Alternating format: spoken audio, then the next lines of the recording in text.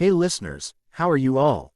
Thank you so much for being our awesome members. There's a lot to come more. Sit tight, be comfy, put your headphones, now let's begin. Naruto Uzumaki, Jinchuriki of the Kyuubi no Yoko and most hated person in all of Konohagakure no Sato. Ever since the incident that took the lives of many innocent civilians, he had been declared too dangerous and was given a kill on-sight order. The council had waited for the moment when their Hokage to leave the village. Sarutobi Hiruzen had left to create a political alliance with Kumo.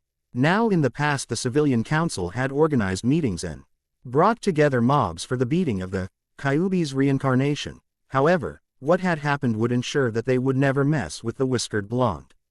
The memory was still as clear as day.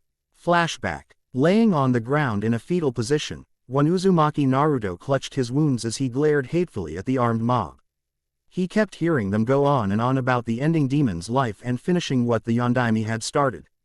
He gritted his teeth as they laughed at his bleeding self. Within the boy's mindscape the Kyuubi growled in annoyance. Not this shit again, the nine-tailed beast murmured, and with the third out of the village and the Anbu turning away, this might just be it for his host, that is until he felt all the bottled-up anger pulse throughout the body along with an unknown energy source. What is that? The Kyuubi asked himself, with no knowledge of what was going on. Hate you, the blonde whispered. What was that? Speak up, you demon, one said, kicking the Jinchuriki in the gut, making the 10-year-old cough out blood. Others laughed at the demon's misfortune. I hate you, he spoke a little louder. You're still talky. The civilian spoke, not knowing what would happen next. I hate you, Naruto roared. To everyone's shock and horror, every house within 30 miles collapsed in on itself before exploding in a telekinetic blast. Wood, glass, and metal suspended within the air along with those caught in the multiple blasts. Seconds only passed before everything fell to the ground. Naruto slowly brought himself up to his elbows, looking around in shock. Civilians and shinobi alike were on the ground, either dead or dying. He turned his head to see a woman crying, clutching her wounds while caressing a corpse with a large pipe through its chest.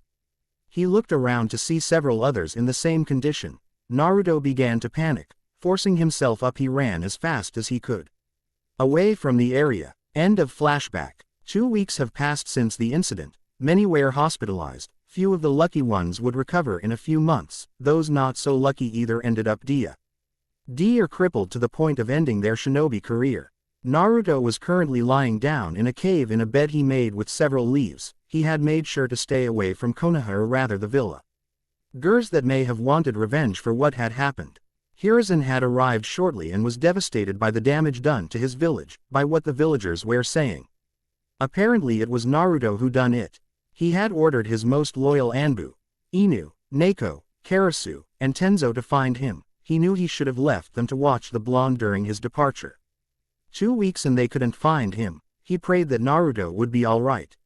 Speaking of Naruto, he was tossing and turning in his uncomfortable leaf bed, when he woke up at the sound of flapping wings.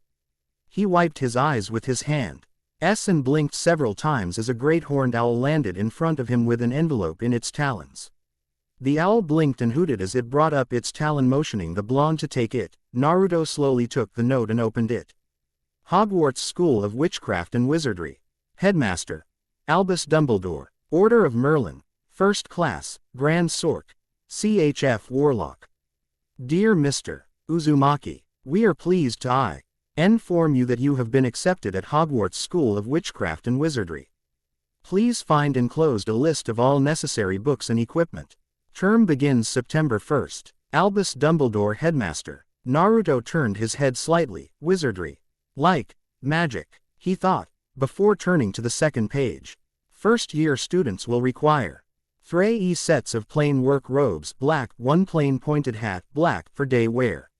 1 pair of protective gloves, dragon hide or similar, 1 winter cloak, black with silver fastenings. Please note that all pupils' clothes should carry name tags. Course books. All students should have a copy of each of the following.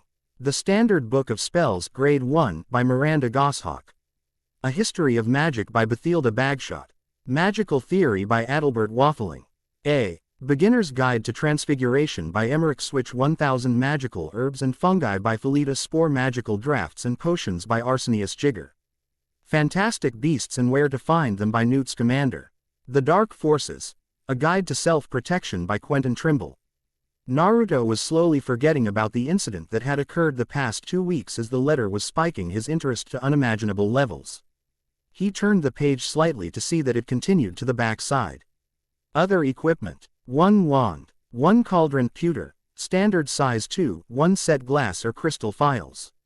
1 telescope, 1 set brass scales. Students may also bring, if they desire, an animal of their choosing. Parents are reminded that first years are not allowed their own broomstick. Yours sincerely, Albus Dumbledore.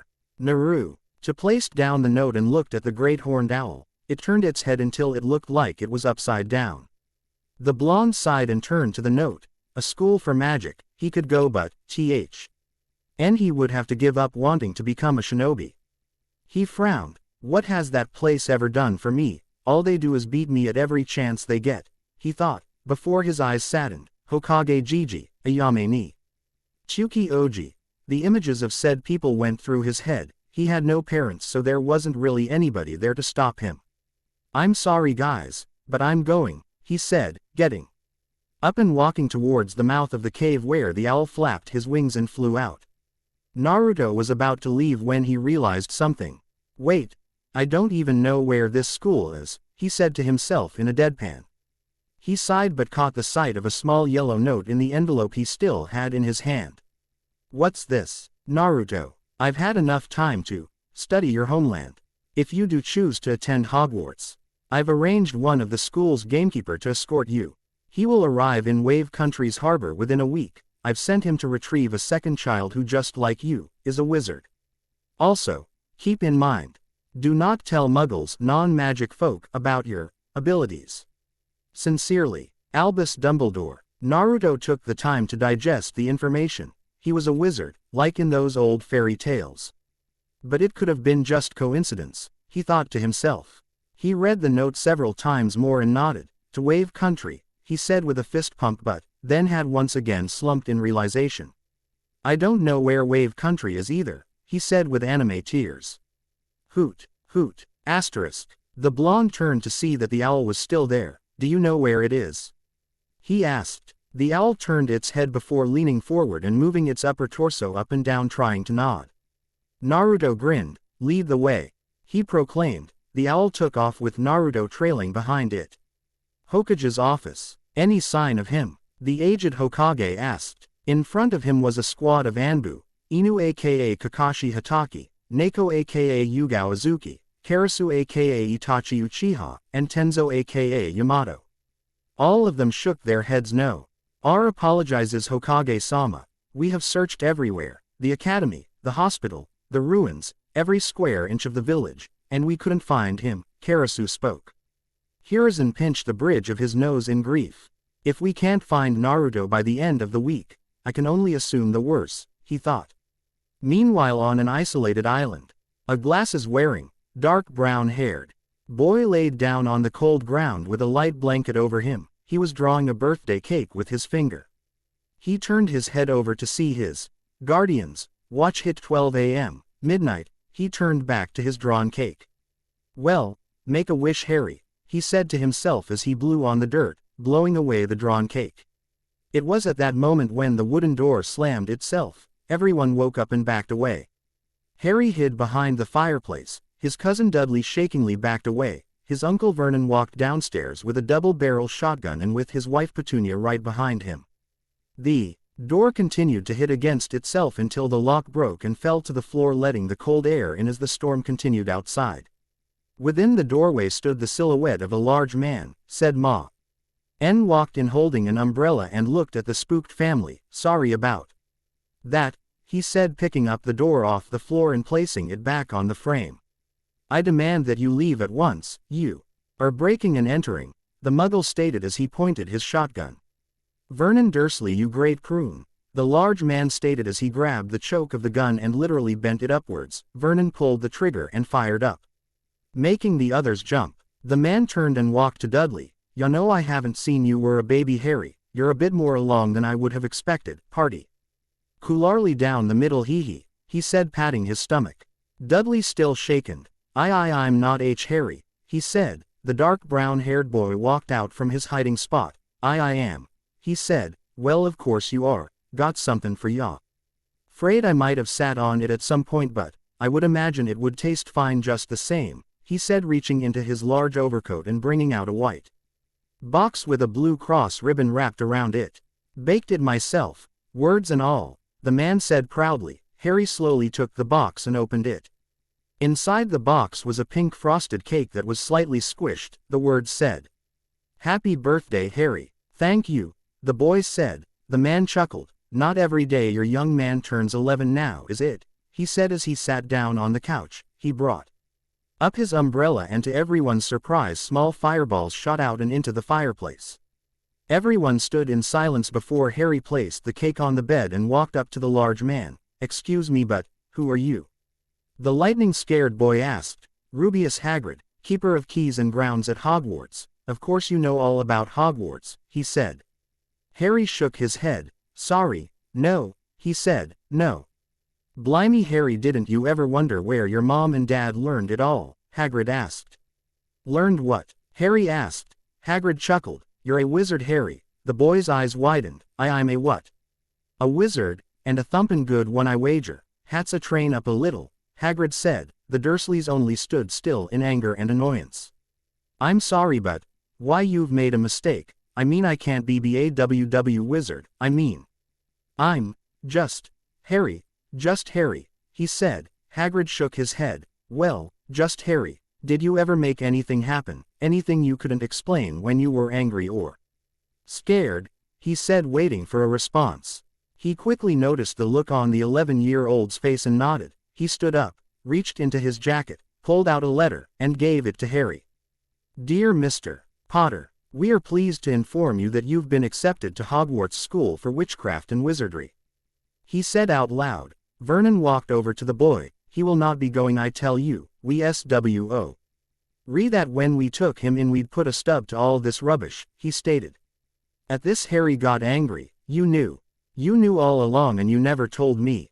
Petunia scoffed. Of course we knew, my perfect sister being who she was.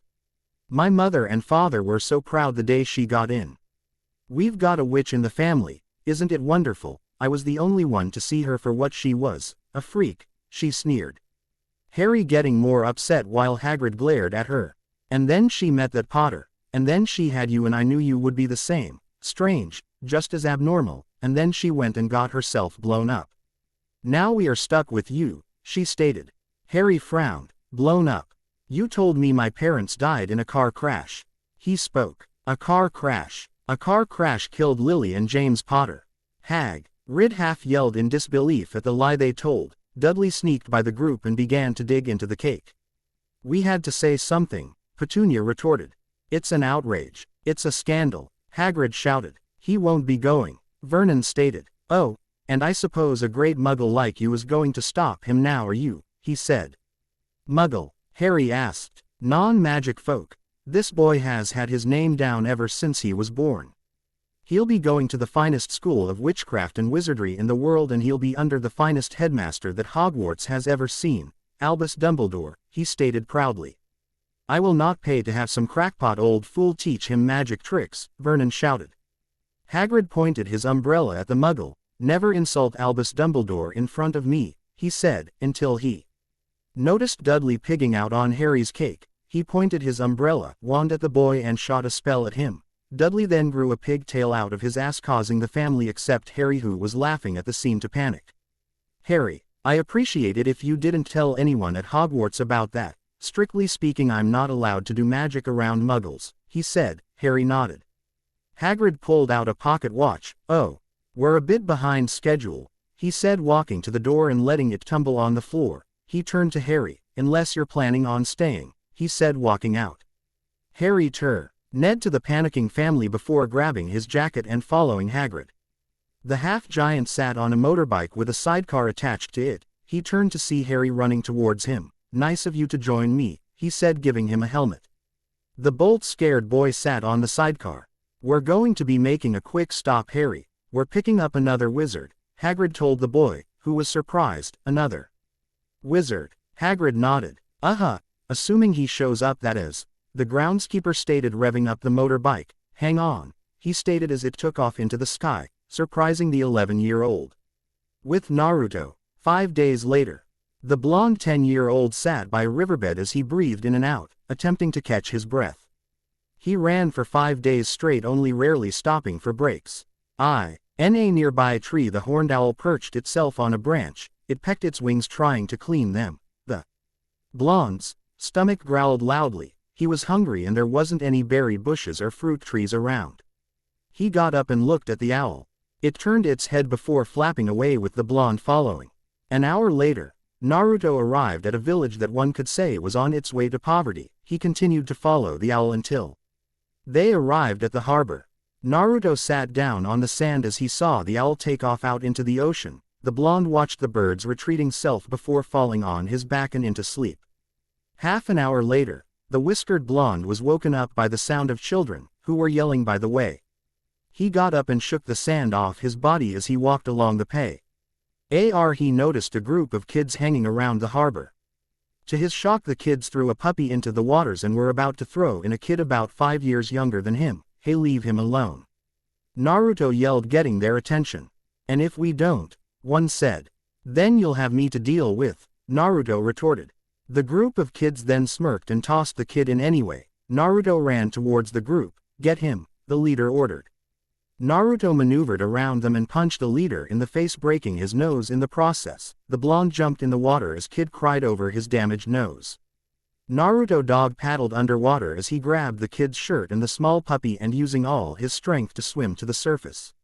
In a large splash, Naruto gasped for air and held onto one of the support poles in the pair. He took a moment to catch his breath, also to notice the kids running away. The blonde swam to shore with the kid and puppy in his arms and collapsed on his back. Several minutes later, Naruto got back up and walked away, leaving the 5-year-old and his pet on the beach, as an older man approached. 2 days later, Naruto was waiting patiently by the docks. According to the letter, his escort should have been there by now. The past 2 days he had stolen fish from fishermen and roasted them with the old rock click technique. He only took enough to stay alive. His GHTS broke as he heard a loud rattling sound. He looked up to see a strange machine coming towards him. As it came closer, Naruto took the chance to examine the people riding it.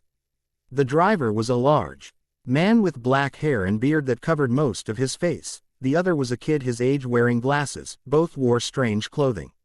The motorbike landed on the beach and the large man got off. He waved at him. Naruto assumed this man was his escort. "Hello there, young man. You wouldn't happen to be Uzumaki Naruto now, would you?" he asked. "I am," the blonde responded. "My name is Rubius Hagrid, but you can call me Hagrid." "I assume you know what you are?" he asked. Naruto nodded. "Hi, well, I think I do." Hagrid smiled. "Well, doesn't matter, you're here and that's all that counts. Now climb aboard. The sidecar should fit both of you," he said. Naruto walked over to the brown-haired boy. "Hi, name's Naruto Uzumaki, what's yours?" he asked, holding out his hand. "Harry Potter," the boy replied, shaking hands with the foreign wizard. Harry moved over, letting the blonde sit next to him. "Did you say your goodbyes to your family?"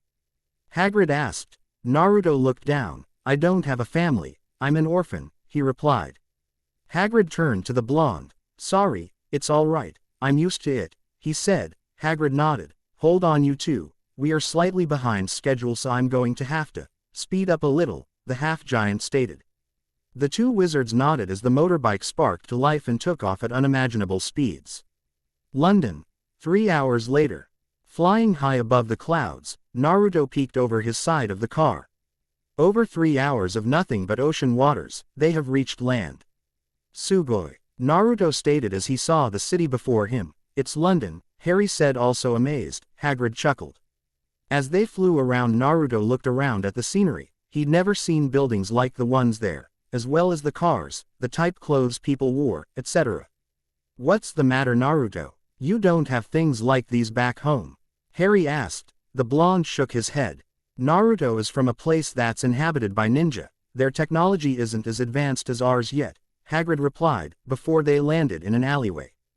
The Leaky Cauldron. Naruto, Harry, and Hagrid walked into the pub, and both first year's confusion. Just about everyone had greeted Harry like he was a celebrity. Naruto asked Hagrid what the fuss was about. He told them that it was because of an incident that occurred back when a dark wizard was alive. Hagrid promised he would explain everything, seeing as how both he and Harry have never heard of the wizarding world. All right, you two in here, Hagrid stated. Naruto raised an eyebrow. An empty room. He said in a deadpan tone. Looks can be deceiving, Hagrid stated, as He tapped several bricks with his umbrella. The two wizards gasped as the bricks began to open up and reveal a doorway. Sugoi, amazing. The two proclaimed, well kids, welcome to Diagon Alley, Hagrid proclaimed.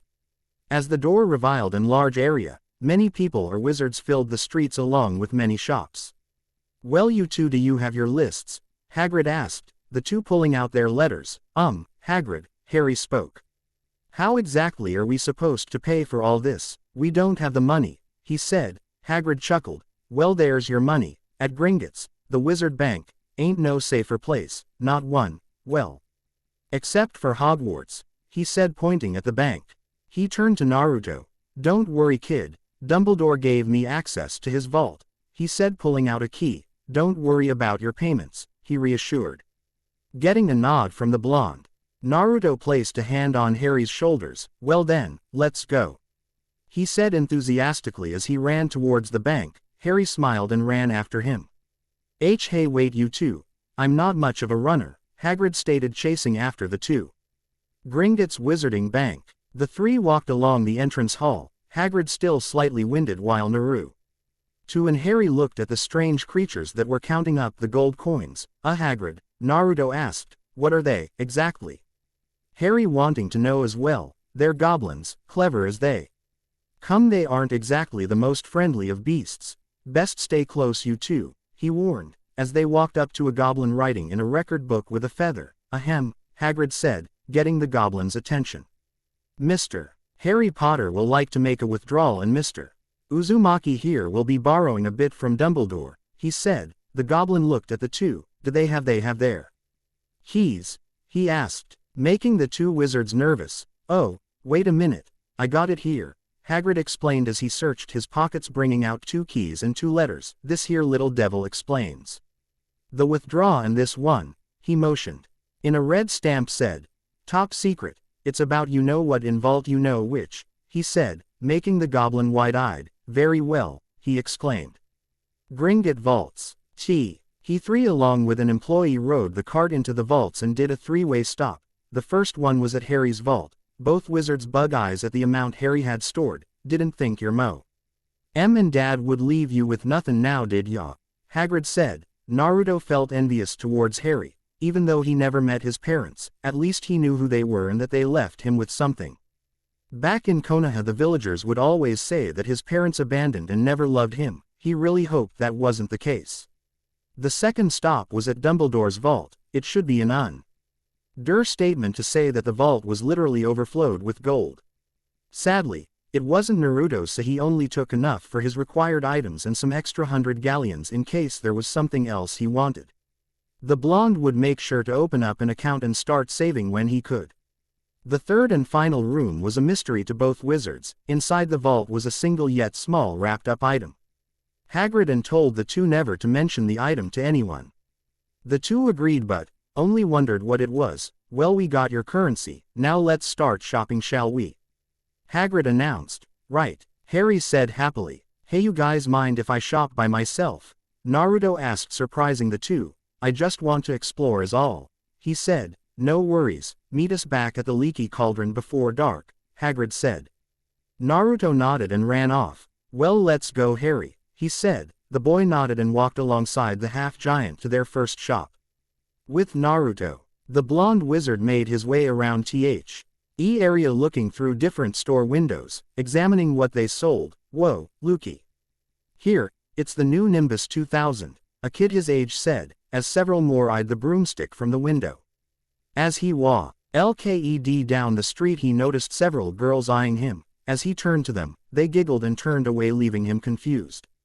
Are those whiskers real? One whispered, "He's adorable," another cooed. The 10-year-old continued walking around until he came to a shop known as Madame Malkin's Robes for All Occasions. He quickly entered and his jaw nearly dropped by the amount of students there for their clothings. "Excuse me, can I help you with something?" Naruto turned his head to see an elderly woman smiling at him. Hi, I'd like to buy 3 robes, he said. "Is it your first year?" She asked, receiving a nod. "Well then follow me to the dressing room," she said, leading him towards a small room with a curtain. "Stand straight, arms apart, let's take your measurements," she said, bef. Or taking a long leather strand with numbers on them. "Okay, let's see here. 4'9" an arm length. 11 inches, foot size. 4. Alrighty then, sit tight, I will be right back," she said, heading into the back room. Naruto waited patiently for the woman to return. Minutes later she arrived with 3 pairs of black robes and boots. "Okay then, try one on," she said, handing over a robe in white. The blonde took and walked into the dressing room. Seconds later, Naruto opened the curtain revealing his worn robe and boots, him still wearing the black shirt he wore before he arrived in London. "It fits perfectly," he said, getting a smile and a small clap from the woman. "Alright then, tell me what's your name?" she asked. "Naruto," he said. The woman pulled out her wand and weaved it. To his surprise, a needle and thread levitated and began to sew his name into the robes. "Let me pack these up for you. Will there be anything else?" she asked as she brought out a bag. "Do you sell winter cloaks as well?" the 10-year-old asked. The woman nodded. "Ah, yes, I will be right back," she said, heading back into the room. Naruto took the time to look around the store. Many students have already purchased their clothing, so there was no need to worry about waiting in line. He turned and went wide-eyed as he saw a floating mannequin head by the window. "I got your cloak, will that be all?" she said, placing a coat the same size as the robes in the bag. What is that?" he asked, pointing at the mannequin head. "Oh, that." She walked over to it and pulled out a cloak revealing the rest of the mannequin's body. "This is an invisibility cloak. We rarely get them in," she said, showing the boy the dark gray cloak. "Invisibility," she says. That was all he needed to know. "How much?" he asked, surprising the woman. "Are you sure? These cloaks are pretty pricey," she said. Naruto grinned as he took the bags and cloak to the cashier. The blonde wizard left the shop with a shit-eating grin. Most of the students groaned in disappointment at the chance to get the cloak, as the one the blonde carried just so happened to be the last one. Naruto now had the required items, along with an invisibility cloak, several dress robes, along with a trunk to put it all in. With Harry, the young wizard entered a shop called Potage's Cauldron Shop. "Hello there, what can I help you with?" the man asked. "Yes, I'm here to purchase a standard-size pewter cauldron," the boy said. The man nodded. "First year, don't worry, I got ya covered," he said as he searched the back room before bringing out the cauldron. Harry and Hagrid left the shop with the item. "Next items will be the files, telescopes and scales," he said, looking through the list. I know the place," Hagrid said as he led a cart filled with the required books and trunk with his clothing. With Naruto walked down the street pulling a similar cart. He was thankful that a wizard had given him it, otherwise he'd have to carry a trunks full of clothing along with the other items he had to purchase. "Okay, let's see here. Clothing, check. Cauldron, check. Books, nope," he said before reading the sign to a shop. "Flourish and blots," with the sign shaped like a red officer's badge with 2 quills side by side. "Never mind," he said, walking in with his stuff. Once again the store was filled with students wanting to get their supplies, and employees handling their purchases while helping customers. "What can I help you with, young man?" The whiskered blonde turned to the employee. "Yes, I'd like the following items," he said, showing him the list of books. First-year books. "Follow me," he said. Naruto followed the man to the counter as he pulled out 2 large packages. "We kind of expect what most students are looking for, so we prepare them," he said, adding up the price. Naruto paid the amount and was about to leave when he crashed into someone. "Itai," he said, rubbing his head. He turned to Cad. Owned girl with curly brown hair in casual clothing doing the same. He blushed slightly and helped her up. "Sorry about that," he said, picking up her books. "No, No, it's my fault, I should have been paying more attention, she said, taking the books from the blonde's hand. Naruto rubbed the back of his head sheepishly. Are you a first year too? He asked. The girl nodded. It's also my first time here, Diagon Alley, she said. Naruto saw the look in her face. She was lost. Well, I can help you if you'd like, he offered. She smiled. Thanks, I appreciate that, she said. The blonde held out his hand. I'm Naruto. Naruto Uzumaki. The girl shook it. Hermione Granger, she said as the two left the shop. With Harry. No, defanatl, why not? An old man stated as he headed back into the room. Harry slow. WLY and cautiously placed the wand in his hand on the counter. So far he had only tried 2 wands and it already caused a few damages to the shop. Well, not like the old man, Ollivander didn't mind much, seeing as how most wands vandalize his shop before the wizards find the right wand. I wonder, the wand maker said to himself as he held a box in his hand. He looked back and carried it towards Harry. 11 inches. Holly, Phoenix Feather Core, he said, handing over the wand. Harry grasped the wand and felt the magical energy coursing through him. Ollivander noticed the air in the room picked up slightly. Curious. Very curious, he said. Sorry, but what's curious? Harry asked. I remember every wand I've ever sold, Mr. Potter, and it just so happens that the phoenix whose feather resides in your wand gave another feather. Just one. It is curious that you should be destined for this wand, when its brother gave you that scar, he said as he pointed to the lightning bolt scar on Harry's forehead. The boy's eyes widened in shock. Ayan, who owned that wand? He asked. Ollivander grimaced. We do not speak his name. The wand chooses the wizard, Mr. Potter. It's not always clear why, but I think it is clear that we can expect great things from you, he said as he got closer to the boy. And he who must not be named did great things. Terrible, but great, he said as he placed the wand in the box and handed it over to the boy. Harry purchased the wand and heard the window tap. He turned to see Hagrid. Hey, Harry, got you a little something, he said, holding up a caged snowy owl. Harry smiled and left the shop with Naruto. So are you here by yourself? The blonde asked. Hermione shook her head. I'm here with my mum. She went to get my clothes, she said. Naruto nodded and a certain shop caught his attention. Magical Menagerie. It was a pet shop. Naruto smiled and walked into the shop, Hermione following behind. Sugoi, he proclaimed as he saw the various animals around the shop. What are you getting? He asked Hermione. The girl looked around the shop. I don't know. Let's look around. We'll find something, she said as she walked off. Naruto left his and Hermione's belongings by the cashier and began to look around. The blonde looked at several animals: cats, toads, rabbits, fire crabs, spiders, turtles, dogs, etc. The snakes really didn't like him as they all bared their fangs at him. He continued around the bird section, seeing toucans, hornbills, hawks, owls, and eagles. He soon came across a falcon perched on a fake branch. It eyed him carefully before it took off towards him. As it flew to him, a light glimmer shined on its wings, which did not go unnoticed by the blonde. The falcon landed on the Naruto's shoulder. It eyed him carefully before rubbing its head against him. Naruto laughed. So you want me as your owner, huh? Alright then, let's go, he said. Naruto picked out a cage and some bird seeds and dried meat chunks, seeing as it was a bird of prey.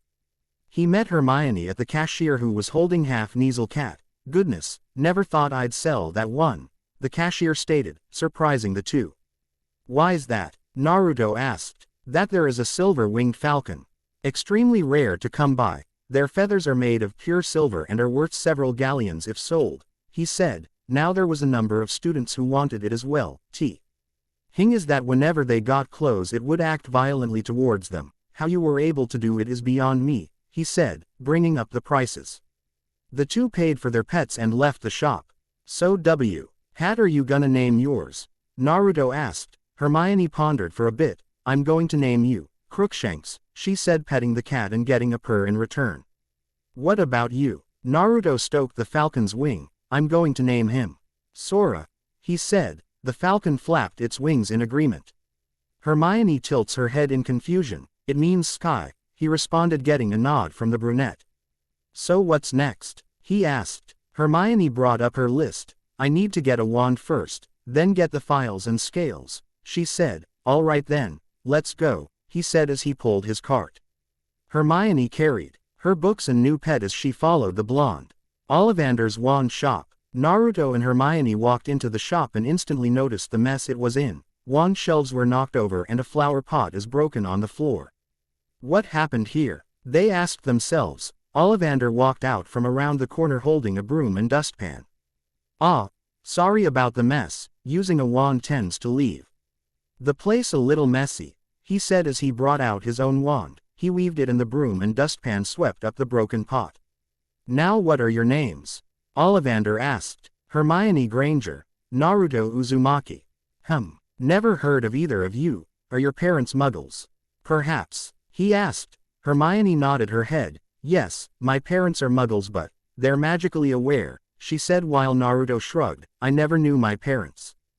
Don't know if they were wizards or muggles, he replied. Ah, I see. Well, don't worry, not every wizard is born with parents with the same magical ability. Now then, allow me to find your wand, Ms. Granger. Let's start with you, he said as he went through several wand boxes. Seconds later he walked back with an 8-inch box. Here we go, 8 inches, rosewood. Vila's hair core, he said handing over the wooden stick. She weaved it and caused a nearby lamp to fly up and crash into the ceiling. Apparently not, he said heading back for another. They waited for about 20 minutes before he came back with a light-colored box. Give this a try. 10 inches, vine wood, dragon heartstring core. Hermione grasped it and felt the wind pick up slightly as the magical energy engulfed her. Ollivander chuckled. It seems you've found your wand, Ms. Granger, he said. Hermione smiled and paid for her wand. Hermione said. Girl turned. Mum, are you ready to go? I've got you everything you need, she said. Hermione nodded. I'll see you tomorrow at the station, Naruto, she said, waving goodbye. Naruto waved back before turning his attention to the old wand maker. Now for you, Mr.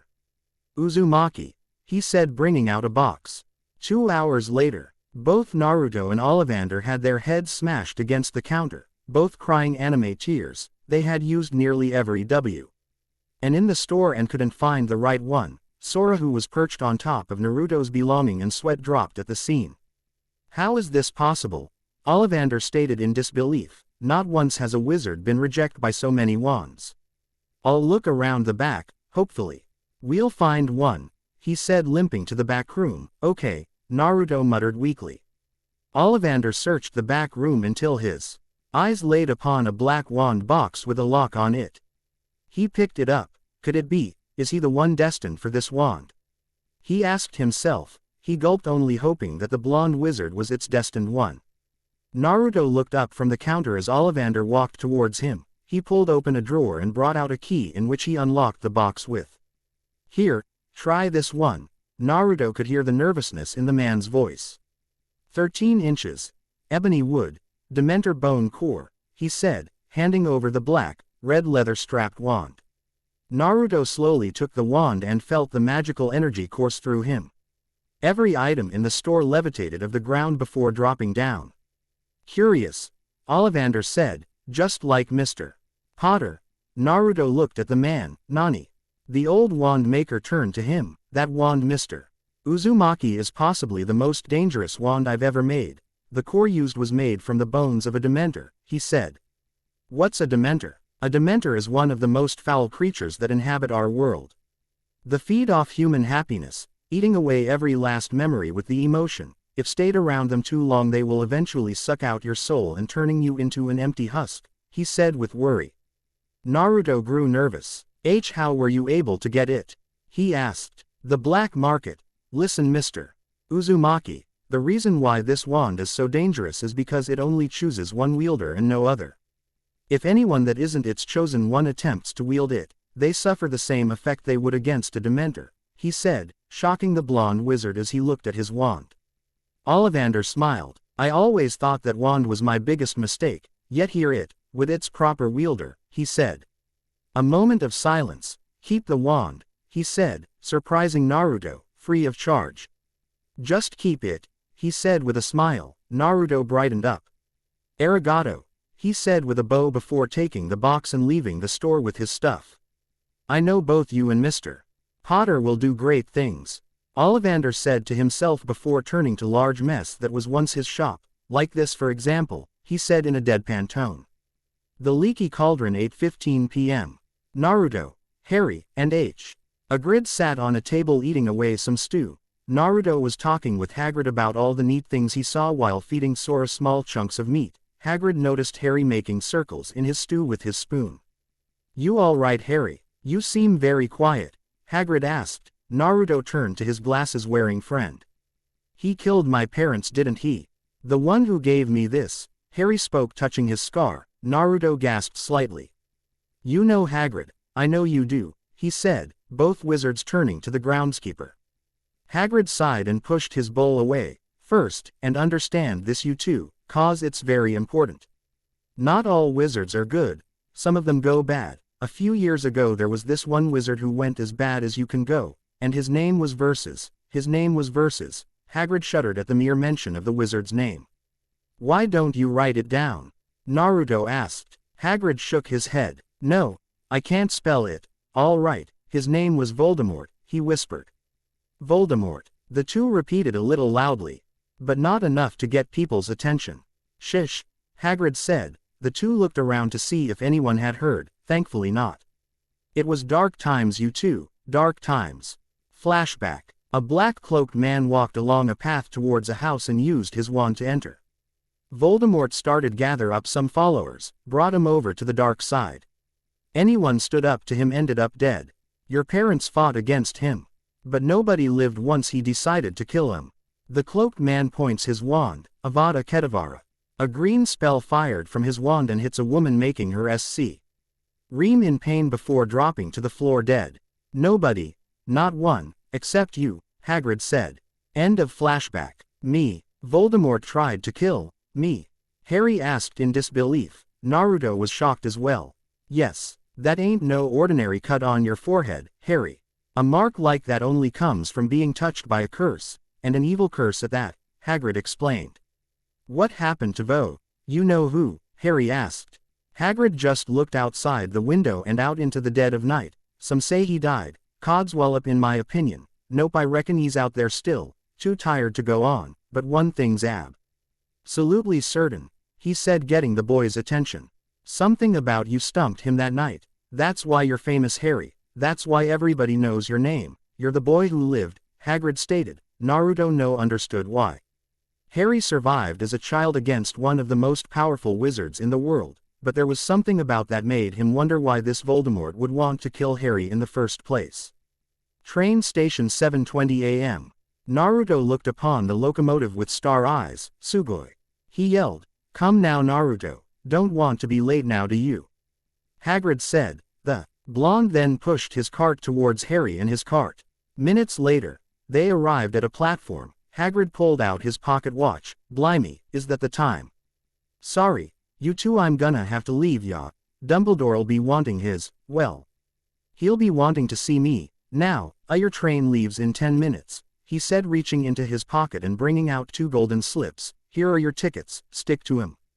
It's very important you two, stick to your ticket, he said. Harry looked at the platform number, platform 9 3/4. But Hagrid, there's some mistake. This is platform 9 3/4, there's no such thing, Harry said. Naruto looked at his to show the same number. The two were confused. Is there? Naruto asked, only to find that Hagrid was gone. The two wizards pushed their respected carts down the lane between the trains. Harry stopped to ask a man for directions. Excuse me, sir. Can you tell us where we might find platform 9 3/4? He asked. The train master looked at the kid as if he'd grown a second head. 9 3/4. Think you're being funny, do ya? He said before walking away. Both wizards sighed. Hey Harry, look. Naruto pointed to a group with the same cart and items as them. It's the same year after year. Always packed with muggles, of course, said the woman of the group. Muggles. The two looked at each other. Come on, platform 9 3/4 this way. The two shared a look and followed the group. They walked around the corner to see a red-haired boy run towards a brick wall. To their surprise he passed right through it. "Fred, you next," the woman said. "He's not Fred, I am," the one of the twins stated. "Honestly, woman. You call yourself our mother," said woman sighed.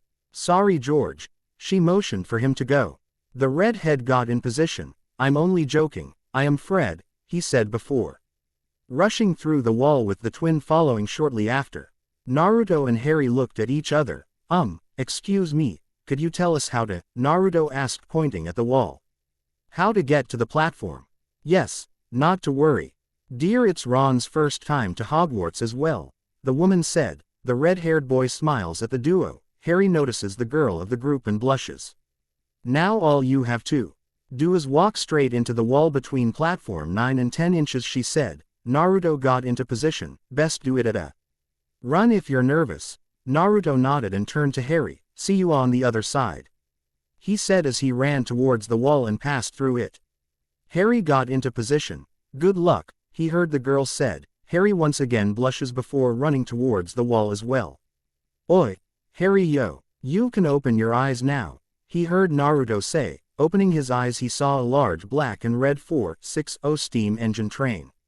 The two heard the train whistle. "Better hurry up," Naruto said as the two hurried aboard the train, but not before leaving their luggage to the employers. The train let out a whistle before its wheels began to turn. The students waved goodbye to their parents as the train took off. 10 minutes later, Naruto and Harry sat in their compartment looking outside the window. "Never thought I'd be so far away from home," the blonde said. Harry looked at him. "What was your home like?" he asked. The blonde shook his head. "I was different than the rest. I'm not sure if they knew I was a wizard or if it was for another reason, but for as long as I can remember, my life was filled with nothing but pain. Nearly every day of my life I had to fight to survive," he said, Harry listening carefully. "When I was 5, they kicked me out of the orphanage. I don't know what I did. They just didn't like me." "Nobody did," he said. Harry placed a hand on his shoulder. He knew he could relate. His guardians didn't like him either. "Don't worry about it, Naruto. We'll be friends no matter what," he said. Naruto smiled and nodded. Several minutes passed and the red-headed boy they met at the station opened the door. "Excuse me, do you mind? Everywhere else is full," he asked. "No, not at all, Naruto said, moving over and letting him sit next to him. "Thanks," he said. The two nodded. "I'm Ron, by the way, Ron Weasley," he introduced himself. "Naruto Uzumaki." He shook hands with him. "Harry Potter," the glasses-wearing wizard introduced himself, making Ron go wide-eyed. So it's true. I mean, do you really have the, he stuttered. "The what?" "The scar," Ron whispered. "Oh, yeah, Y responded by lifting the bangs of hair up and revealing the lightning bolt scar. "Wicked." Ron stared. Several minutes of talking. A small cart filled with sweets rolled up. "Anything off the trolley, dears?" the woman asked. "No thanks, I'm all set," Ron said, bringing up a half-mushed sandwich from his jacket. Naruto and Harry deadpanned a bit before taking out several galleons from their pockets. "We'll take the lot," Harry said. "Whoa," Ron sputtered at the amount they had. Time passed as the three continued talking about what they think they would expect at Hogwarts, Ron being an expert in food explained what kind of sweets they were eating. His rat Scabbers had a chocolate box over his head. Naruto opened up a small box with multicolored jelly beans inside. "Bertie Bott's every flavor beans," he read. "They mean every flavor. There's chocolate and peppermint, and there's also spinach, liver, and tripe." George swore he got a bogey-flavored one once, Ron said. Naruto stopped eating after the explanation and spit out the bean in his mouth. Harry picked up a golden blue package. "These aren't real chocolate frogs, are they?" he asked. "It's only a spell. Besides, it's the cards you want. Each pack's got a famous witch or wizard. I got about 500 myself," he said. Harry opened the box, revealing a chocolate frog which to their surprise leapt onto the glass window before jumping out through the opening. "That, rotten luck. They've only got one good jump in them to begin with," Ron stated. Naruto picked out his own chocolate frog. He ate it before it could jump. Nuts and caramel," he said. "Hey, I've got Dumbledore," Harry pronounced while looking at the holographic image of the headmaster. Naruto looked at his card. It showed a dark-skinned man wearing a regal-like violet outfit. Who's he? The blonde asked. Ron looked over at his car. Oh, that's Kingsley Shacklebot. He's a wizard that works for the Ministry of Magic, he explained. Harry took a look at Naruto's card before turning back to his. Hey, he's gone, he said as Dumbledore's image disappeared. Well, you can't expect him to hang around all day, can you? Ron said. Harry and Naruto put their cards to the side and continued eating. Naruto moved his hand away when Ron's rat popped out of a bag. This is Scabbers, by the way. Pitiful, isn't he? Ron stated while looking at his pet. A little, the other two wizards responded. Fred gave me a spell to turn him yellow. Want to see? Yeah, Naruto and Harry shouted in excitement. Ron pulls out his wand and clears his throat. Okay, let's do this. As he was about to start the enchantment, the door opened. Hey, has anyone see a toad? A boy named Neville lost one, a familiar girl asked. Hermione. Naruto stated, jumping up and hugging the girl. Naruto, where were you? I couldn't find you at the platform. She asked. We got there a little late. Sorry about that, he said. Hermione nodded, then noticed Ron with his wand out. Oh, you're doing magic. Let's see then. She motioned him to start. Ron once again cleared his throat. Sunshine, daisies, buttermellow, turn this stupid fat rat yellow, he said, zapping Scabbers, who let out a squeak. Nothing happened. Every just stared with a deadpan expression. Was that supposed to happen? Naruto asked. Are you sure that's a real spell? It's not very good, is it? Of course, I've only tried a few simple spells myself and they've all worked for me. For example, she says as she sat down right across from Harry and pointed her wand at him. Oculus Reparo, she said, in a small flash. The battered noseband from Harry's glasses was repaired instantly. Harry takes them off and examines them. That's better, isn't it? Holy cricket, you're Harry Potter, I'm Hermione Granger, and you are? She asks. Ron Weasley, he replies with his mouth full, and I'm Naruto.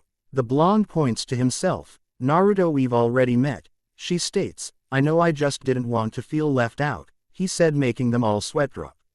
Well, you three better change into your robes, I expect we'll arrive soon, she said as she left the compartment. Oh, and Naruto, you've got some chocolate on your lip, she saw YS licking her thumb and wiping it off before leaving. Naruto blushed madly and noticed the looks the other two were giving him. Don't say a word, he said. Hogwarts Station. 10 minutes later. The Rain lets out a whistle as it comes to a complete stop. Minutes later, the students begin to exit the locomotive. Naruto, Harry, and Ron exit the train, now wearing their school robes, and notice the Hal F giant walking alongside with a lantern. Right, then. First years. This way, please. Come on now, don't be shy. Hurry up, Hagrid pronounced. The trio walks up to him. Hello, Harry, Naruto, he said. Hey, Hagrid, they said casually. Ron stared in awe at the half-giant. Hua. Ron stated. Right then, this way to the boats. Come on now, follow me, he said. What about our luggage? Naruto asked. Don't worry about that. They'll be in your rooms by the end of the day, he said, reassuring him. Naruto nodded and hurried up to the boats along with Harry and Ron. Moments later, several boats are found plugging across a vast lake. Harry and Ron in a boat, while Naruto paired up with Hermione. They looked up ahead to see a huge castle in the distance. Everyone stared in awe. Sugoi, wicked, both Ron and Naruto stated. Meanwhile in Konoha, Hiruzen sat in his office staring coldly at the people in the streets. He had pronounced Naruto dead and everyone was celebrating. The fools, he muttered angrily. Just then the door busted open. Hokage-sama. A doctor rushed in. What is it? He asked. She's awake, he stated. Hiruzen went wide-eyed and left the room with the doctor trailing behind him.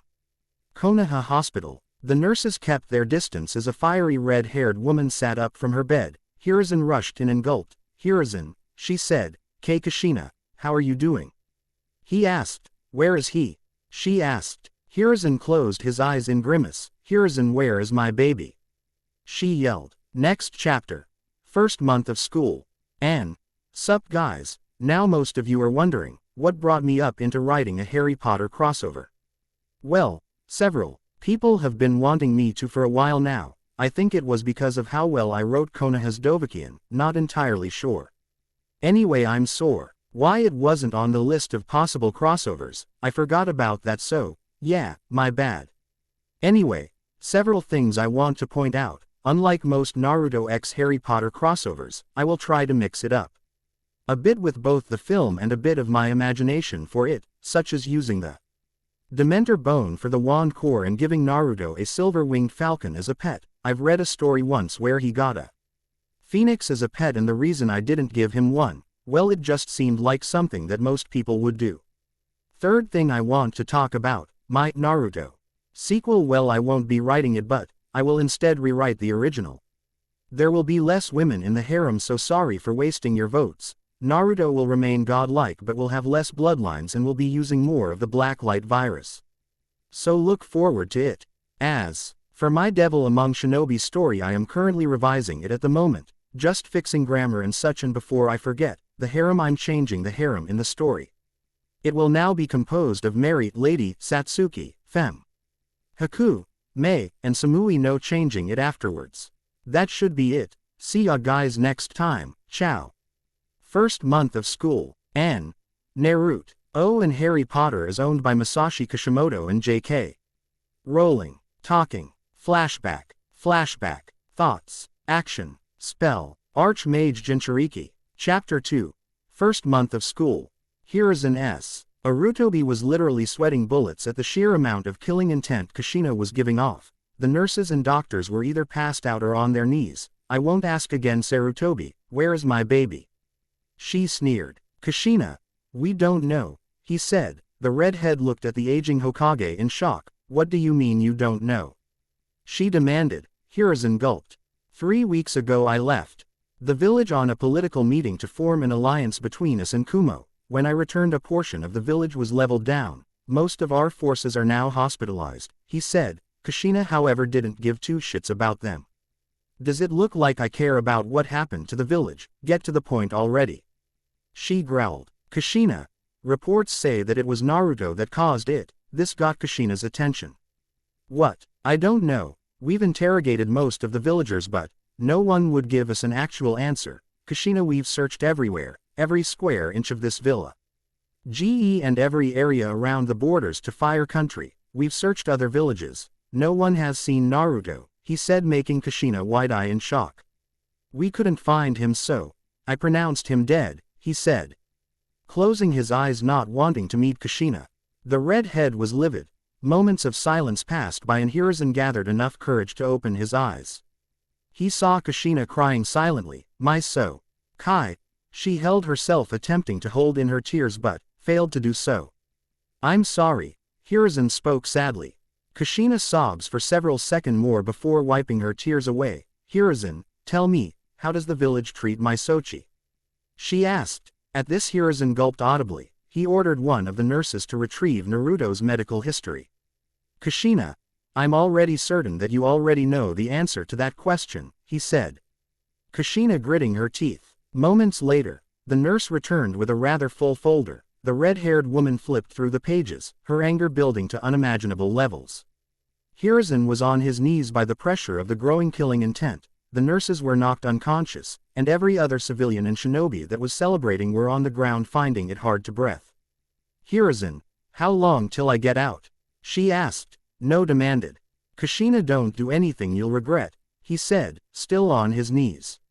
I know I won't regret what I'm about to do to you for allowing those monsters to harm my Sochi. She snarled. Hiruzen gulped. Doctor? He asked, the now barely conscious physician. Oh, 1 month minimum, he stuttered. Hogwarts 8 p.m. Naruto along with Harry, Ron, and Hermione ran upstairs with the rest of the students. They were all stopped by an elder teacher, Professor McGonagall. She looked upon them with a smile. Welcome to Hogwarts. Now in a few moments you will pass through these doors and join your classmates, but before you can take your seats you must be sorted into your houses, she said. Naruto and his group looked amongst each other before turning their attention to the teacher. They are Gryffindor, Ravenclaw, Hufflepuff, and Slytherin. Now while you are here, Your house will be like your family, your triumphs will earn you house points. Any rule breaking and you will lose points. At the end of the year, the house with the most points is awarded the house cup, she explained. Naruto understood the concepts. It's almost like the academy, however unlike back in Konoha. If he screws up he brings down the whole team, looks like. He'll have to cut back on his pranking. A scared-looking boy just behind R.O. N and Harry spots his toad by the teacher's feet and rushes forward. Trevor, he said, picking up his pet. McGonagall stares down on him with a raised eyebrow. Sorry, he said as he backed away. McGonagall shook her head. The sorting ceremony will begin momentarily, she said before walking away. Naruto took this time to speak amongst the group. I hope we're all in the same house, he said. There's no telling where we'll end up. But I do hope so as well, Harry said, Ron and Hermione agreeing with him. It was then when a boy with slick-back blonde hair spoke up. It's true then, what they're saying on the train. Harry Potter has come to Hogwarts, he said. The students heard him and began to whisper amongst themselves. This is Crabbe and Goyle, he said, pointing to the two other boys by his side. And I'm Draco Malfoy, he said. Then frowned when he heard Ron snicker. Think my name is funny to you? No need to ask yours. Red hair and a hand-me-down robe, you must be a Weasley. Well, Sue, and find that some wizarding families are better than others. Potter, don't want to go making friends with the wrong sort. I can help you, he said as he held out his hand. Naruto, Ron, and Hermione glared at the slick-back blonde. I think I can tell who the wrong sort is for myself. Thanks, Harry responded with a frown of his own. Draco glares back before McGonagall returns and smacks him on the shoulder with a rolled-up paper. Draco retreats back to his group with a one last glare. McGonagall turns to every student. We are ready for you now, she said as the doors open. The professor leads everyone through Great Hall. Naruto and his group looked around in awe. There were 4 long tables for each respected house with many students already seated, as well as floating candles, and the roof itself appeared to be the night sky. Check out the ceiling, Harry said. It's not real, it's just bewitched to look like the night sky. I read about it in Hogwarts, a history, Hermione explained. MCG. Onagal motioned for the students to stop. All right, will you wait along here please? Now, before we begin, Professor Dumbledore would like to say a few words, she said before moving to the side. An elderly man with a long white, gray beard, with glasses and a maroon-colored robe stood up from his seat. I have a few start-of-term notices I wish to announce. The first years, please note that the D.Arc Forest is strictly forbidden to all students, also our caretaker, Mr. Filch, he motioned to a ragged old man holding a red-eyed cat, has asked me to remind you that the third-floor corridor on T. He right-hand side is out of bounds to everyone who does not wish to die a most painful death. Thank you, he said before sitting down. Naruto and his group were slightly shaken. How could he say that so casually, the blonde thought. McGonagall walked back to the group with a stool, scroll, and an odd wizard's hat. When I call your name, you will come forth. I shall place the sorting hat over your head and you will be sorted into your houses, she said as she opened the rather long scroll. Hermione Granger, she called out. Said, which was surprised. She didn't think she'd be the first on the list. Okay, relax, she told herself. Mental that one. I'm telling you, Ron said. Naruto punched him lightly on the shoulder. Ron rubs his shoulder. What? He asked, confused by the blonde's actions. Hermione sits on the stool as McGonagall places the hat on her head. To their surprise it started speaking. Ah, right then. Right. Okay. Gryffindor. It shouted. Every house began to clap for the newest member of Gryffindor. Hermione jumps off the stool with a smile as she walked over to her respected house and sat down. Draco Malfoy, McGonagall called out. Draco saunters up to the stool proudly. The tattered hat looked down with an expression that said, "Do not want, Slytherin." It shouted before it could be placed on his head. The students applauded as the boy walked over and sat down with his housemates.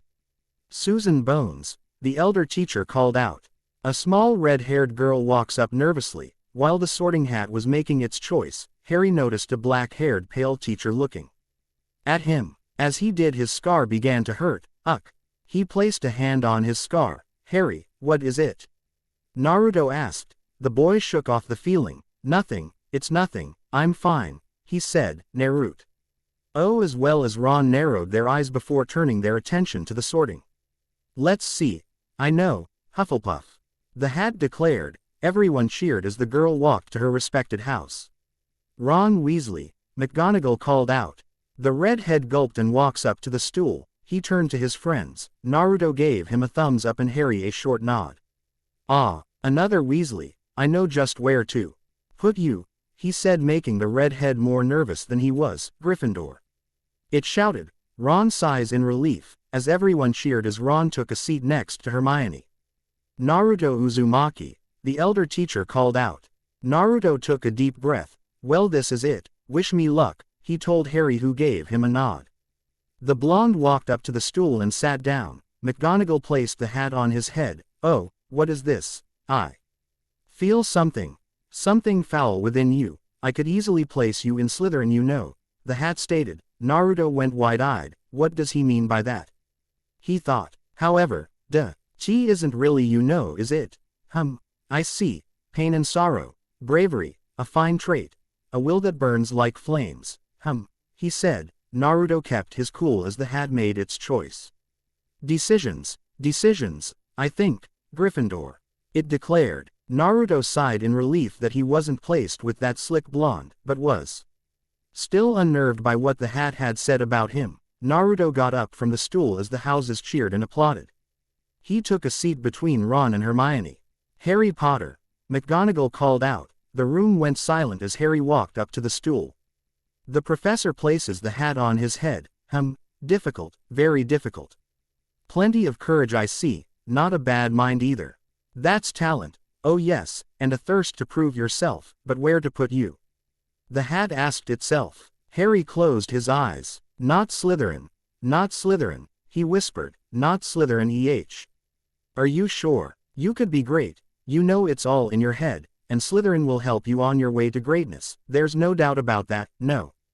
It asked. Harry continued to whisper. Not Slytherin, anything but Slytherin. The hat grinned. Well, if you're sure, better be Gryffindor. It declared. Harry smiled. He got to be with his friends. The 11-year-old got off the stool and walked toward the table as everyone cheered. He took a seat next to Ron. 45 minutes of sorting later, McGonagall dings her cup with a fork. Your attention, please, she said as she stood from her seat. Dumbledore rose from his own seat. Let the feast begin, he stated. To the newcomers' surprise, foods of all kinds magically appeared on the tables. The halls filled with awe and chatter as the students began to chow down. I knew we'd be in the same house, Naruto said as he ate a chunk of turkey leg. Ron nodded in agreement as he stuffed his face in. Hey Naruto, what did the hat mean when he said you had something inside you? Hermione asked. Harry looked up from his meal as well as Ron. Naruto sat silently and shook his head. I don't know, and I don't think I want to, he said. Harry pats his shoulder. He gave the blonde a sad smile in which the blonde returned. Harry then turned to the teacher he saw earlier. Say Percy. Who's that teacher talking to Professor Quirrell? He asked. Percy turned to the teachers. Oh, that's Professor Snape, head of the Slytherin house, he responded. What's he teach? Potions. But everyone knows it's dark arts he fancies. He's been after Quirrell's job for years, Percy explains before he continued eating. Naruto and Ron reached for a chicken wing when a ghost head pops out, freaking the two out. Hello, how are you? Welcome to Gryffindor, the ghost said as he flew away. As he did, more ghost cum pouring from walls, sailing through the air as they do. Naruto heard a girl shout, look, it's Bloody Baron. He turned to see the same ghost from earlier float near the table. Hello, Sir Nicholas, have a nice summer. Percy asked. Dismal. Once again, my request to Joe in the headless hunt has been denied. The ghost slumped as it floated away. Ron then recognizes him. Hey, I know you. You're nearly headless, Nick. The redhead pointed out. Nearly headless. Both Naruto and Harry thought. I prefer Sir Nicholas if you don't mind, the ghost retorted. Nearly headless. How can you be nearly headless? Hermione asked. The ghost turned to the newcomers. Like this, he said before grabbing his head and pulling it to the side. Naruto and his group resisted the urge to gag as the ghost's head hung onto the neck by just a thread. The feast continued for another an hour before the houses headed to their respected dorms. Naruto, Harry, Ron, and Hermione looked over the staircase as they see the other students walking to their dorms and several staircases switching to another pathway. "Keep up, please, and follow me, quickly now, come on, Percy said, as they continued walking up the stairs. Naruto was amazed by the multiple paintings hung against the wall. Even more since the ones in the painting could move and talk. "Seamus, that picture's moving," Neville stated as he pointed. "Look at that one, Harry," Ron said. "I think she fancies you, Har." Why told Ron, who backed away slightly from the painting. "Welcome to Hogwarts," a man within a painting said. Naruto and Hermione waved hello before continuing their trek. As the house approached its dorm, they came up to a large painting of a large woman in a pink dress.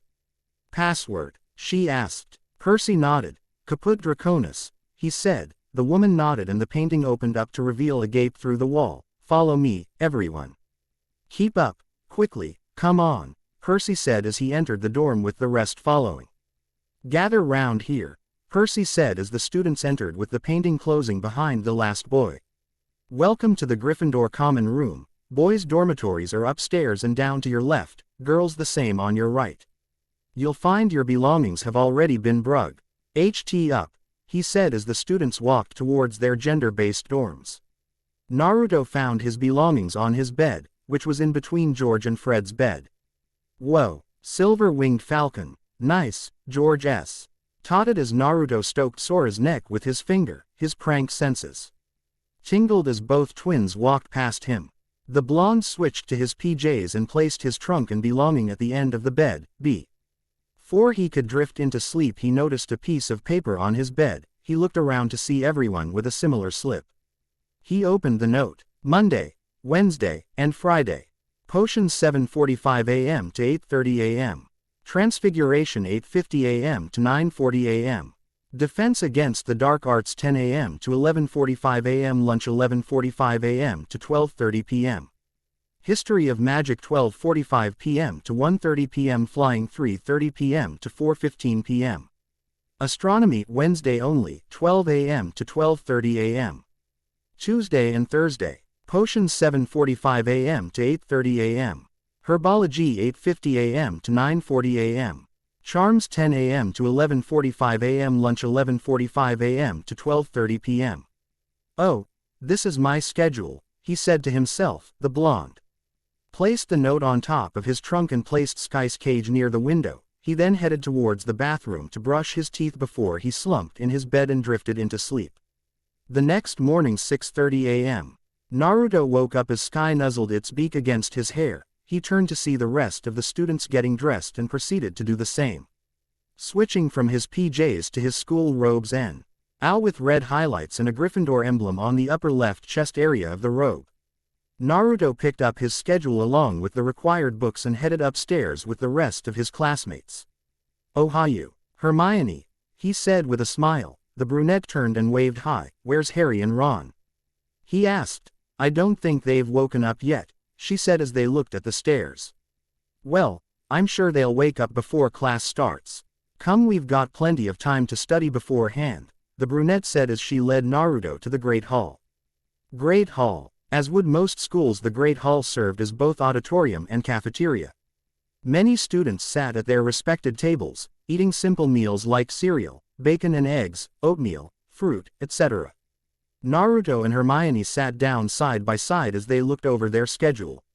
"We've got potions first with Professor Snape, so," Naruto said as he pulled out his book along with Hermione, "Magical Drafts and Potions," and the two read the contents and took notes in a leather-strapped notebook.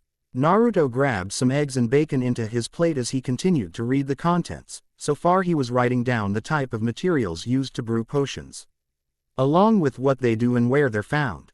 Hermione was doing the same as she gulped down a spoonful of cereal. "Hey Hermione, you've got any idea what standard ingredient is?" he asked. She looked down from her book. "Yes. It's a herb, or rather a mixture of herbs with many magical applications and properties that are used as an ingredient," she responded. "Arigato," he said, writing it down for later use. Lord knows they'd most likely ask him about it in class. Naruto continued to take notes. So far he's gotten info on Bazor, a stone-like mass that's taken from the stomach of goats, which act like an antidote for most poisons. Sadly, it doesn't work on everything. Unicorn horns, an ingredient with purification properties that are used to dissolve poisons. Mistletoe berries, which were used for antidotes. Though the berries themselves non-toxic, the plant however is extremely poisonous and are known to cause intense stomach pains, diarrhea, low pulse, visual disturbances, and convulsion, if eaten. The most disturbing ingredient Naruto studied was a plant called mandrake. It was a plant with a root that took shape of a human baby which screams loudly when unearthed. What made Naruto nervous was the fact that he had to work with these plants the following year in herbology.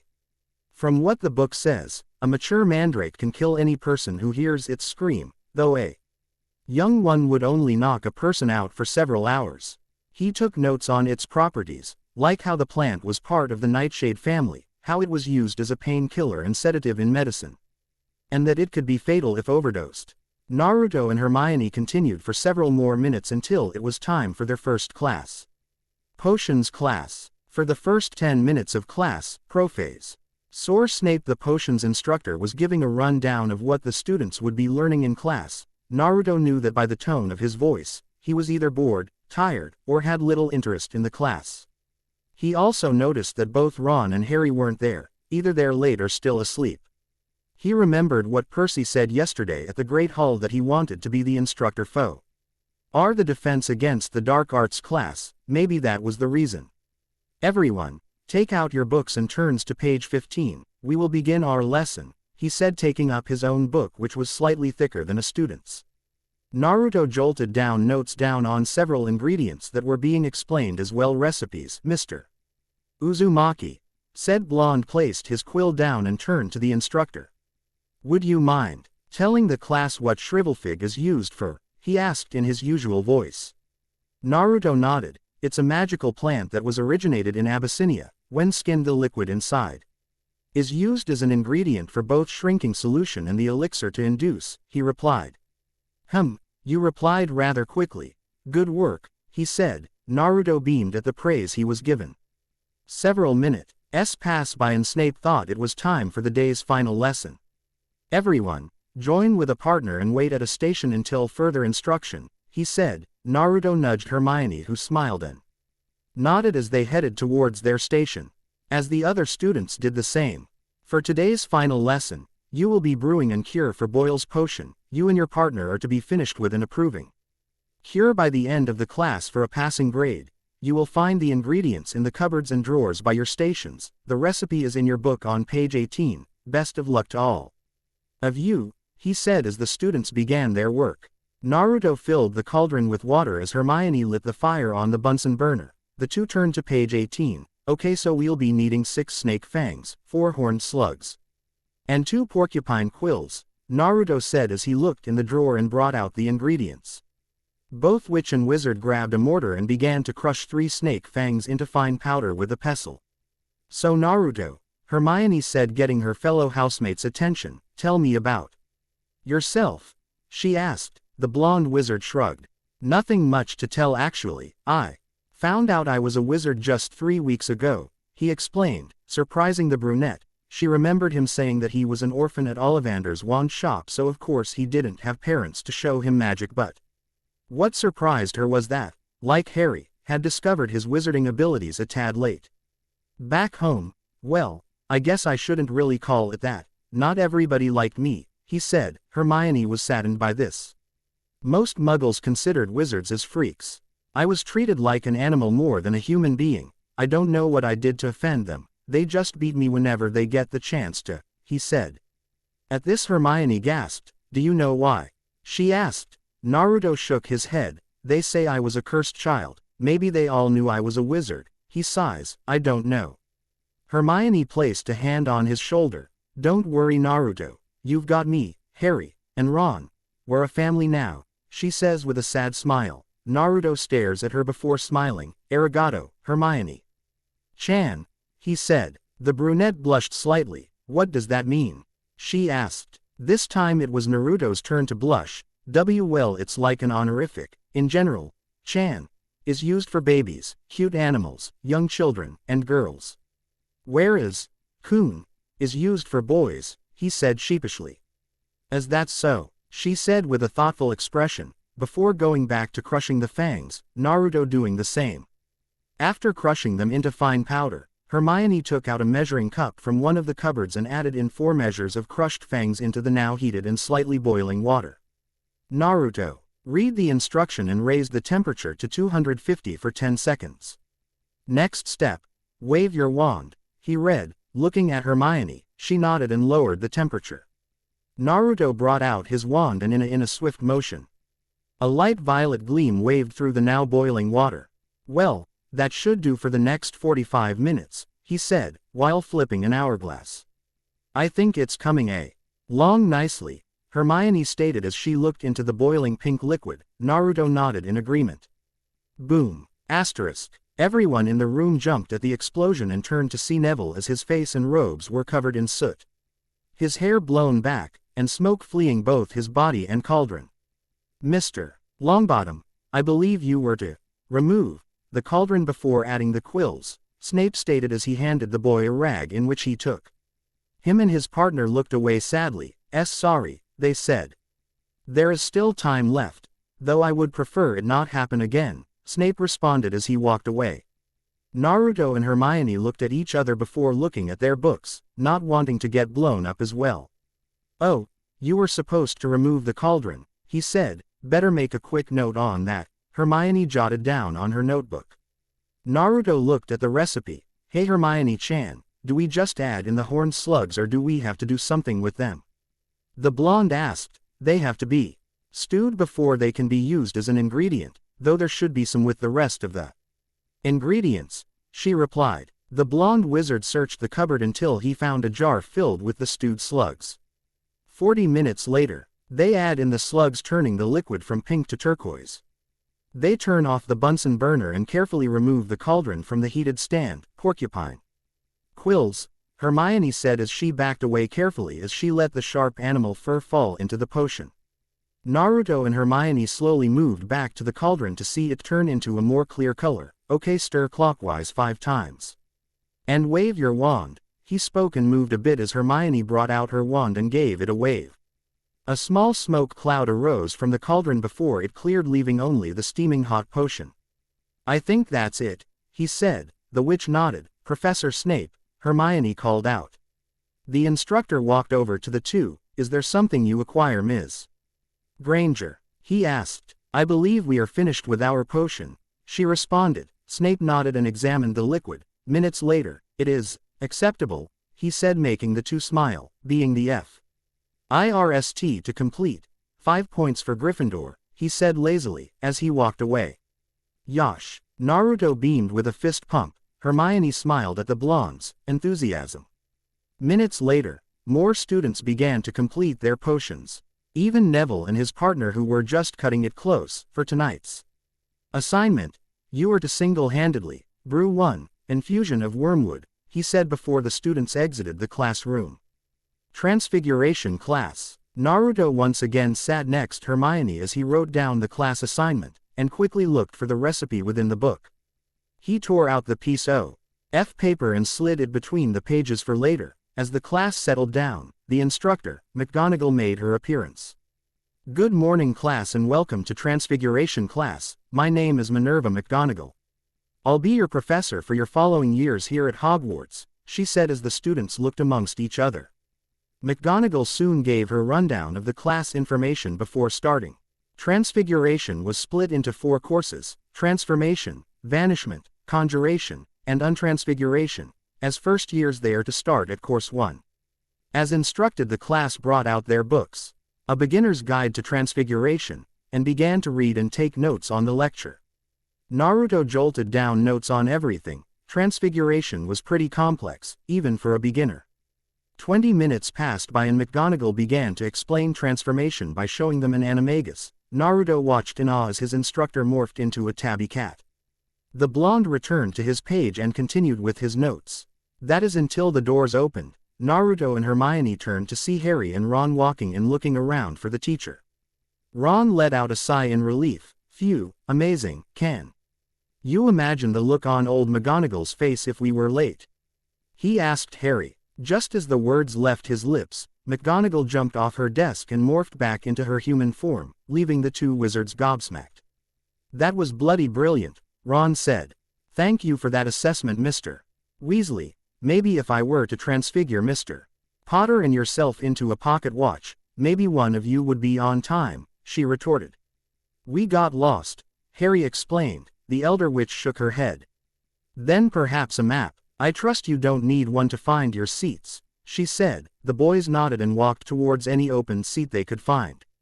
The class continued with its lecture. Harry and Ron found 2 seats behind Naruto and Hermione. What did we miss? Harry asked. A class, Hermione said, dumbfounded. If the boys had gotten up earlier they would have made it to class on time and know where to go. Relax guys, I wrote the notes down. I'll let you borrow 'em, and we're on page 10, Naruto whispered. The 2 boys nodded and turned to the page. McGonagall began to explain the concepts of the Animagus spell. Naruto was very eager to learn it, seeing it as the best disguise when he wasn't wearing his invisibility cloak.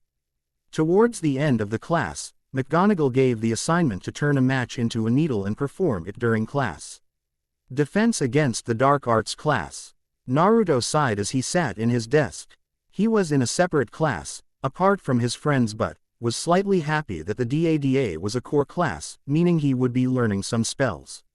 He watched as a timid man wearing a black robe and violet head wrap walk up to the class. GG, good day class, I am Professor Quirrell. The man spoke. Naruto shook his head at the man gave his rundown.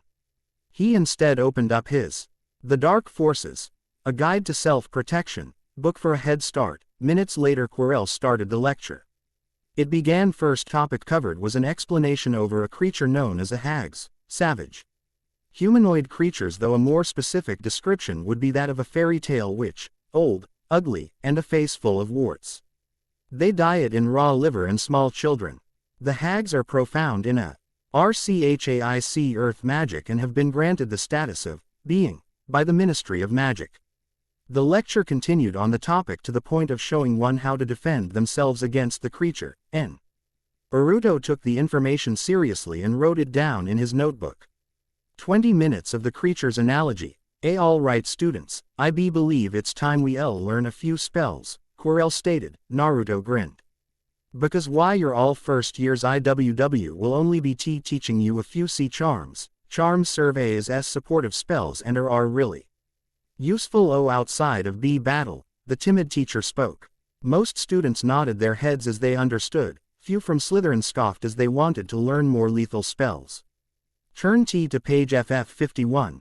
The first spell you will learn one of the simplest and useful spells of all, Lumos. He said as he raised his wand and a small but bright light shined at the tip of his wand.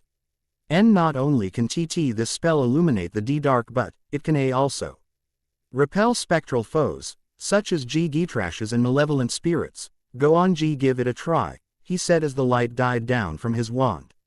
Naruto looked at the page as he pulled out his wand. In order for the spell to work, the pronunciation had to be correct as well as the hand movement. Alright, let's do this, he said as he watched his class mates weave their wands and repeat the incantation. Several students had their wands shine a bit before dying down. Weaving his wand in a loop-like movement, Lumos, he spoke, as small light shined at the tip of his wand for several seconds before dying down.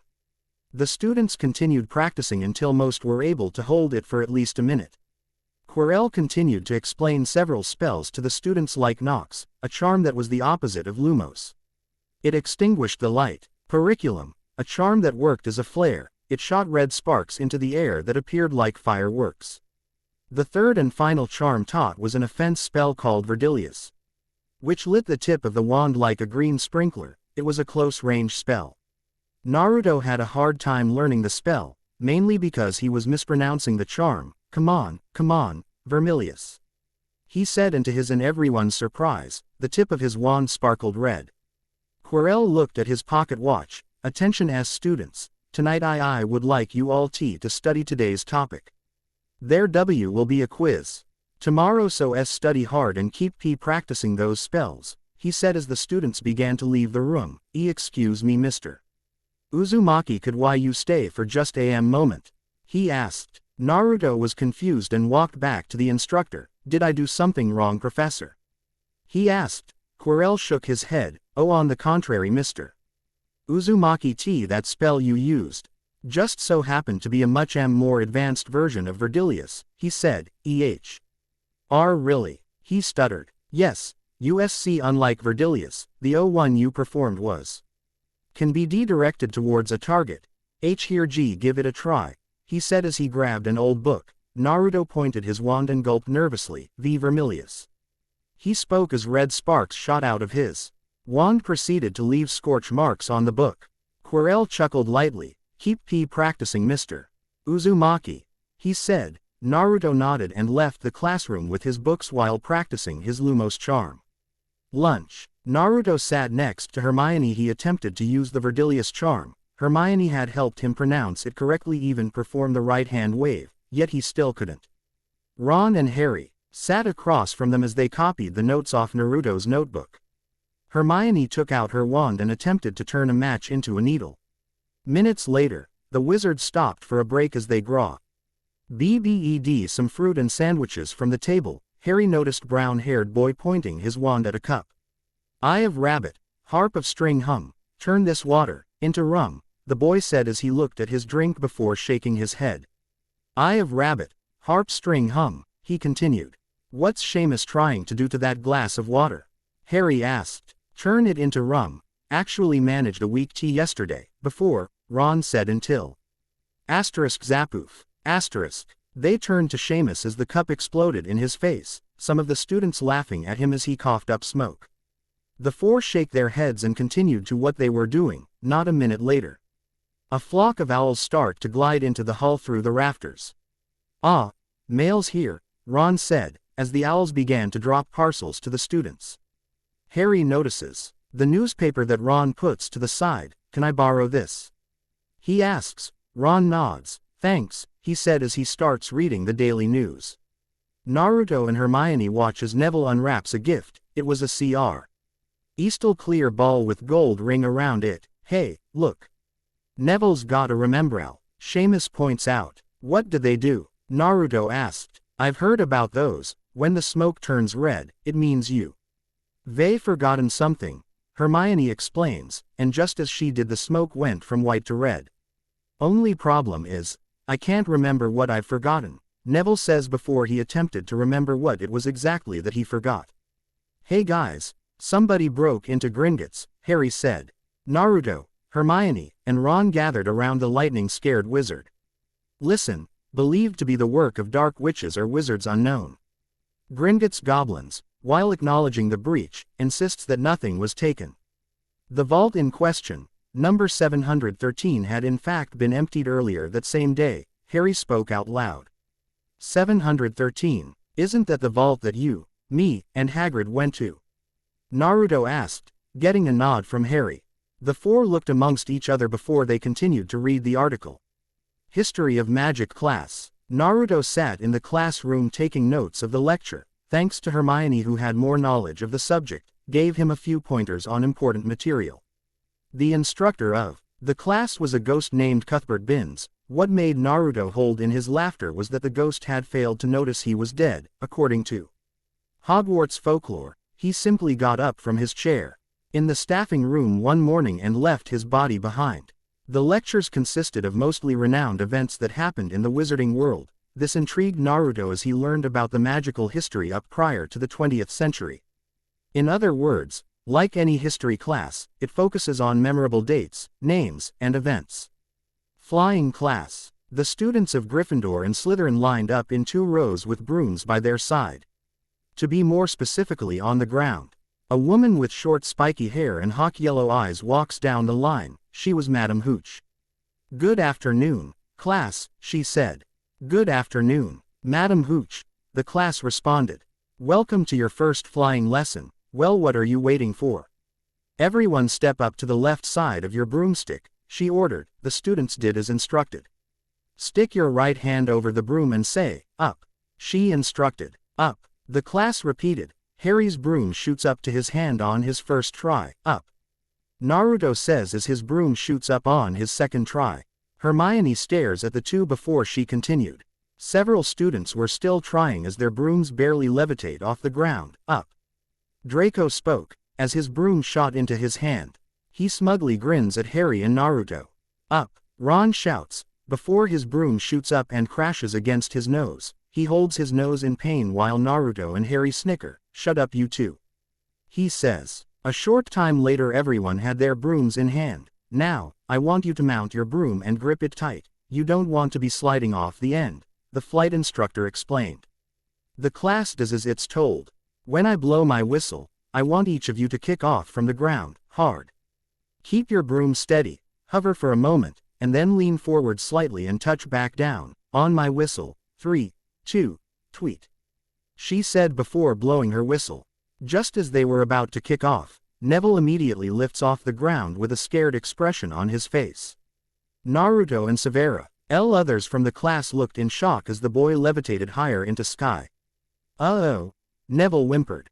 Mr. Longbottom, Hooch said with concern. Neville, what are you doing? We're not supposed to take off yet. The students continued to say similar things as Neville began to soar through the sky. Ah, the boy cries as he shot off like a bullet. Neville.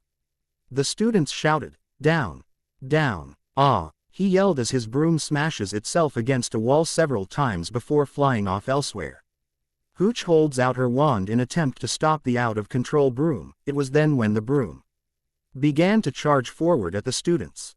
Naruto grabs Harry and Hermione and scattered with the rest of the group of students. Neville screams in fright as he zooms through the open path that was once where the first years stood. The broom flew past a statue of a man holding a sharp spear. Neville's cloak gets caught on it and he's pulled off his broom and dangles high above the ground. Oh, ah, help. He pleads before his cloak tears and falls. The students panicked. Neville got a hold of a torch before he hit the ground but slipped out and fell anyway. Everyone out of the way. The fly. Instructor said as she rushes over to Neville's fallen self. Come on, get up, she says as she helps Neville sit up. Is he okay? A girl asked with concern. As Neville sits up he yells in pain. Oh dear, it's a broken wrist. TCH, TCH, TCH. Good boy, come now, up you get, she helps the boy up. Malfoy stares at the boy's injury and snickers before noticing a certain item on the ground. He reaches down and picks up Neville's remembrall. Everyone's to keep their feet on the ground while I take Mr. Longbottom to the hospital wing, understand? If I see a single broom in the air, the one riding it will find themselves out of Hogwarts before they can say, Quidditch, she threatened as she left with Neville to the hospital wing. Draco snickers. Did you see his face? Maybe if the fat lump had given this a squeeze, he'd remember to fall on his fat ass, he said as few of the Slytherin students laughed with him. The Gryffindor group frowned at them. Harry glared and walked up to him. Give it here, Malfoy, he demanded. Draco hums a bit while tossing the ball up and down. No, I think I'll leave it somewhere for Longbottom to find, he said before the slick-back blonde hopped on his broom and took to the skies. How about up on the roof? He says flying higher into the sky. What's the matter, Potter? Bit beyond your reach, he taunted. Harry growled and grabs his broom. Harry, no, you heard what Madame Hooch said. Besides, you don't even know how to fly, she says. Harry reluctantly got on anyway and flew off. Idiot, she muttered. Calm down, Hermione-chan, Harry knows what he's doing, Naruto said as he watched his friend fly off. Give it here, Malfoy, or I'll knock you off your broom. The dark brunette threatened. As that's so, Draco smirks. Harry dashes forward, making an attempt to take the ball from him. Malfoy however pulls a 360 making dark brunette fly past him. Have it your way then, he said before throwing the ball as hard as he could. Harry spins around and zooms in after it. He's not gonna make it, Ron said as he watches his friend zoom in for the ball. He'll make it, Naruto responded. As Harry was about to hit a window he catches the ball and spins around to avoid being hit. McGonagall, who was working at the time, sees him from the other side of the window. Harry flies back the group as they cheer and run to him. Good job, Harry. Yubakuru Urber cool, Naruto said with a grin. Harry, that was wicked. Ron spoke up, as Harry continued getting comments on his performance. McGonagall walks up to the group. Harry Potter, getting the boys' attention. Follow me, she said. Harry sullenly followed the teacher, while Draco and his posse laughed at him. Naruto glared and pointed his wand. Vermilius, he said as red sparks hit the ground near the boys, making them jump back slightly. Minutes passed and still no sign of Madame Hooch. The students began to converse with each other. Naruto and Hermione practiced spells while Ron spoke with the rest of the group about what happened. Hermione taught Naruto several charms like Alohomora, Protega, and one of her favorites, a switching spell. Like several existing spells, a switching spell is one that doesn't require an incantation and only requires a hand movement and knowledge on how to use it. Naruto had taught Hermione both Periculum and Vermilius, though she would most likely learn them in her DAD. A class, she would get a head start and a stronger spell to begin with. Moments later, Madame Hooch returned and continued with the lesson. The students kept their mouths shut about the incident, thinking she already knew or that they just didn't want to rat out on Harry. By the end of the lesson, most students were able to hover and fly at slow speeds, for starters at least. With Harry, you wait here, McGonagall orders. Harry nodded sadly, thinking he would get expelled. McGonagall opens the door to Quirrell's DADA class. An iguana S such as this is an essential ingredient, he said to his class. Before the Elder Witch interrupted him. Excuse me, Professor Quirrell, could I borrow wood for a moment? She asked. Oh, why yes of course. He motions for an older boy aka Oliver Wood, who gets up and leaves with McGonagall. Potter, this is Oliver Wood.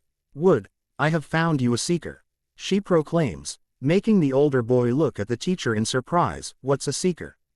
Harry asks. Later after class, Naruto, Harry, and Ron walk through the crowded halls as Sir Nicholas and a female ghost float past them. Have you heard?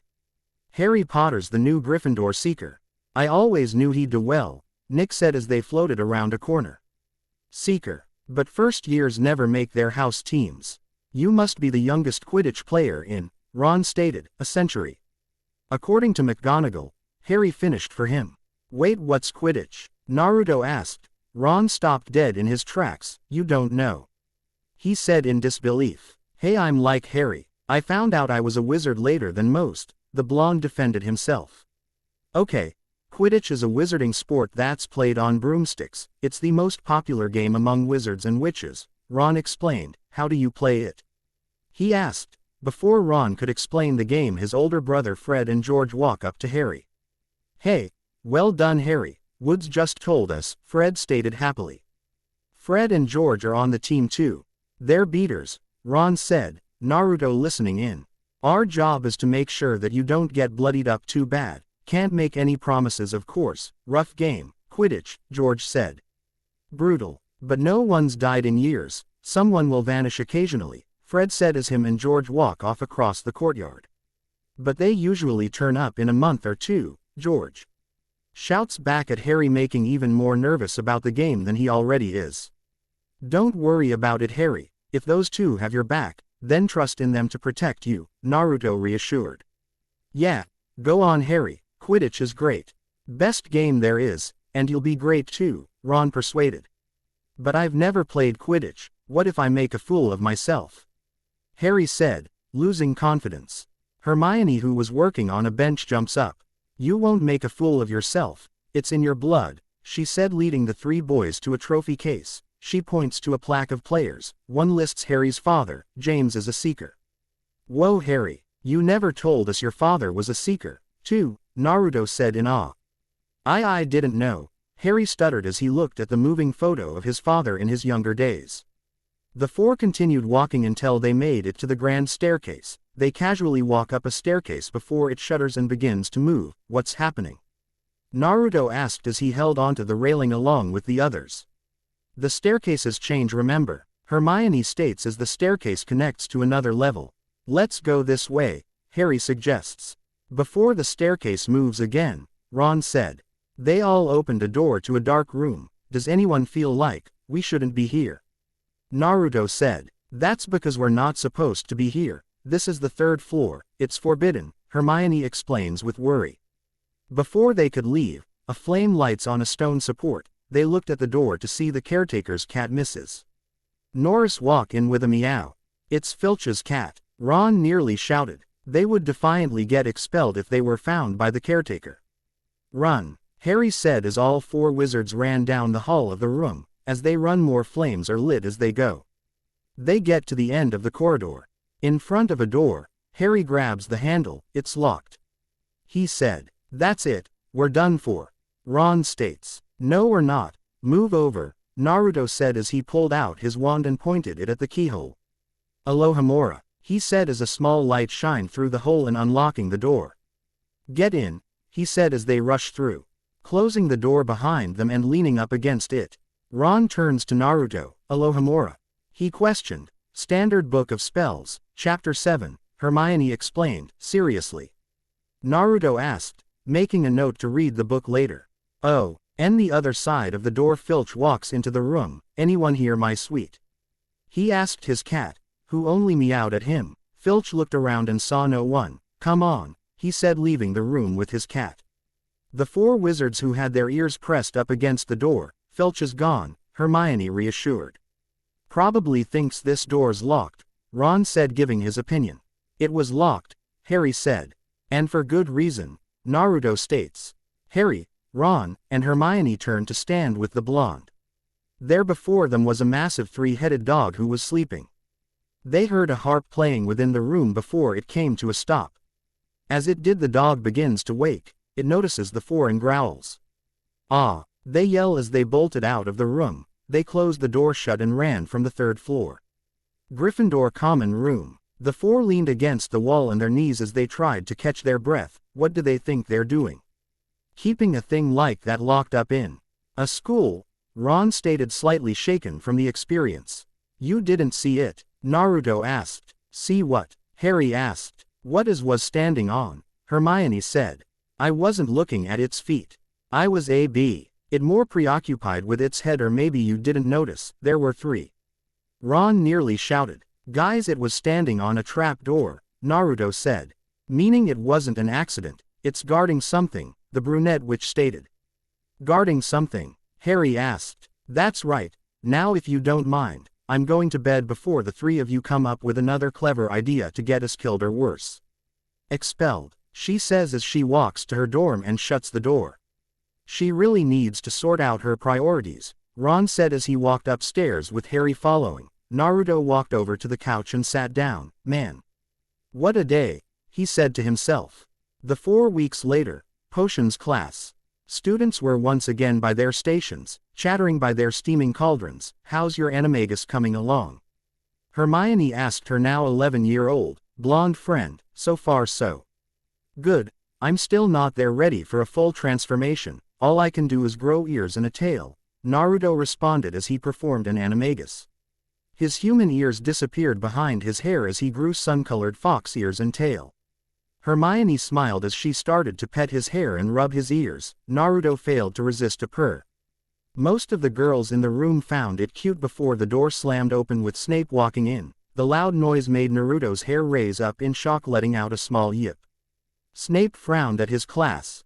There will be no foolish wand weaving or silly incantations in this class. As such, I don't expect you to enjoy the subtle science and exact art that is potion making, he said, taking a second glance at his students.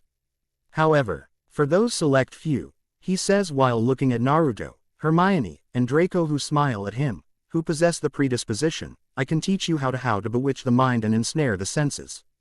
I can tell you how to bottle fame, brew glory, and even put a stopper in death, he says.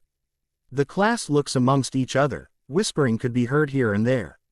Snape notices Harry writing down in his notebook, in his view, not paying attention. Then again, maybe some of you have come to Hogwarts in possession of abilities so formidable that you feel confident enough to not pay attention, he said. Ron nudges Harry, who looks up. Mr. Potter, our new celebrity. Tell me what I get if I added powdered root of asphodel to infusion of wormwood. He asks. Hermione's hand skyrockets. Naruto sheepishly raises his hand, while Harry shrugs, you don't know. Well, let's try again. Where, Mr. Potter, would you look if I asked you to find me a bazaar? He asked. It's taken from the stomach of goats. He replied. Snape raised an eyebrow. I suppose you do know something. Just to let you know, fame isn't everything, Mr. Potter, the instructor stated. With Harry, after class, Oliver and Harry walk outside in an open field, Oliver carrying a small bat and a trunk that rattled continuously. Quidditch is easy enough to understand. Each team has 7 players, 3 chasers, 2 beaters, 1 keeper and a seeker. That's you. He pointed at Harry as he opened the trunk, showing 3 balls, 2 tan in color, the other red. Oliver picks up the red one. This one's called a quaffle. Now the chasers handle the quaffle and try to put it through one of those 3 hoops, he said as he pointed to a Quidditch pitch. Harry saw 3 hoops on both sides. The keeper, that's me, defends the hoops. He tosses the ball over to Harry. With me so far? He asks. Harry tosses the ball back. I think so. What are those? He asked, pointing to the 2 chained tan balls. Oliver looked down at the squirming balls. You better take this, he said, handing over the bat to Harry. He bent down and releases one of the balls. With an angry growl, the ball shoots up into the air. They watch it go up before Oliver gasped slightly. Careful now, it's coming back, he warned as the ball whizzed down. Harry readies the bat and hits it as hard as he could. The 2 watches the ball soared through a statue opening. Not bad, Potter, you'd make a fair beater. Uh-oh, he said, quickly shoving Harry to the side as the ball shot into Oliver's arm. He struggles for a bit before he manages to place it back to the trunk and lock it up. Bludger, nasty little buggers, he said as he cracked his knuckles and opened a small compartment in the trunk. But, the only ball I want you to worry about is this, the golden snitch, he said, pulling out a small walnut-sized golden ball and handing it over to Harry. I like this ball, he said. Ah, you like it now, just wait, it's wicked fast and damn near impossible to see, Oliver explained. What do I do with it? He asked. You catch it before the other team's seeker. You catch this, the game is over. You catch this, Potter, and win, he said as the snitch flutters out 2 delicate wings and jumps into the air.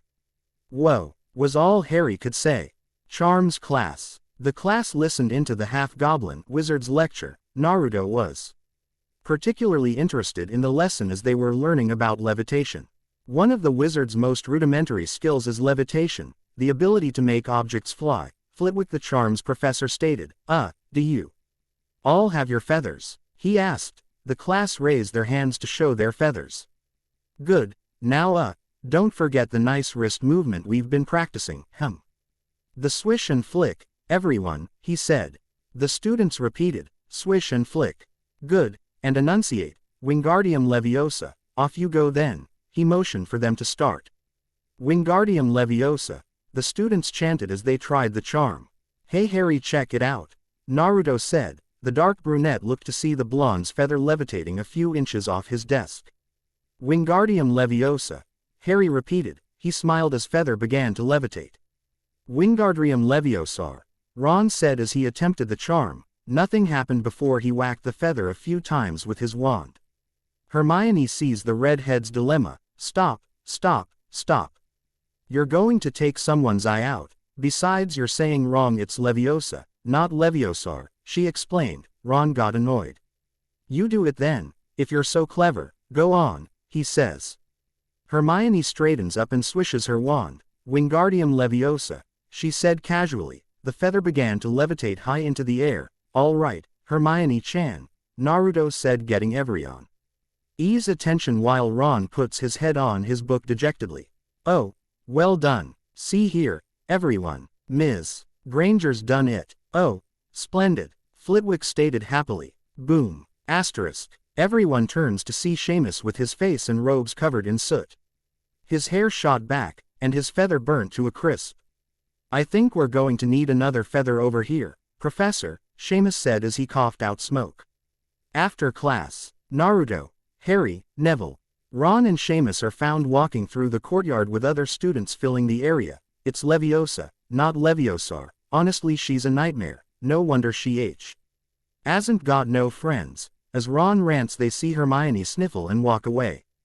Naruto turns to Ron with a glare. Really, Ron? Then what are we? He retorts, punching him in his shoulder as he goes after Hermione. Ah, bloody hell. He hits hard. Ron winces as he holds his arm. He's right though, aren't we her friends, Ron?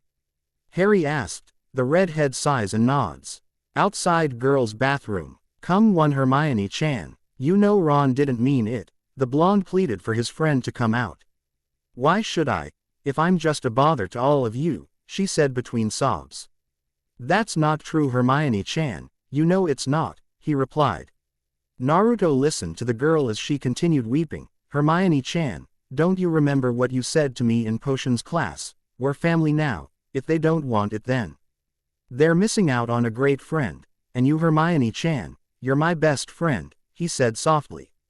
He heard Hermione's sobs get quieter. Naruto, can I just be alone for a while? She asked. Naruto sighed.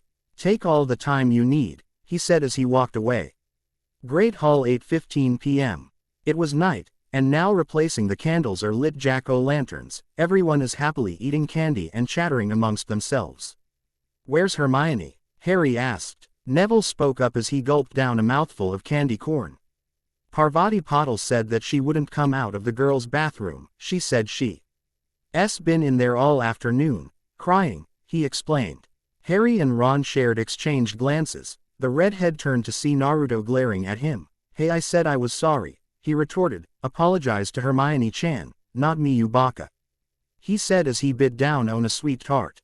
Just as he said that, Professor Quirrell rushed into the room. Troll in the dungeon. Troll in the dungeon. He yells. Out. Everyone stops. An utter silence fills the room. Thought you ought to know, he said before fainting. A moment of silence. Ah. They started to panic. Dumbledore got up from his seat. Silence. He yells out. Everyone stops. Everyone will please not panic. Now, prefects will lead their houses back to their dormitories. Teachers will follow me to the dungeons, he said. Hufflepuff this way. Stay together, they said as they led their houses away. Gryffindor keep up please and stay alert, Percy stated, leading his house back to the dorms. How'd a troll get in? Harry asked. Not by itself. Trolls are really stupid. Probably people playing jokes, Ron replied before both him and Harry were pulled to the side by Naruto. What? He questioned. Guys, Hermione-chan's still out there. She doesn't know, he said. Harry and Ron exchanged looks before nodding and running off with the blonde. The trio ran through the dark corridors of Hogwarts. The stormy weather outside wasn't helping much either. Naruto stops running and holds his arms apart to stop Harry and Ron. They hide and peek through a doorway as they see a large and hideous troll walk into a room with its club being dragged along the floor. He's going into the girls' bathroom, Ron warned. Hermione-chan. Naruto's eyes widened. Girls' bathroom. Hermione walks out of a stall wiping her eyes as she washes her hands. And stops when she hears a grunting noise. She turns slowly to see a troll standing there. She gasps and backs up into a stall. The troll raises its club and smashes through the stalls. Someone help. She cries. As the trio rush into the bathroom, the troll smashes through the remaining stalls. Hey, P-brain. Ron shouts as he throws a piece of wood at the troll's head, getting its attention. Hermione then rushes out of the broken stall and under a sink. The troll sees her and proceeds to break through them. Hermione-chan. Naruto calls out as he brings out his wand, Vermilius. He shouts out as he shoots red sparks at the troll. The beast holds its hands to its face as the sparks came in contact with it. Grunting in pain, it moved away from the sinks. Hermione runs out and into Naruto's arms. Guys, I think we should go, Harry said as the troll turned to them with an angry expression. Run, Naruto yells as they rush out of the bathroom. The troll breaks through the wall and with a roar chases after the four wizards with its club hoisted high in the air. It's catching up, Ron shouted as he ran faster. The troll slammed its club down, tripping the four wizards. Harry rolled over to the side as the troll continued to slam its club onto the floor. Harry, come on you guys, Naruto shouted. He and Hermione readied their wands, Vermilius.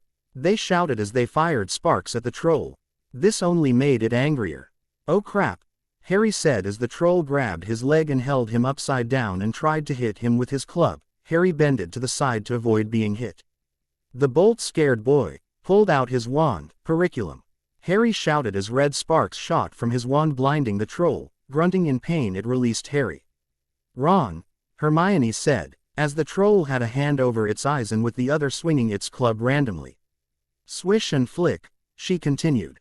Wingardium Leviosa, Ron said, as the club was taken from the troll's hand. It removed its hand from its face and looked up only for the hard piece of wood to slam on its face, rendering it unconscious as it crashed down hard. The four exchanged looks before they walked closer to it. Is it dead? Hermione asked. I don't think so. Just knocked out, Harry said as he puts away his wand. They hear footsteps closing in. They turn to see McGonagall, Snape, and Quirrell and gasp at the sight. Oh my goodness. Explain yourselves, the four of you. McGonagall demanded. Harry and Ron were started babbling. Well, you see, it went like, it's my fault, Professor McGonagall. Hermione stepped in. Naruto turns to his closest friend. I went looking for the troll. I read about them and thought I could handle it. But I was wrong. If Naruto, Harry, and Ron hadn't come and found me, I'd probably be dead, she half lied. McGonagall shook her head. Be that as it may, it was an extremely foolish thing to do, she says. Harry noticed a large gash of Snape's leg. The Pr. Professor notices Harry's glance and covers it up while glaring at the boy. I would have expected a more rational behavior on your part, Ms. Granger. 5 points will be taken from Gryffindor for your serious lack of judgment. She then turns to the three boys. As for you three gentlemen, I just hope you realize how fortunate you are. Not many students could take on a full-grown mountain troll and live to tell the tale. 5 points will be added to each of you, for sheer dumb luck. She whispered the last part as she leaves the premises with Snape trailing behind her. Perhaps you ought to go. Em might wake up. Hey, Quirrell said. The troll moans a bit, making the timid teacher jump back with a small shriek. Gryffindor Common House. The four entered the dorm. First thing was first, Hermione. Look, I'm sorry. It's my fault you were almost killed in the first place. Ron apologized. Hermione smiled and waved it off. Apology accepted, you idiot, she said. The group laughed a bit. You're going to be okay, Hermione? Harry asked with concern. I'll be fine, she reassured. Well, all right. We've had a rough night. I think it's best we've had some rest, he suggested. They all nodded. Ron and Harry walked upstairs. Well, good night, Hermione-chan, he said, but gasped slightly as the brunette hugged him. Thanks for coming for me, she whispered. Naruto blushed madly at the contact and slowly rubbed her back. It's okay. That's what friends are for, he smiled. Hermione smiled and nodded. She walked over to the girls' dorm, giving one last glance before entering.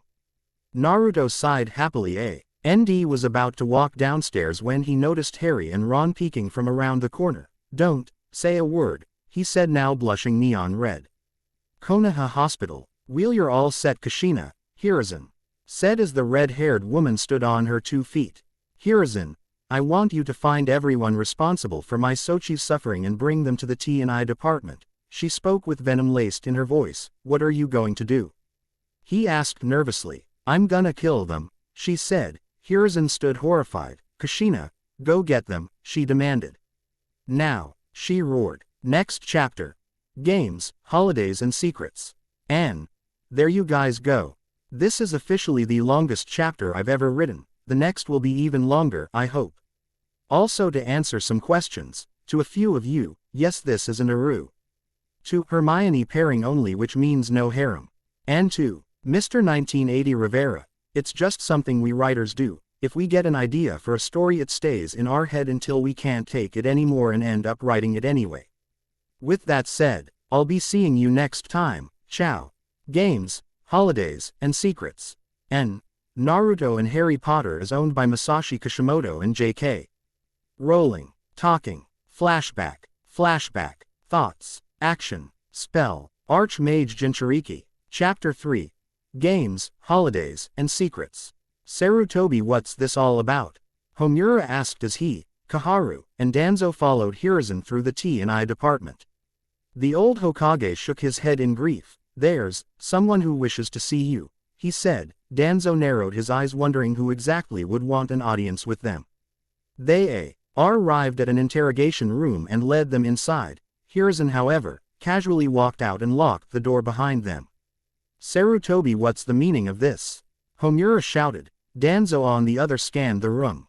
It was dark and the lights began to flicker on and off. He was about to unwrap his bandages until hooked chains made of pure chakra latched itself onto the three elders, hoisting them into air and piercing their skin. The three gasped in pain as blood dripped off their skin and onto the ground.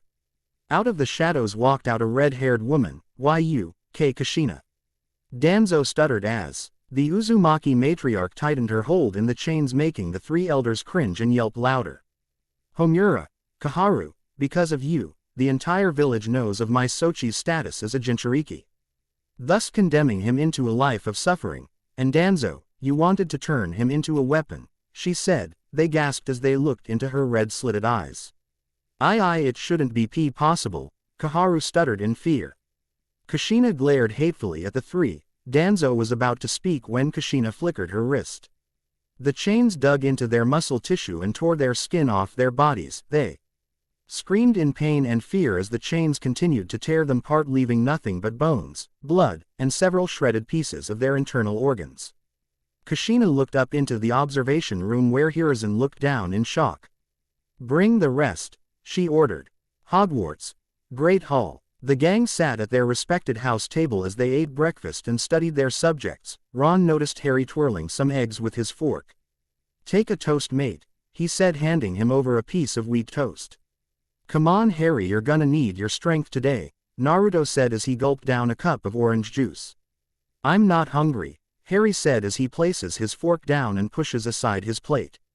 The dark brunette lazily looks around the hall, when his eyes landed on Snape, who was speaking with McGonagall. They were most likely talking about the events that occurred the other night.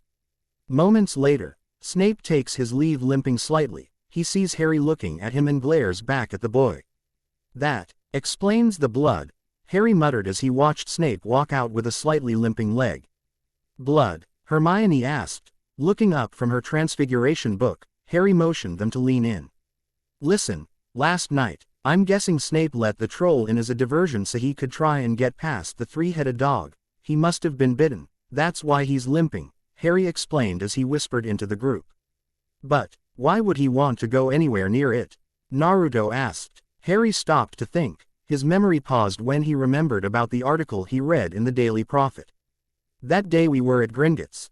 Hagrid took something out of one of the vaults. He said it was Hogwarts business, very secret, he explained. So you're saying, Hermione said as she began to place the pieces together. That's what the dog's guarding. That's what Snape wants, Harry said. Before they were brought out of their conversation by the sound of flapping wings, the four turned to see Hedwig and Sora flying towards them with parcels. Mail's early, Ron said as the two birds of prey flew closer. Hedwig carried a much larger package than Sky as they dropped them beneath their masters. Thanks, Sora, Naruto said as the falcon flew off with Hedwig. Hermione, Ron, Naruto looked at Harry and his package. What do you think it is? Hermione asked. Harry shrugged. I don't know, I've never received mail before, he replied. Well, let's not beat around the bush, let's open it, Naruto suggested, which they all gladly obliged. They began to unwrap it until it was viewable. It's a broomstick. Harry exclaimed surprisingly. That's not just any broomstick, Harry, that's the Nimbus 2000. Ron said, equally surprised. But who could've? Harry said, wondering who was generous enough to get him it. He soon spotted Hedwig on McGonagall's arm as she stroked the bird's feathers. She looked at the lightning-scared boy with a smile, in which he gave back with a nod. What did you get, Naruto? Hermione asked. See, he replied as he unwrapped his own parcel, revealing it to be a book. Book of Spells by Miranda Goshawk, Hermione read out loud. Naruto, that's an advanced spell book, she proclaimed, surprising Ron, Harry, and several others who were able to hear her. Well, I had several galleons left, so I figured I'd put 'em to good use, he replied as he turned to see Oliver walking towards their group. Hey everyone. You don't mind if I borrow Harry for a while, do ya? He asked. They shook their heads. Harry got up and took his books along with his new broomstick. Is there something you need? The dark brunette asked. Yes, actually. You see, now that you're part of the team, we're to get you some training for the upcoming game, he replied. But, what about my classes? Harry asked. It's taken care of. As long as you don't fall back on your subjects, there's nothing to worry about, Oliver reassured as he led Harry to the field. Back at the table, what do you think Oliver wants with Harry? Hermione asked, Naruto wondering the same thing. Well, he is captain for Gryffindor's Quidditch team, so he's probably going to show him the ropes, Ron replied, before they went back to their breakfast. Study with Naruto now reading his new book. Okay, let's see here, the blonde wizard said as he brought out his was and did a crescent arc motion up, Avis. He said, as he spoke out the spell FL. Of doves were conjured from his wand, which was accompanied by the sound of a gunshot. Everyone in the hall jumped up at the large bang and turned over to the blonde, who still had his wand held high with smoke sizzling from the tip. Sorry, my fault. The blonde stuttered as all students and teachers slowly went back to what they were doing. Naruto placed his new book away. Later, he whispered before going back to studying. 2 weeks later, Quidditch pitch. Naruto, Hermione, Ron and Hagrid made their way upstairs along with the rest of the Gryffindor house. During the last 2 weeks, Naruto had learned several new charms from his new book, such as Expelliarmus, Apparicium, and Incendio. There was also a curse he learned called Apugno, which causes objects, conjured creatures, and individuals to attack a directed target. Very useful for getting away from pursuers. He had also taught Hermione several spells from the book as well as Ron, who had some difficulty learning them. As for Harry, he had only managed to teach him Expelliarmus, since he was busy training for the Quidditch match, as well as catching up with his studies. Exiting the staircase, they walked over to the STA&S as both there and the other houses cheered from different corners. In the center was a tower seating the teachers and the commentator, Lee Jordan. Man, this is so exciting, Naruto said happily. Hagrid laughed as he watched the star-eyed 11-years-old stand against the railing with Ron and Hermione. How do you think Harry's doing right now? Ron asked, knowing that their friend would soon be on the field. With Harry, inside Gryffindor Quidditch Tower, Harry stood nervously as he continued to hear the cheering outside. He and his team got dressed in their team outfit, namely crimson-red robe with gold outlining. Several minutes later they began to march towards the closed starting gate. Harry turned to look at his team. The beaters cracked their necks and hands before grabbing their brooms and bats. The chasers doing the same. Scared, Harry? Oliver asked. The dark brunette turned to his captain. A little bit, he replied nervously. That's all right. I felt the same way before my first game, he explained. What happened? Harry asked. Oliver pondered for a bit. I don't really remember. I took a bludger to the head 2 minutes into the game. Woke up in the hospital wing a week later, he explained. Making Harry gulp. On your brooms everyone, Oliver declared. His team acknowledged and got on their brooms. The gates opened and both teams flew out circling the pitch sev. Errol times as the houses cheered even louder. Hello and welcome to Hogwarts, first Quidditch game of the season. Today's game Slytherin versus Gryffindor, Lee declared over his microphone. The players took position in a circle, while Harry flies a bit higher than the rest. They look down as Madame Hooch steps onto the field with a trunk and sets it down in between the circle of players. Now, I want a nice clean game from all of you, she spoke while looking at the Slytherin team. She then kicks the trunk open, letting the bludgers zoom out. The bludgers are up, Lee commentated as a familiar.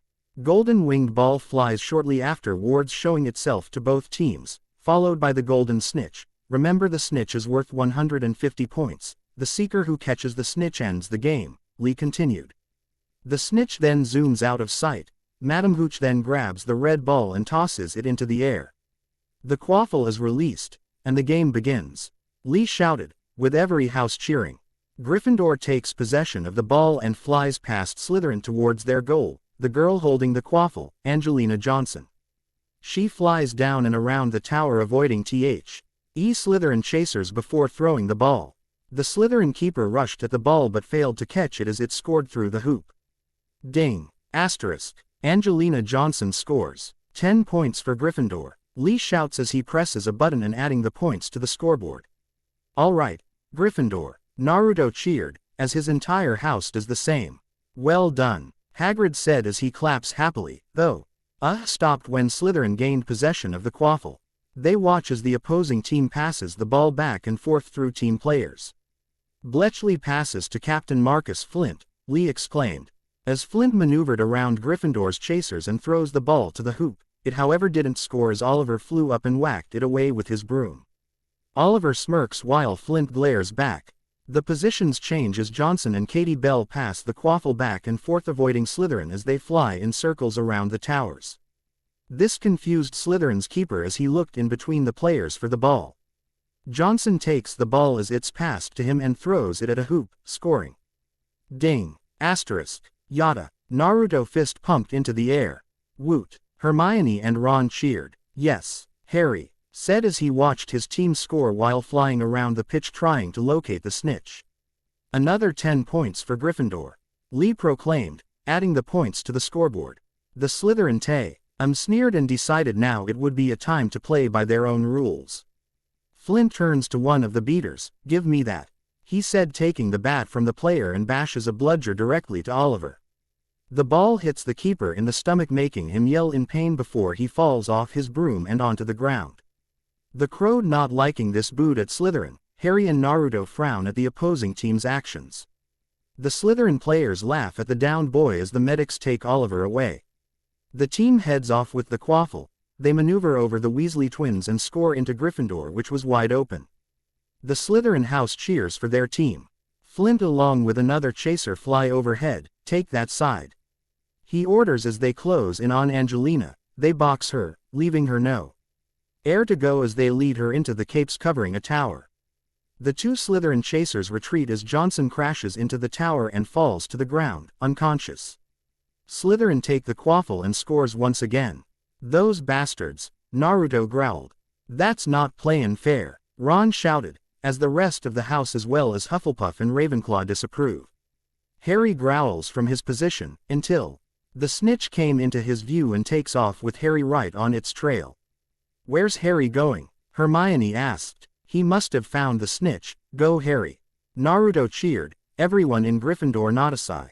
Harry began to cheer for the boy to catch the golden ball. As the dark brunette reached his arm out for the ball, his broom jerked back, making him nearly lose balance. The broom began bucking and turning, trying to get its rider off. Whoa, woo-ah, Harry cried as he tried desperately to stay on his broom. What's going on with Harry's broomstick?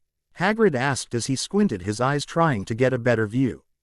Hermione brings out a pair of binoculars and looks at Harry, who was still holding onto his wand. She then looks around in the teacher's stands and spots Snape muttering something.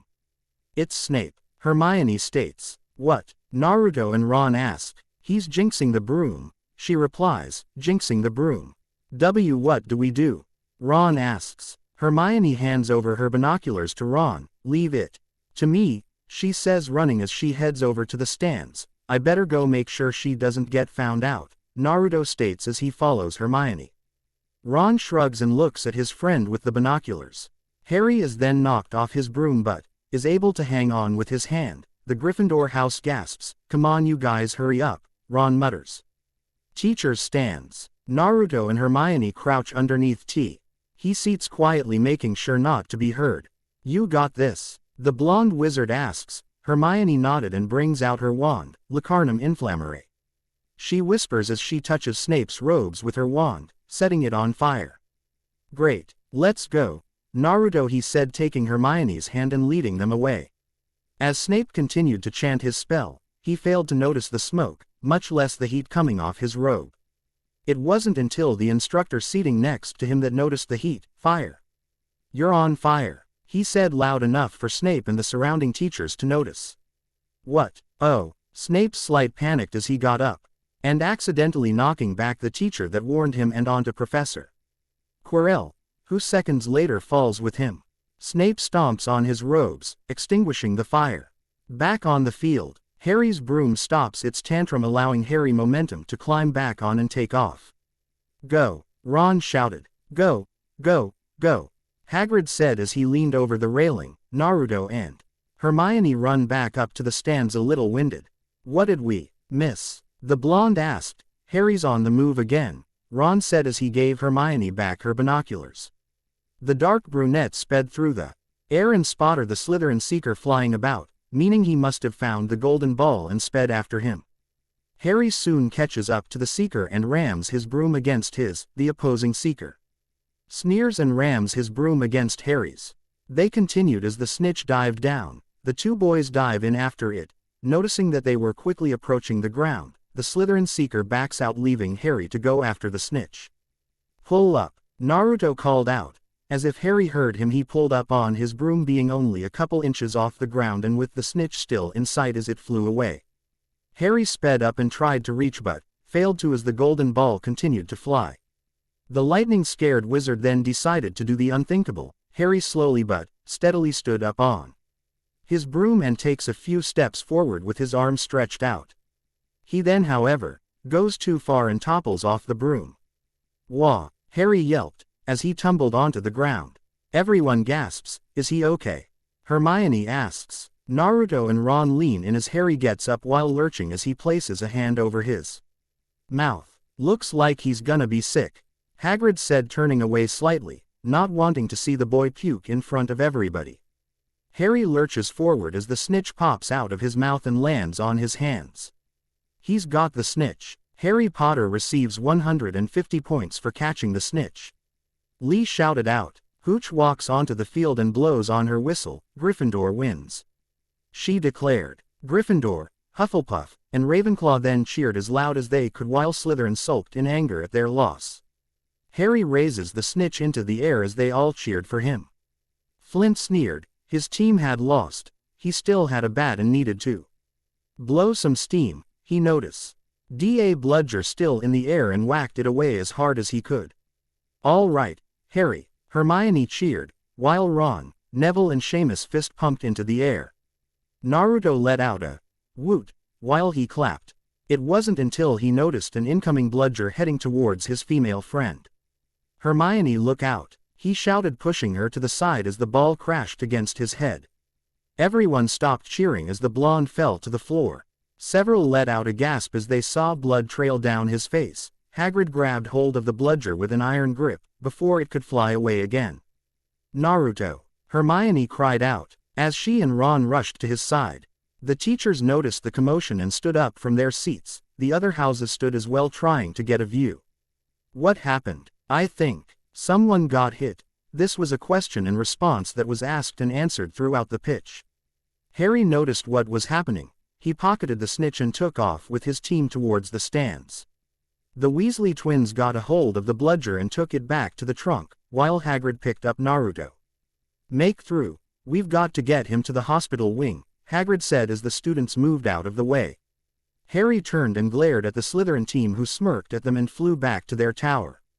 Naruto's mindscape. Naruto gasped for air as he woke up. He felt his body in water as he slowly stood up. Where am I? He asked himself. He looked around to see what looked like a sewer. If this is a joke, then it sure as hell isn't funny, he thought, before he continued to walk through the knee-deep water. After what seemed like an eternity, how long does this place go on? Naruto asked as he came into an open hall. He gasped at the enormous-sized cage inside. Animalistic growl. Naruto backed away as two large red slitted eyes opened up from inside. So, my jailer visits me for the first time, he heard. Naruto pulled out his wand, Lumos. He muttered shakingly as he approached the large gate. When he got close, he came face to face with a colossal red-furred fox. It grinned and stabbed its claws through the gates, making Naruto fall on his back. Why you're TT the, Naruto stuttered. The fox grinned, showing its fangs. Kyuubi no Yoko, it finished for him. How is it why you're here? Why you're supposed to be dead, Naruto said while pointing accusingly. Ninjin, I cannot die. My body is nothing more than a large mass of chakra, the tailed beast explained as it looked down at its host. Then how are you here? Naruto asked, still shaken. How else, Gaki? I'm sealed within you, it said as it pointed at the blonde wizard. Naruto stared at the fox in shock. It explained everything, why he was hated so much, why they tried to kill him every so often. it was because of the fox. So it was you, it was because of you that I suffered, Naruto said, shaken but angry. Me, you think it was because of me that you suffered? Why don't you blame your so-called Gigi, since he was the one that blurted out that you were a Jinchuriki? The fox argued. Naruto flinched. He remembered asking the old man why they hated him, and he would always change tea. He subject and show up until after they'd beaten him. Do you get it now? The fox asked. The blonde only looked down. Well, if you hadn't attacked that day, then I might have had a chance. At what? Becoming a tool for the village. 'Cause that's all a shinobi is, to live and die for their village. The Kyuubi snarled. At a normal life. Naruto glared. The Kyuubi stared down at his jailer before bursting out laughing. Naruto's glare intensified. A normal life. Now that's funny. If you did have a normal life, you'd just end up a shinobi like Kushina wanted you to be, the tailed beast declared, and let's not forget. If it weren't for your status as a Jinchuriki, you would never have found out about your magical abilities, you would never have met the friends you have now. In fact, you should be thanking me for it. He pointed out annoyingly. Naruto's glare lessened, as the Biju was most likely right. Looking back now, if he had chosen to be a shinobi rather than a wizard, he'd never have met Hermione, Harry, Ron, or any of his other friends. He'd never seen the outside world. I rest my case, Kyuubi exclaims as it lies down in front of the gate. Naruto stays still, and as he looks at his reflection through the water, he frowns with determination. You said Kushina, who's she? He asked. Kyuubi raised an eyebrow. Didn't I just say that she wanted you to be a shinobi? She's your mother, Yugaki. Kyuubi responded lazily. Naruto stared at his tenant in shock. Is she alive?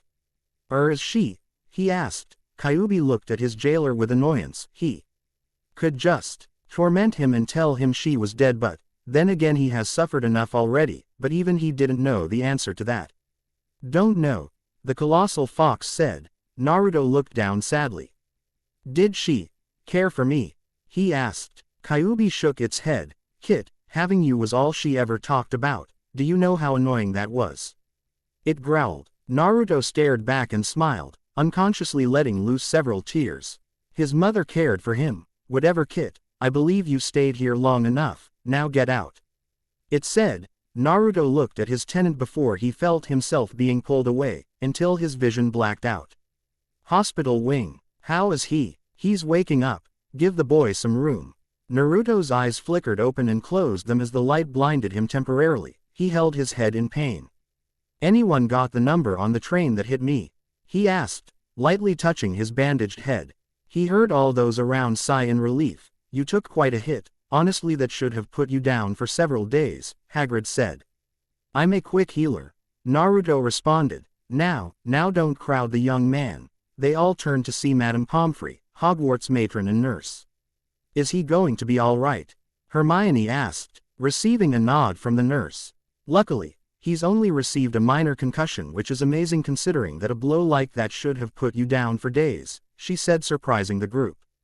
I'm hard-headed, he said, getting off the bed. Naruto, are you sure you're okay? Maybe you should lie down a bit more, Harry suggested. The blonde sighed. All right, if it worries you guys so much, I'll stay for an hour, Naruto said, lying back on the bed. Okay, you three. Visiting times are over, Hagrid said as he led them to the door. We'll see you at the common room, Naruto, Ron said as he and Harry left. You coming, Hermione? Harry asked, peeking from around the door. Yes, give me a second, she said. The two boys shrugged and left the room. The brunette walked up to the blonde and sat on his bed. She looked at Naruto with a smile, in which he returned. Thank you, Naruto, she said, giving him a tight hug before she got up and walked out, leaving a light blushing blonde staring at her retreating self. With the gang, Harry, Ron, Hermione, and Hagrid walked out of the hospital wing and onto a path leading toward Hagrid's hut. So you're saying it was Snape that put a curse on my broom? Harry asked, as Hermione explained what had happened during the Quidditch game. Nonsense. Why would Snape put a curse on Harry's broom? Hagrid asked. Who knows? Why was he trying to get past that three-headed dog on Halloween? Harry asked to the group. Who told you about Fluffy? Hagrid turned to the group. wanting answers. Fluffy. That thing has a name. Ron and Hermione said in disbelief. Well, of course he's got a name. He's mine. I bought him off an Irish feller I met down at the pub last year. Then I lent him to Dumbledore to guard the, he was about to say but, then kept his mouth shut. Yes. Harry wanting to know. Shouldn't have said that. Don't ask any more questions. That's top secret, that is, Hagrid retorted. But Hagrid, whatever Fluffy's guarding. Snape's trying to steal it, Harry tried to reason with groundskeeper. Codswallop, Professor Snape is a Hogwarts teacher, he said. Hogwarts teacher or not, I know a curse when I see one, I've read all about them. You have to keep eye contact and Snape wasn't. Blinking, Hermione stated, with Harry and Ron agreeing with her. Hagrid sighs, now, you listen to me, all three of you, you're meddling in things that ought not to be meddled in. It's dangerous, what that dog is guarding is strictly between Professor Dumbledore and Nicholas Flamel, Hagrid warned. Nicholas Flamel, Harry said, making Hagrid sweat drop.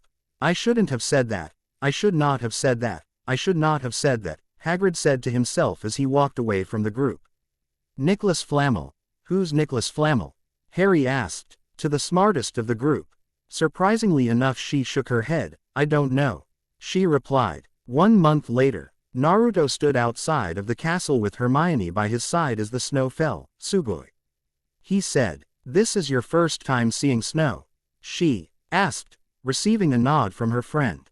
They turned to see Hagrid bringing in a large pine tree. What's Hagrid doing? Naruto asked. Bringing in a pine tree for Christmas, she replied. Christmas. Hermione slowly turns to Naruto in shock. Why you're not serious are you?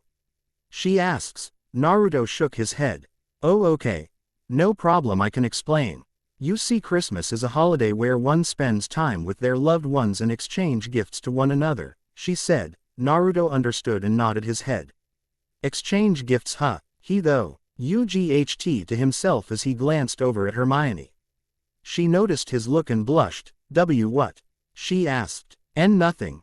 Just thinking, he said with a tint of red on his cheeks.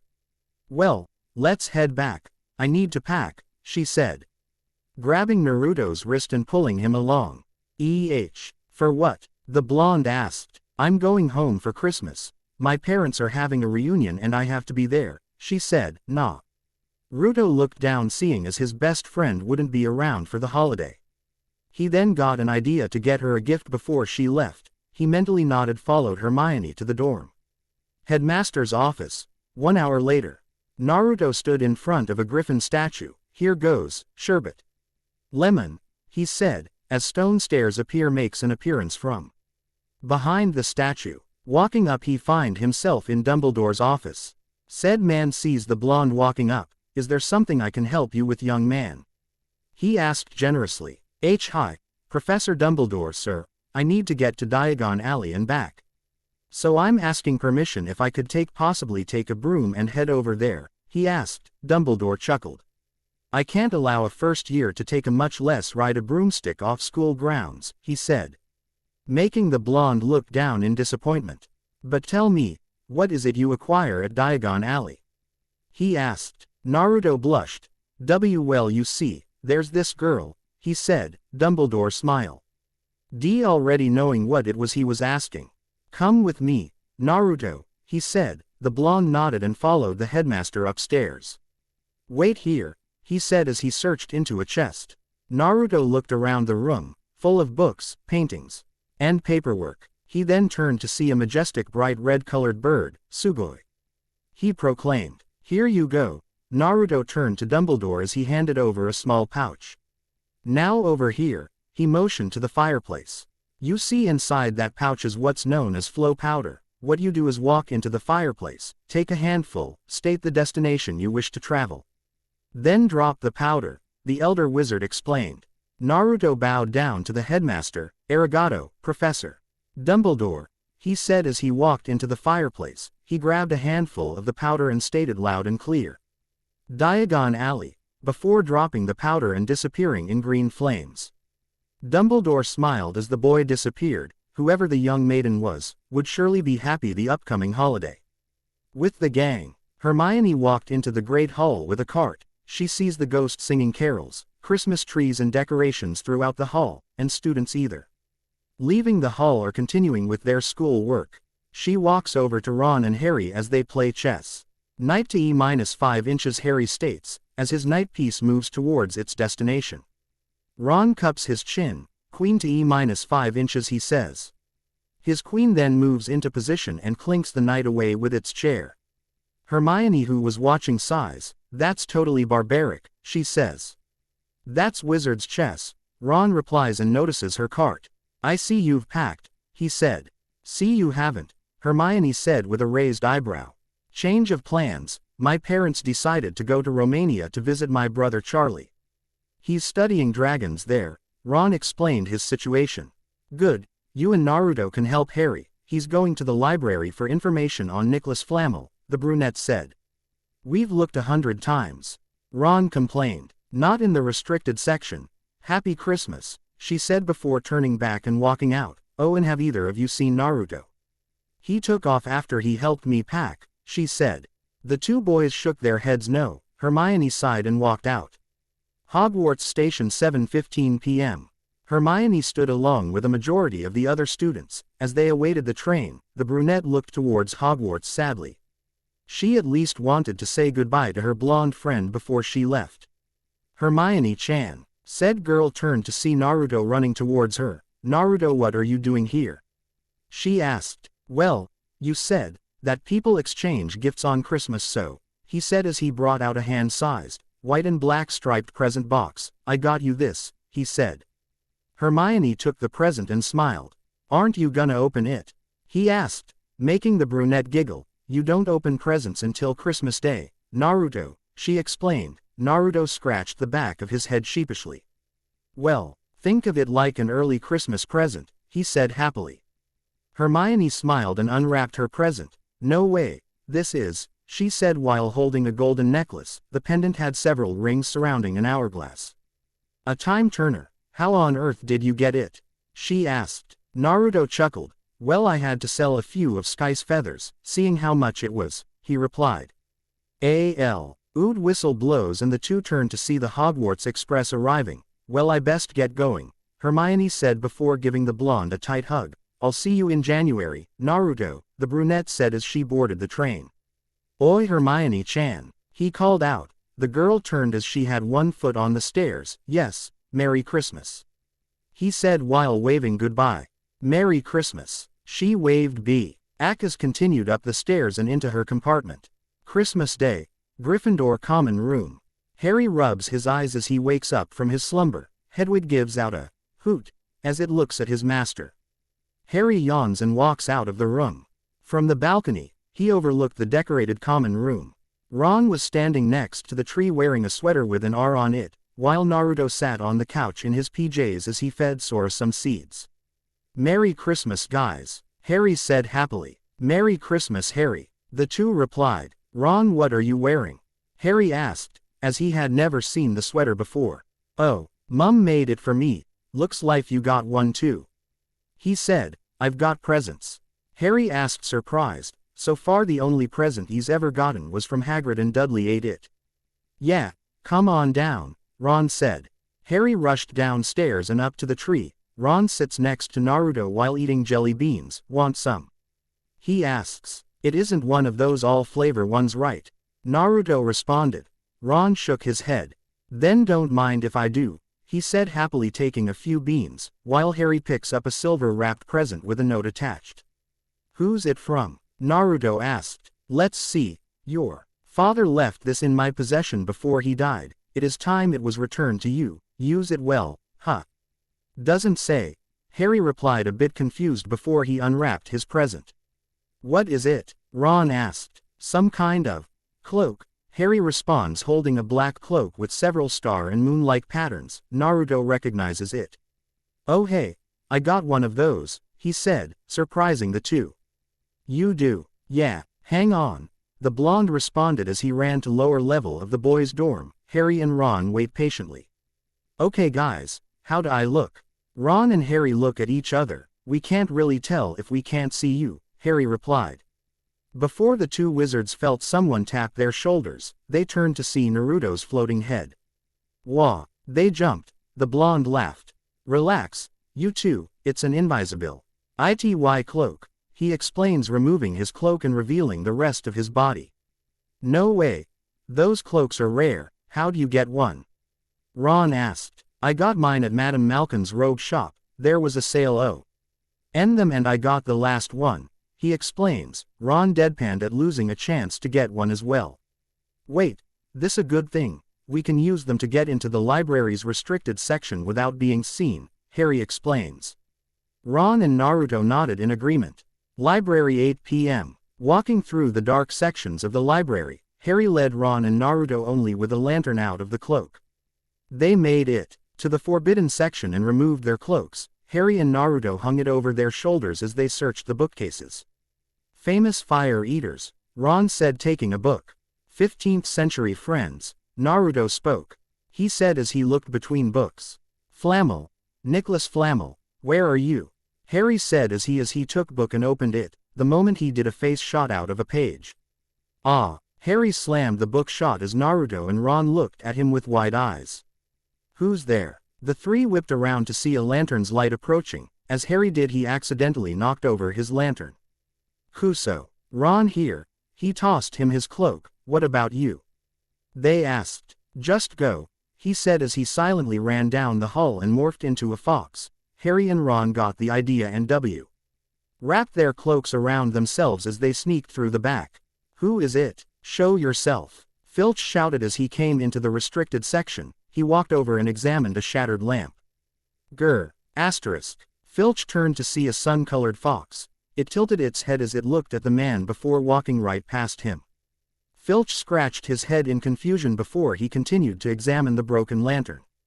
With Harry, the two wizards make it out to the hallway. That was close, Ron whispered. No kidding, Harry replied before he noticed Filch's cat following them. Meet back at the common room, Harry said. Ron nodded as they took off in different directions. Harry silently ran across the hall and turned a corner to see Snape push Quirrell against a wall. Harry gulped and decided to try and sneak past them. As he crept closer, he listened into their conversation. Severus, I thought, Quirrell stated quietly. You don't want me as your enemy, Quirrell, Snape threatened. What do you mean? You know perfectly well what I mean, Snape said before stopping and turning around. Harry holds his breath as the professor had detected him. Snape slowly reached out towards Harry, who backs away slowly and quietly. Before he whips his finger back at Quirrell. We'll meet again soon, when you've had time to decide where your loyalties lie, he said before turning around to see Filch and a broken lantern. Oh, professors, I found this in the restricted section. It's still hot, that means a student is out of bed, he explained. Snape let go of Quirrell and followed Filch with Quirrell trailing behind. Harry took this opportunity to enter the door, right next to him. Harry sighs as he finds the room empty. The only noticeable thing was the large mirror attached to a wall. The dark brunette removes his cloak and stares into the mirror. He gasps as a man and a woman appeared in the mirror's reflection.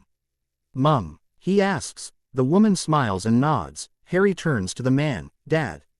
Receiving the same response, Harry reaches out to touch them only to feel the cold surface of the mirror. He sees his mother place a hand on the shoulder of Harry's reflection. The dark brunette then places a hand on his shoulder, trying to feel his mother touch. Gryffindor common room. Ron removes the cloak as he sees Naruto on the couch. You're late, where's Harry? The blonde asked. Don't know, we split when we say Filch's cat, he responded, about to toss back the cloak when Harry appears. Ron, Naruto, you've got to see this, he said. Ron turned to Naruto, who shrugged. Animagus. Naruto whispered as he morphed into his fox form and followed the boys out. Mirror room. The three appear in the room as they remove their cloaks. Naruto reverts back to normal as he follows Harry to the mirror. Come on, you two. Look, it's my parents, Harry said, pointing to the mirror. Ron and Naruto looked puzzled. But I only see me, Ron said. Same here, Naruto responded. Look properly. Go on, stand here. Now look there, you see them, don't you? That's my dad, Harry stated.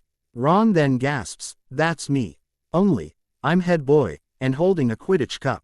Bloody hell, I'm Quidditch captain too. I look good, Harry. Do you think this mirror shows the future? Ron asked. Harry then smiles sadly. How can it?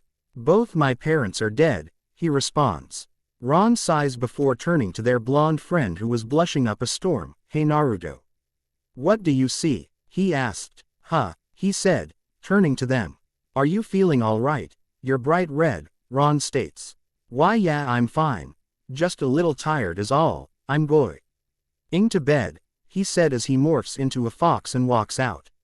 Wonder what he saw? Ron asks Harry, who shrugs. What in fact was seen by the blonde was an older version of himself and a certain brunette, in a group hug with 3 kids and an older red-haired woman. Great Hall. The next day, Naruto, Ron, and Harry sat in their house's table. Naruto was studying astronomy, while Ron attempted to brew a shrinking solution potion. Harry on the other hand brooded as he tried to understand why his 2 friends couldn't see his parents. He would just have to go to the room again tonight. Don't forget to add the leech juice, Naruto said, not taking his eyes off his book. Right, Ron replies. Harry sighs and leaves the room. Hey Harry, what's wrong? Naruto called out, but no reply. He and Ron exchange a look. Maybe he needs some time to himself, Ron said, before both wizards heard a flapping sound. They turned to see Sora flying towards them with a small parcel. Wonder what Sora brought you this time, Ron asked himself. Naruto wondering the same thing. The silver-winged falcon dropped the package in his master's hands, before landing on his shoulder. Naruto fed his pet a small chunk of meat before looking at his package. Who's it from? Ron asked. The blonde wizard smiled. From Hermione-chan, he said, opening the parcel, revealing it to be a black wand holder. He saw a note attached to it and read the contents. Hey Naruto, this is Hermione. I'm not sure if this parcel got to you on time, but this is my Christmas present to you. I know you like to practice spells, so with this you'll be able to draw your wand faster. Merry Christmas, Hermione, he read with a smile. Ron gave the blonde a sly look. She got you a present, ain't that sweet? He said. Naruto blushed as Ron laughed. Before he punched him lightly on the shoulder. Okay, I'm sorry, he said, still snickering as he went back to his potion. Naruto just looked at the holder before he wrapped the leather strips around his arm like a bracer. He brought out his wand and sheathed it into his new holder. Arigato, Hermione-chan, he whispered. With Harry. Mirror room 8 p.m. Harry sat in front of the mirror looking at his parents with a sad smile. He hears footsteps and turns around to see Dumbledore. Back again Harry, he asks as the dark brunette stood up and dusted himself. I see you, like so many before you, have discovered the delights of the Mirror of Erised. I trust by now you realize what it does, he asked, before noticing Harry's confused look. He chuckled. Let me give you a clue. The happiest man on earth would look into the mirror and see only himself, exactly as he is, he said. Harry gave a surprised look as he understood what the headmaster was saying. So, it shows us what we want. Whatever we want, Harry asked. Yes, and no, it shows us nothing more or less than the deepest, most desperate desires of our hearts. Now you, who have never known your family, you see them standing beside you, but remember this Harry. This mirror gives us neither knowledge nor truth. Men have wasted away, even gone mad, he said, placing a hand on the boy's shoulder. It does not do to dwell on dreams, Harry. And forget to live, he finishes, as Harry looks back into the mirror. Library. 1 month later. Harry and Ron sit by a table while looking through various books. It wasn't till Hermione one came up with Naruto carrying a rather large book. The blonde dropped it on the table with a large thump, making both redhead and dark brunette jump. Hey guys, guess what? We were looking in the W.R. Ong section. Naruto states, a bit winded from carrying the book. You're kidding, right? Harry asked, feeling like they had wasted a lot of time searching for a book that was never there. How could I have been so stupid?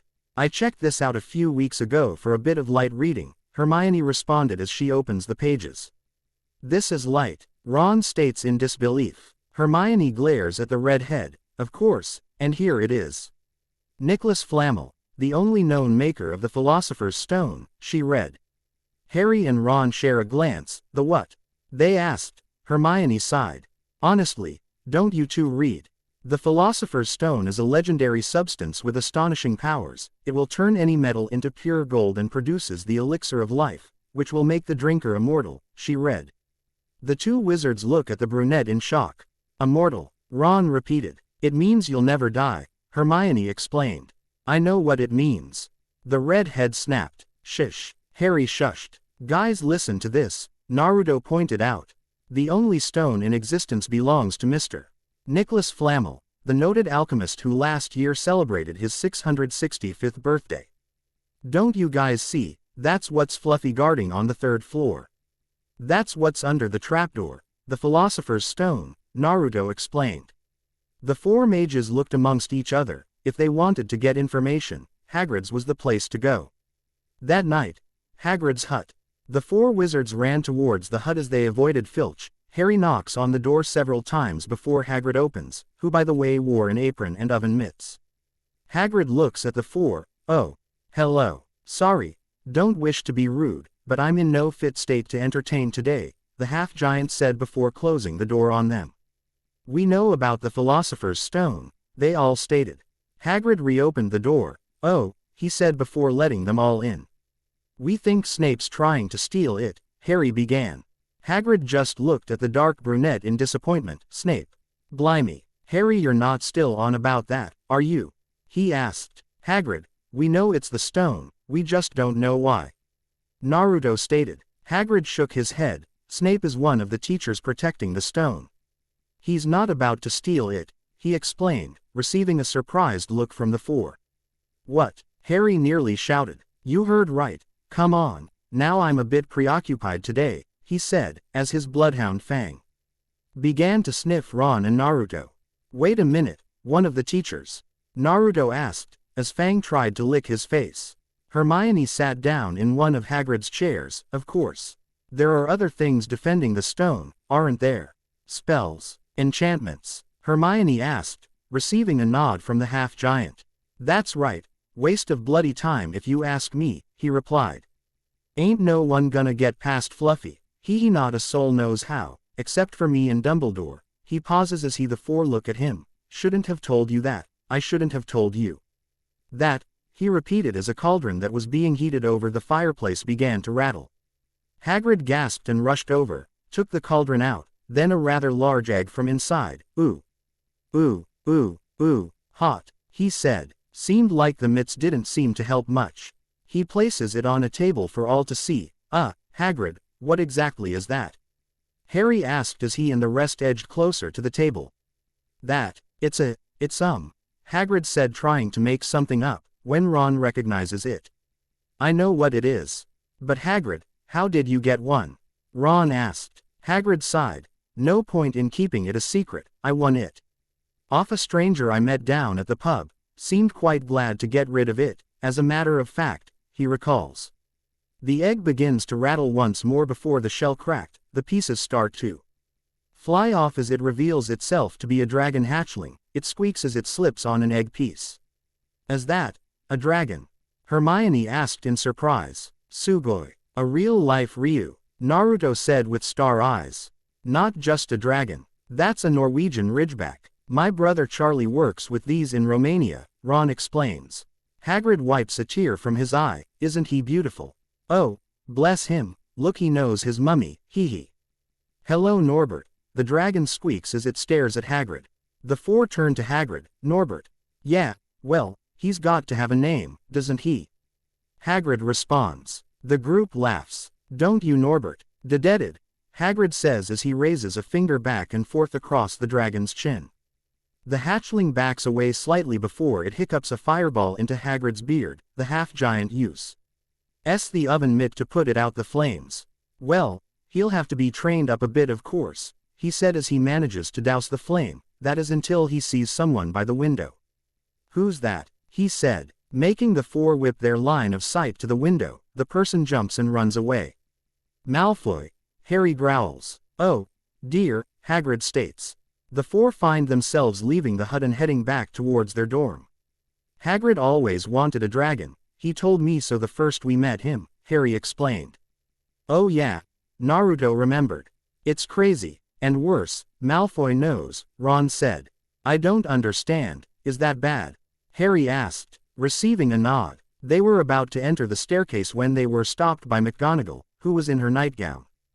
Good evening, she said. The group sees Malfoy behind her giving them a smirk. Naruto whispered. McGonagall's office. The elder witch sat at her desk eyeing the 4 students, while Malfoy stands several feet away smirking. McGonagall shakes her head. Nothing, I repeat. Nothing gives a student the right to walk about the school at night, therefore as punishment for your actions, 50 points will be taken, she said, shocking the 4. F50. Harry stutters. Each, and to ensure it doesn't happen again, all 5 of you will receive detention, she states. Malfoy nods, but then loses his smirk. Excuse me, Professor, perhaps I heard you wrong. I thought you said, the 5 of us, he asked. McGonagall shook her head. No, you heard me correctly, Mr. Malfoy. You see, as honorable as your intentions were, you 2 were out of bed after hours. You will serve detention with your classmates, she states. Harry, Ron, Naruto, and Hermione smile while Draco sags. The next day 8:30 p.m. Naruto, Hermione, Harry, Ron, and Malfoy find themselves being led towards Hagrid's hut by Filch. A pity they let the old punishments die. There was a time detention would find you hanging by your thumbs in the dungeon. God, I miss the screaming, Filch said. Draco gulps while Hermione backs away from the man and closer to her blonde friend. You'll be serving detention with Hagrid tonight, he said. The Gryffindor wizards eased up a little. He's got a little job to do inside the dark forest, Filch states as they all see Hagrid walking out of his hut carrying a crossbow while sniffling. A sorry lot this, Hagrid. Oh good God, man, you're not still about that bloody dragon, are you? He states. Hagrid wipes the incoming tears. Norbert's gone. Dumbledore sent him to Romania to live in a colony, he explained. Isn't that a good thing? Naruto says. Yes, he'll be with his own kind, Hermione supports. Yeah, but what if he don't like Romania? Hagrid states, while Filch rolls his eyes. What if the other dragons are mean to him? He's only a baby, after all, he sobs. Oh, for God's sake, pull yourself together, man, you're going into the forest after all, got to have your wits about you, Filch pointed with an annoyed tone. The forest, I thought that was a joke. We can't go in there, students aren't allowed, and they all heard a wolf's howl, Werewolves, Malfoy stated. Filch smirks. There's more than werewolves in those trees, lad. You can be sure of that, he said, getting Draco more scared than he already is. Nighty-night, Filch said before walking away. Hagrid pulls himself together. Right, let's go, he said as he led them all into the forest. Naruto pulled out his wand. They all look at him. What? I don't want anything jumping on me, especially when Hagrid's the only one with a crossbow, he said. They all nodded and brought out their wands. 20 minutes into the forest, they came across a small silvery puddle. Hagrid kneels down and dips his thumb and index finger into the puddle. He pulls it out and rubs them together. Hagrid, what is it? Harry asked. What we're here for. See that? He says, showing them his fingers. That's unicorn's blood, that is. I found a dead one a few weeks ago. Now this one's been injured bad by something, he said.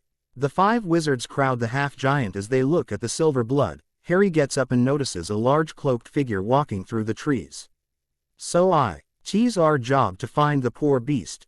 Hagrid gets up and turns to the young wizards. Ron, Hermione, you'll come with me, he ordered. Okay, Ron said weakly. And Harry, you'll go with Naruto and Malfoy, he says. The blonde and dark brunette give a nod, while Draco grimaces. Okay, then I get Fang, Malfoy states. Hagrid shrugs. Fine, just so you know he's a bloody coward, he said before walking off. The Ron and Hermione as Fang starts to whimper. Half an hour later, the 3 wizards continue their trek through the forest, Fang leading, and Draco holding the lamp. You wait till my father hears about this. This is servant stuff, Draco complained. Oh, what are you going to tell them? That you had to back out because you were too scared to go into the woods in the dark? Naruto mocked. Honestly, Malfoy, if I didn't know any better I'd say you were scared. Harry doing the same. Scared, Potter? Ha, yeah right, Come on, Fang. Draco scoffs as he walks faster. The group continue to walk until they reach a flat ground with several roots ingrained. Fang stops and growls. What is it, Fang? Harry asked, gripping his wand, along with Naruto. They walk closer for a better look, only to see a cloaked figure crouched over a dead unicorn as it drank its blood. What the hell is that? Naruto whispers as quietly as he could. The figure then stops drinking and turns to the three as the silvery blood dripped from its mouth. Harry gasped and held onto his scar as it began to burn. Harry, Naruto asked, wondering what was wrong with his friend. Draco, who was visibly shaking, he ran away with Fang. The figure slides over the unicorn and rises up. It begins to advance over to Harry. Stay back. Expelliarmus. Naruto calls out as he aimed his wand and shot out a violet stream of magic at the cloaked figure, knocking it back a few feet. Harry, come on. Naruto shook his friend, as he fell to his knees clutching his scar. Naruto looks at the figure as it got back up and advanced forward. The blonde aims his wand again only to hear hoofbeats. Nani, he said as a centaur leaps over the two. The horseman rears its hind legs, causing the figure to flee. The pain exceeds as Harry begins to breathe normally. He looks up at the centaur as it trotted towards them. Harry Potter, you must leave. You are known to many creatures here. The forest is not safe at this time, especially for you, the centaur stated. Naruto helps his friend up. What was that thing you saved us from? He asked. The centaur looks back at the dead unicorn, a monstrous creature. It is a terrible crime to slay a unicorn. Drinking the blood will keep you alive even if you are an inch away from death, but at a terrible price. You have slain something so pure that the moment the blood touches your lips, you will have a half-life, a cursed life, it explained. But who would choose to live like that? Naruto asked. Can you think of no one? The centaur asked back. Do you mean to say, that he thing that killed the unicorn, that was drinking its blood, that was Voldemort? Harry asked worryingly. Naruto looked at his friend in shock. That explained why it came for him. Do you know what is hidden in the school at this very moment? It asked. Naruto and Harry went wide-eyed. The philosopher's stone, they said, as they heard Fang bark. The duo turned to see Hagrid, Hermione, Ron, and Draco walking up to them. Are you all right? Hermione asked as she ran up to the two. We're good, Naruto responded as he sheathed his wand. Underneath his arm, Hermione notices the holder and smiles at her friend. Hello there, Firenze. I see you've met young Harry Potter and Naruto Uzumaki. You all right there, Harry? Hagrid asked as the dark brunette was still slightly lightheaded. Receiving a nod, Harry Potter. This is where I leave you. You're safe now. Good luck, the centaur stated before trotting away. Gryffindor common room. Harry stand by the fireplace while the other three sit around him. The dark brunette explained the events that took place just minutes ago. You mean, you know who's out there, right now, in the forest?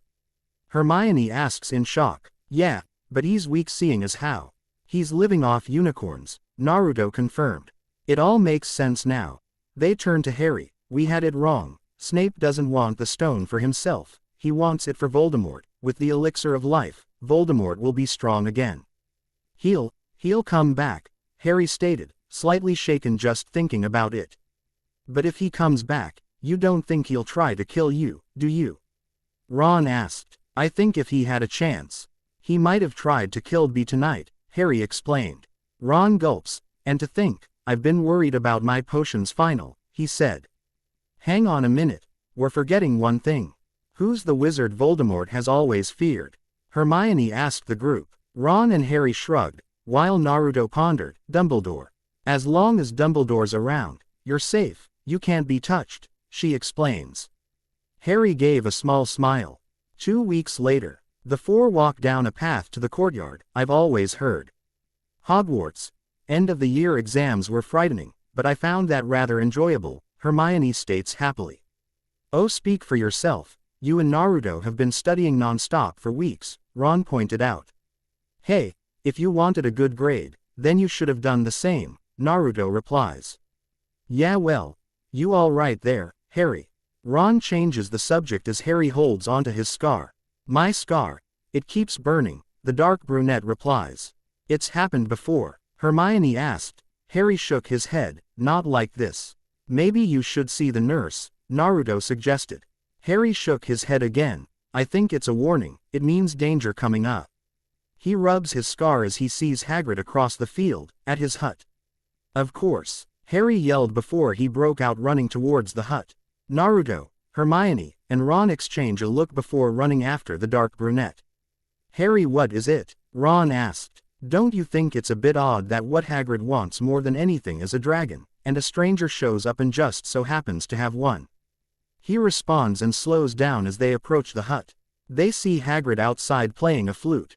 I mean, how many people wander around with dragon eggs in their pockets? Why didn't I see it before? Harry said as they approached. Hagrid. The three wizards then realized that as well, no one's dumb enough to walk around with a dragon, that'd just cause panic. Hagrid, who gave you the dragon egg? Harry asked. The half-giant stopped playing and turned to the group. What did he look like? Harry asked. Hagrid shrugged. I don't know, I never saw his face, he kept his hood up, he replied. Naruto narrowed his eyes. The stranger. Though you and he must have talked, he interrogated.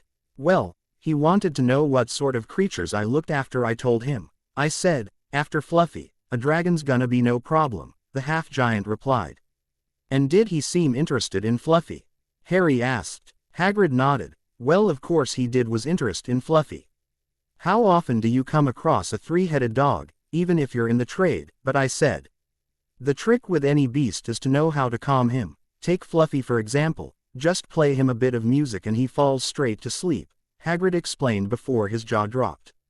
The four students were agape. I shouldn't have told you that, he said, before they took off. Where are you going? Wait, Hagrid called back. McGonagall's class. The four run through the hallway and into the Elder Witch's class, surprising her as they stopped at her desk. Naruto wasn't at all winded, spoke up. We need to see Professor Dumbledore immediately, he said. McGonagall shook her head. I'm afraid Professor Dumbledore is not here. He received an urgent owl from the Ministry of Magic and left immediately for London, she explained. Harry walked up. He's gone. Now, but this is important. He looks around to see if anybody was listening. It's about the Philosopher's Stone, he whispered. The Elder Witch looked at the group in shock. How do you know? She asked. Someone's going to try and steal it, he responded. McGonagall shook her head. I don't know how you four found out about the stone, but I can assure you it is perfectly well protected. Now would you go back to your dormitories? Quietly, she ordered. The group sighed and left the class. Harry shook his head as they walked down the hall. That was no stranger Hagrid met in the village. It was Snape, which means he knows how to get past Fluffy, he states. And with Dumbledore gone, Hermione says as Snape appears behind them. Good afternoon, he said, making the four jump. Now, what would four young Gryffindors such as yourselves be doing inside on a day like this? He asks. We were just, Hermione and Ron babble. You want to be careful, people will think you're up to something, he said as Harry glares madly at him. Naruto was actually observing the man for anything odd. Snape shook his head and took his leave. Now what do we do? Hermione asks. We go down the trapdoor. Tonight, Harry proclaims. Naruto, Hermione, and Ron exchange a look before agreeing. Meanwhile, Konoha. It was a quiet day in the village of Konohagakure no Sato. Why is that, you ask? It was because a certain red-haired woman had massacred over 80% of the population. That including the civilian council. The only ones left alive were the Hyuga, Nara, Yamanaka, Sarutobi, Akamichi, Inuzuka, Aburame clans, and several very lucky civilians. Kushina sat on top of her husband's stone head as she looked down into the near-empty village, her clothes stained in blood. She looked down as tears began to escape her eyes. She was alone again. Or so she thought. Next chapter. The Philosopher's Stone. And here you go guys, the third installment of Archmage Jinchuriki, now to answer several questions. Yes, Kushina does have remnants of Kurama's chakra in her, which is why she was able to take on some characteristics. Second, for like the 20th time, yes. This is a Naruto x Hermione pairing, meaning, no harem. Also, I have stated this before, This story will be crossed between the book, film canon and my imagination, so do expect something to happen during summer vacation. Third, yes, Naruto has given up on his shinobi career and will now be a wizard. He however will learn a few jutsu later on but will rarely use them. Also, no, the Akatsuki will not be making an appearance in this story. Sorry to burst your bubble but, there are too many stories out there that have Naruto either go to Hogwarts to avoid them or he goes back which then they find him, so no thanks, but I'm sticking to my story. Next, Kurama and Kushina's standing point. Kurama will be stubborn at first but will reluctantly train him later in using his chakra. As for when Kushina will make an appearance, this will happen during summer so be sure to look forward to that. Now for one last thing, I've had a request to make Naruto and Harry cousins, like Kushina is a distant relative of Lily. Now this has been done before so I'm a bit reluctant to try, so here's what I'm going to ask you guys. Should Naruto and Harry be cousins or should Kushina adopt him into the family? Leave a vote in your comment or send me a PM. Anyway, see ya next time, ciao. The Philosopher's Stone. Naruto and Harry Potter is owned by Masashi Kishimoto and J.K. Rowling. Talking. Flashback. Flashback. Thoughts. Action. Spell. Archmage Jinchurki. Chapter 4. The Philosopher's Stone. Naruto stood in front of his bed as he quickly and quietly switched from his PJs to something casual, mainly his black-white t-shirt with a red spiral flame in the center, and black pants. He strapped his wand holder around his forearm and hefted his invisibility cloak over his shoulder. Sora looked at his master with confusion as it tilted his head. Shish, Naruto s. Ate as he fed the bird a small chunk of meat. Sora chowed down as his master quietly left the bedroom. Common room. The four wizards quietly walked in. Harry, Ron, and Hermione now wore casual clothing. Everyone ready? Harry asked. They responded in a nod and were about to leave when they heard a croak. The group turned to see Neville's toad. Trevor. Ron whispered. Croak. Asterisk. Trevor shish. Go. Why? Oh, you shouldn't be here. Naruto whispered with a shoo motion. Neither should you. They watched as Neville walked from around a chair. You're sneaking out again, aren't you? He asks. Harry tried to reason with him. Now, Neville, listen. We were. He was cut off by the boy. No. I won't let you. Why, you'll get Gryffindor in trouble again. He stated. They sighed knowing he was right. That is if they get caught, or if he tells Neville. Naruto started but, too was cut off. No, I'll fight you if I have to, he stated. Hermione rubbed her forehead. They were wasting time. Neville, I'm really sorry about this, she said as she draws her wand, Petrificus Totalis. She said. With a zap, Neville's skin became pale as he straightened up and fell frozen on the floor. You have got to teach me that, Naruto whispered. Only if you let me borrow your spell book, she said. Deal, he stated. Ron and Harry stare at Neville for a few seconds. You're scary sometimes, you know that. Brilliant, but scary, Ron states as they all walk past the immobile boy, Hermione muttering sorry as they pass. Okay you guys, under the cloak, Harry said as he shared his cloak with Ron, while Naruto shared his with Hermione. To the third floor, the blonde wizard proclaimed. Third floor, Itai, might want watch where you're stepping, Hermione-chan, Naruto said as his foot was stepped on by his best friend. Sorry, she says as they stepped up to the locked door. Stand back, Hermione states as she aims her wand at the keyhole. Alohomora, she said, unlocking the door and walking in as quietly as they can. Wait a minute, he's sleeping, Ron whispers. As they look upon the three-headed dog, they noticed a symphony being played through the room as they remove their cloaks. Harry notices a harp by the dog's side which was playing itself. Snape's already been here, he's put a spell on the harp, he whispers as they approach the dog. Fluffy coughs a little. Ron inhales the fumes known as dog breath and turns slightly green. It's got horrible breath, he states. Naruto, Harry, and Hermione stares at the trap door. Well, looks like we're gonna have to move its paw, otherwise we ain't getting through, the blonde explained. What? Ron shouted quietly, not wanting to wake the dog up. Come on, Harry said, as they all, including Ron who was reluctant, grabbed the paw. Okay, push, he said. They strained slightly as they slowly moved the limb away until the doorway was accessible. They pull the door open. I'll go first. Don't follow until I give you the sign, if something bad happens. Get yourselves out, Harry explained. Guys, doesn't it seem a bit quiet?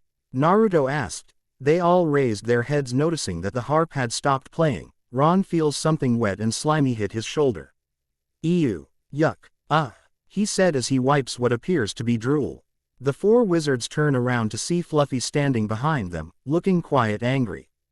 Jump, Harry shouted, as Fluffy starts barking and thrashing.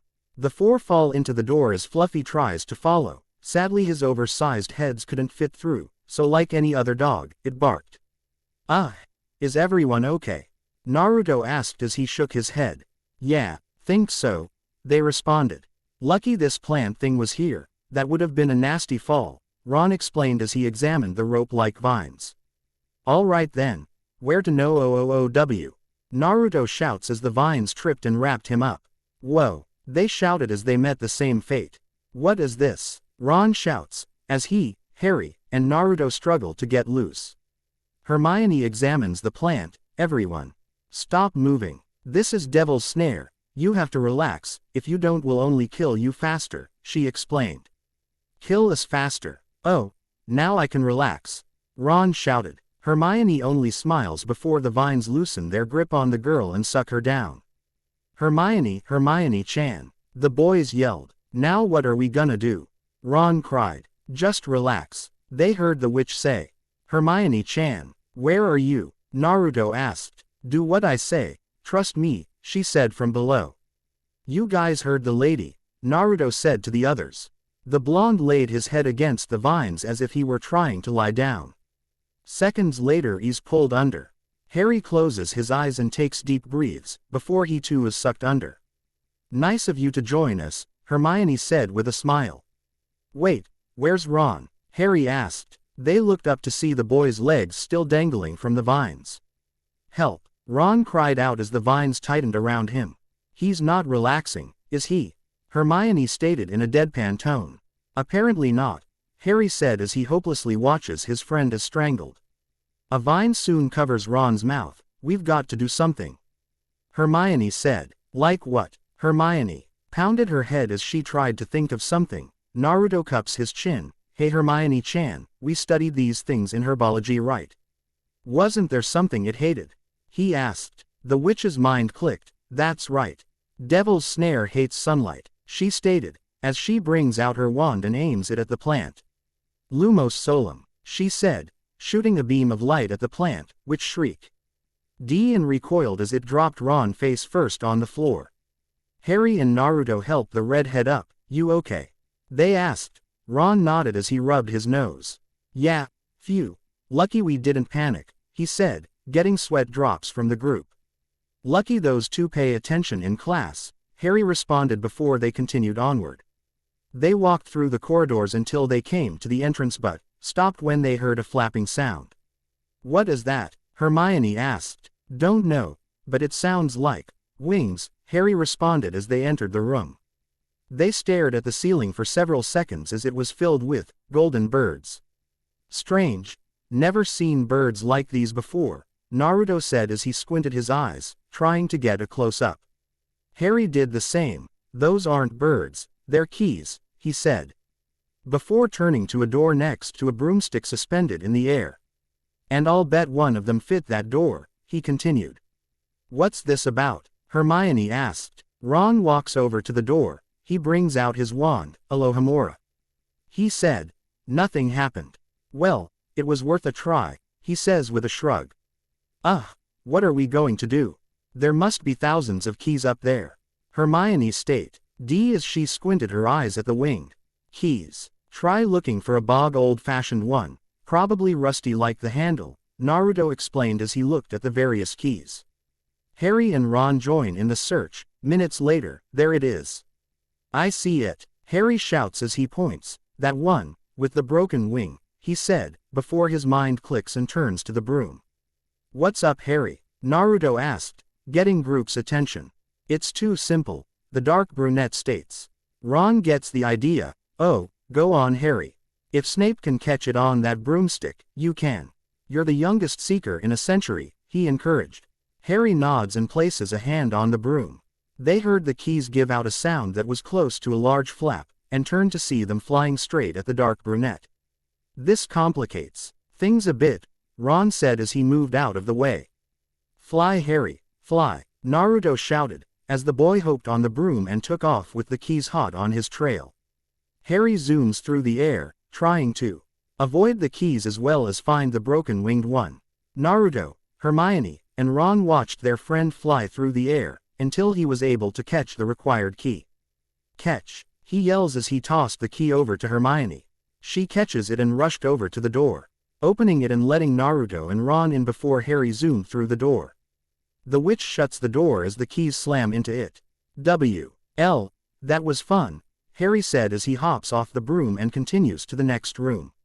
Moments later, they stumble into another room. It seemed pretty normal, what with the long bridge with no railing stretching across the room over a large death spike pit, and a single window letting in the moonlight. Yup, just normal.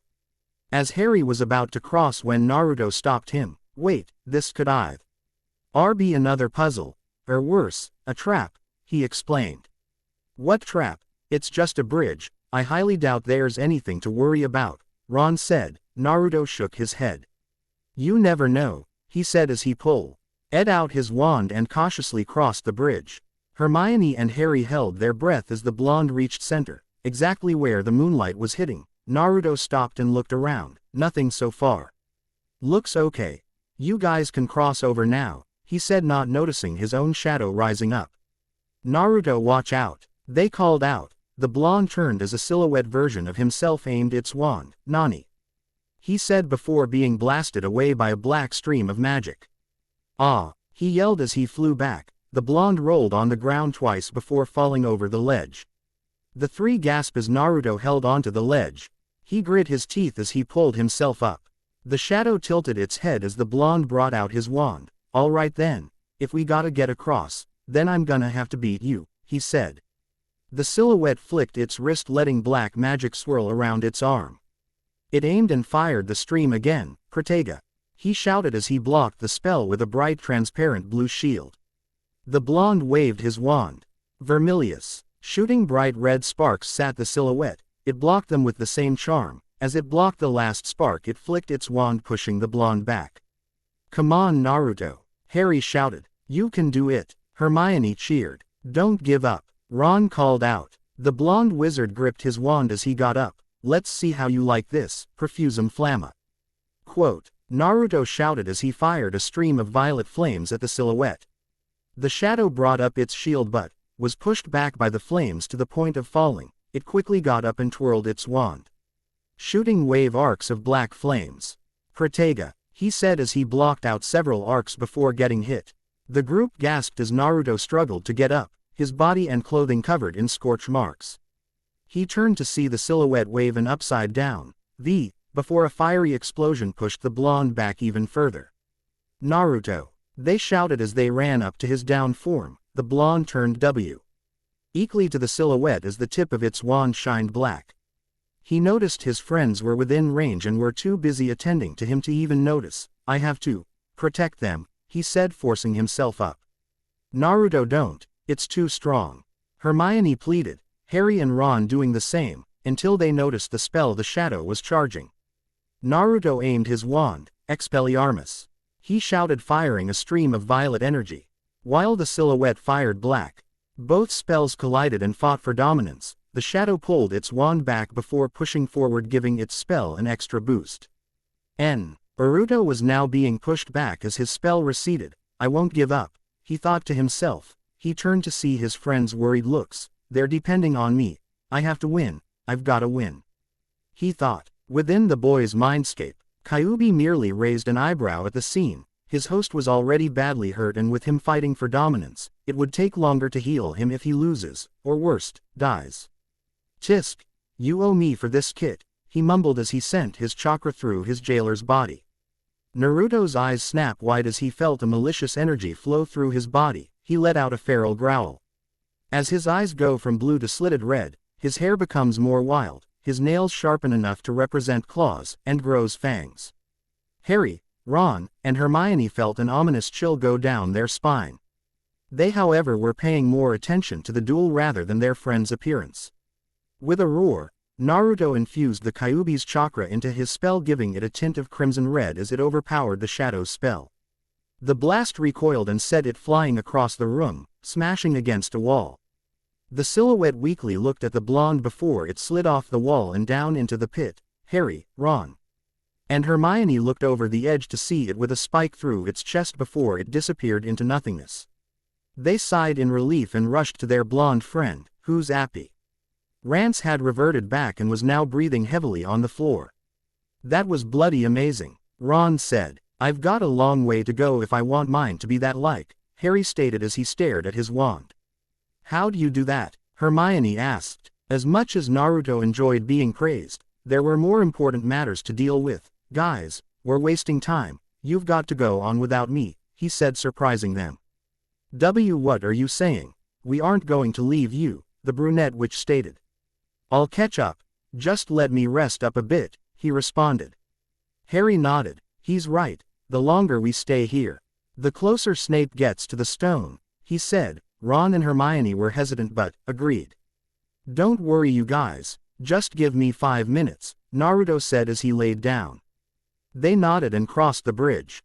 Harry, Ron, and Hermione walked into a dark room. They noticed several broken pieces of marble here and there. I don't like this at all, Hermione said, feeling a tad nervous without their blonde friend. Where are we? A graveyard, Harry asks. Ron takes a closer look at the floor, and notices a checker-like pattern. This is no graveyard, it's a chessboard, he spoke, before.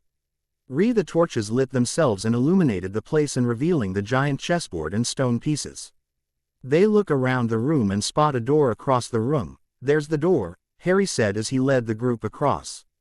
That's when the pawns bring up their swords, making the 3 step back.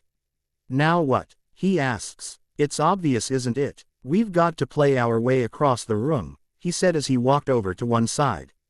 With Harry and Hermione following. All right, Harry, you take the bishop's square, Hermione. You'll be the queenside castle, as for me, I'll be the knight, he said. The 3 soon take up their places. What happens now? Hermione asked. Ron, who was sitting on top of the horse statue. Well, white moves first, and then, we play. The redhead responds as an opposing pawn moves forward. Hermione suddenly thought of something. Ron, you don't suppose this is going to be like real wizard's chess, do you? He asked. Ron shrugged, but it was a possibility. You there. The redhead points to a pawn, d5. He commanded. The black pawn moves forward to its space. Sadly, it was diagonal from the white pawn as it drew its blade and smashed it. The 3 stood gobsmacked. Ron turns to the brunette. Yes. Hermione, I think this is going to be exactly like wizard's chess, he said nervously. The game continues, Ron refusing to use Harry or Hermione as his pieces smashed along with the opposing statues.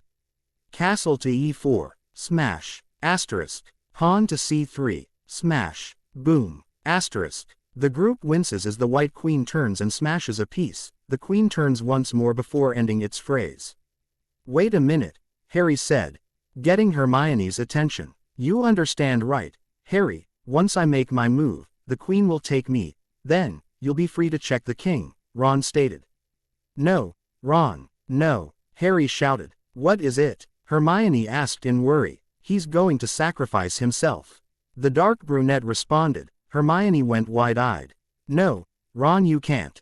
There must be another way, she shouts. Ron turns to his friends. Do you want to stop Snape or not? Harry, it's you that has to go on, I know it, not me, not Naruto, not Hermione, you. He said. Harry wanted to object but nodded. Ron turned his attention back to the game. Knight, to h3, he said, his piece shook and moved to its commanded place.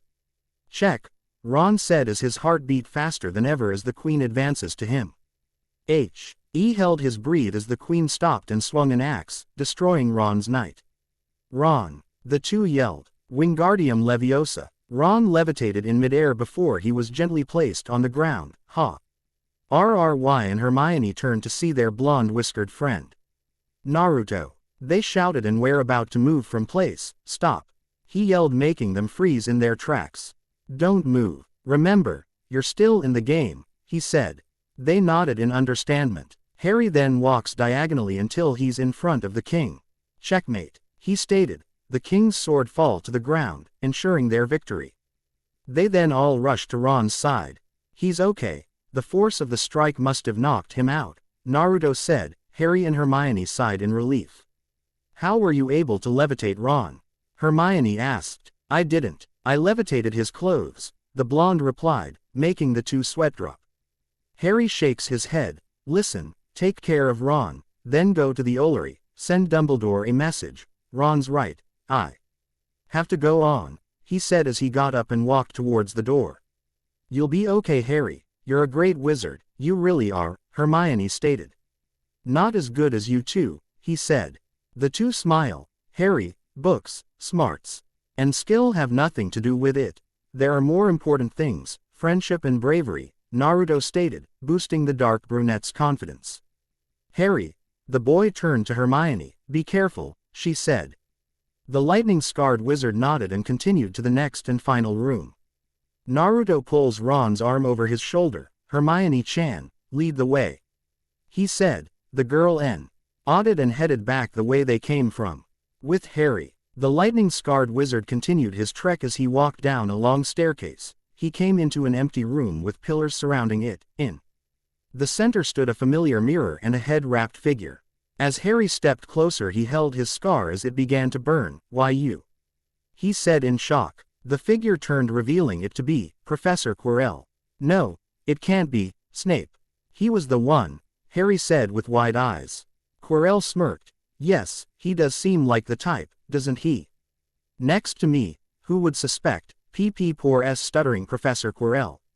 He mocked. But that day, during the Quidditch match, Snape tried to kill me, he said. Quirrell shook his head at the boy's stupidity. No, dear boy, I tried to kill you. And trust me, if Snape's cloak hadn't caught on fire and broken my eye contact, I would have succeeded, even with Snape muttering his little counter curse, he snarled. Harry was even more shocked. Snape was trying to save me, he said. I knew you were a danger right from the off, especially after Halloween, Quirrell stated. Gee, then you let the troll in, Harry realized.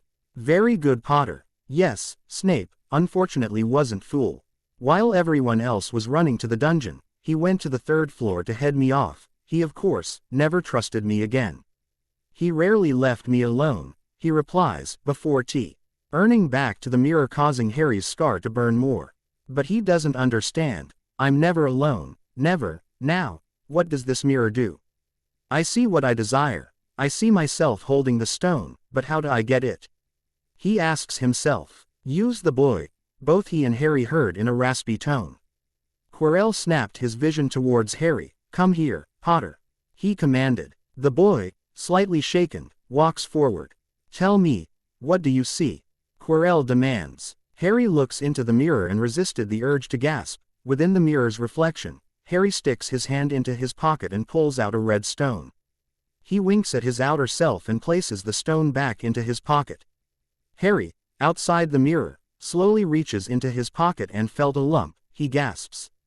What is it? What do you see? Quirrell demanded. Harry gulps and tries to think of a lie. I'm shaking hands with Dumbledore. I won the House Cup, he states. He lies, they heard the voice say. Tell the truth. What do you see? He shouted. Let me speak to him, the voice said, making Quirrell straighten up.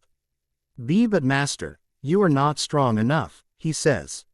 I have strength enough for this. Quirrell nods and unwraps his turban. Harry gasps as he sees a snake-like face planted behind Quirrell's head. Voldemort, the boy whispers. Yes, you see what I've become. See what I must do to survive. Live off another, a mere parasite. Unicorn's blood can sustain me, but it cannot give me a body for my own. But there is something that can, something that conveniently enough, lies in your pocket. Voldemort states. Harry immediately turns and runs. Stop him. The Dark Lord shouts. Quirrell snaps his fingers, causing flames to erupt around the room, including the root back up. Don't be a fool. Why suffer? Horrific death when you can join me and live. Voldemort states. Harry shakes his head. Never. Voldemort laughs. Haha, bravery, your parents had it too. Tell me, Harry, would you like to see your mother and father again?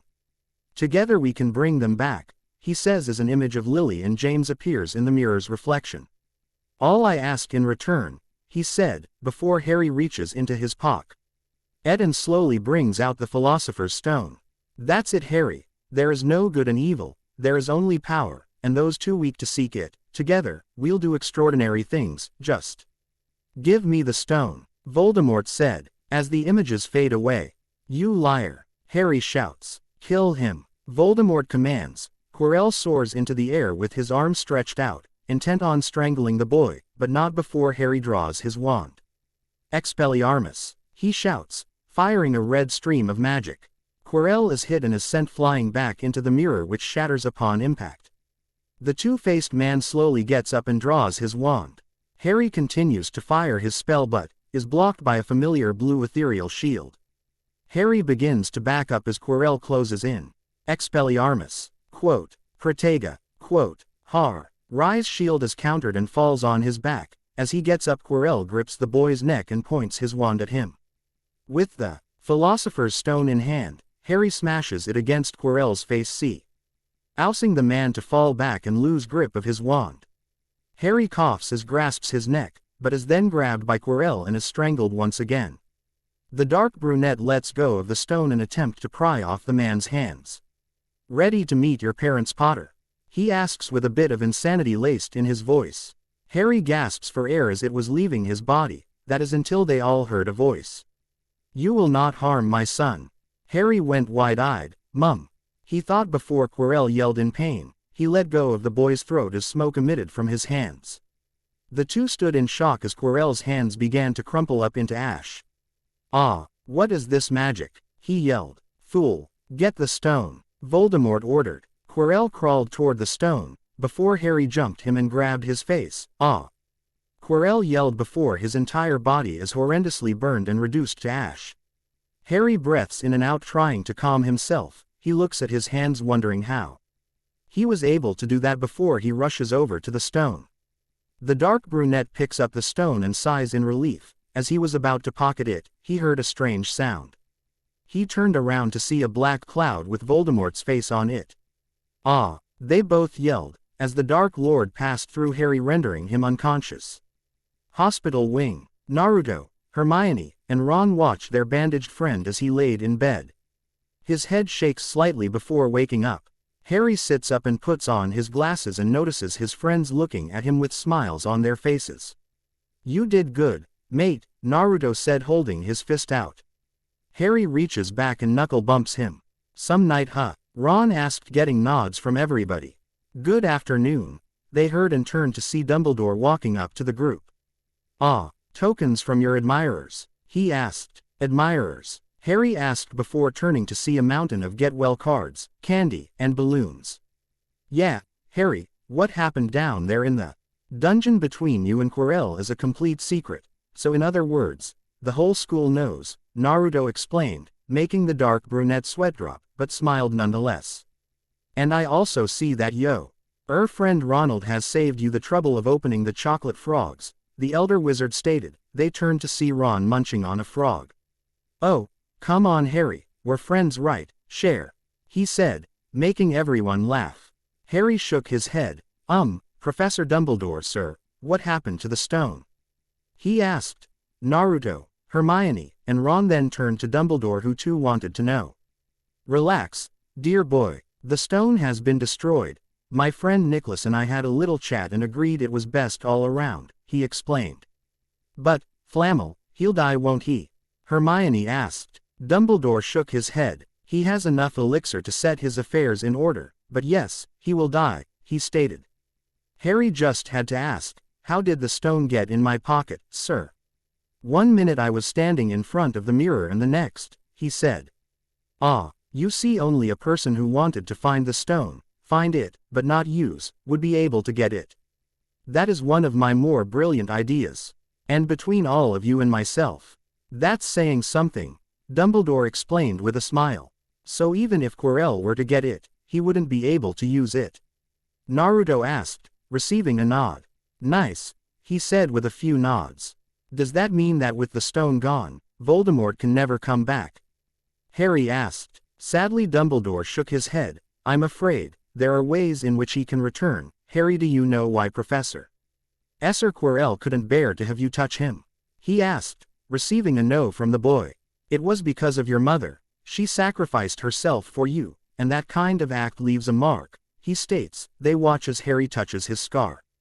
Dumbledore chuckles. No, this kind of mark cannot be seen. It lives in your very skin, he said. What is it? Harry asks. Love, Harry.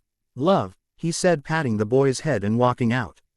But before he came across a bag of all flavor beans. Ah, Bertie bots every flavor beans. I was most unfortunate in my youth to come across a vomit-flavored one, he said, making the four gag. And since then I have lost my liking to them, but I think I could be safe with a nice toffee, he said, taking one and chewing it down. The elder wizard shakes his head. Alas, earwax, he said before making his way out, leaving four snickering students. Great Hall. Last day of school. All student currently present and seated in their respected table, the room decorated with black-green snake banners. McGonagall dings her glass cup, getting everyone's attention. She turns to Dumbledore with a nod. The elder wizard acknowledges and stand-ups. Another year gone, and now, as I understand it, the House Cup needs awarding, and the points stand thus. In fourth place, Gryffindor with 312 points, he states. Naruto, Harry, Ron, and Hermione sulked as it was their fault at losing 200 points. Third place, Hufflepuff with 352 points, he said, receiving some claps.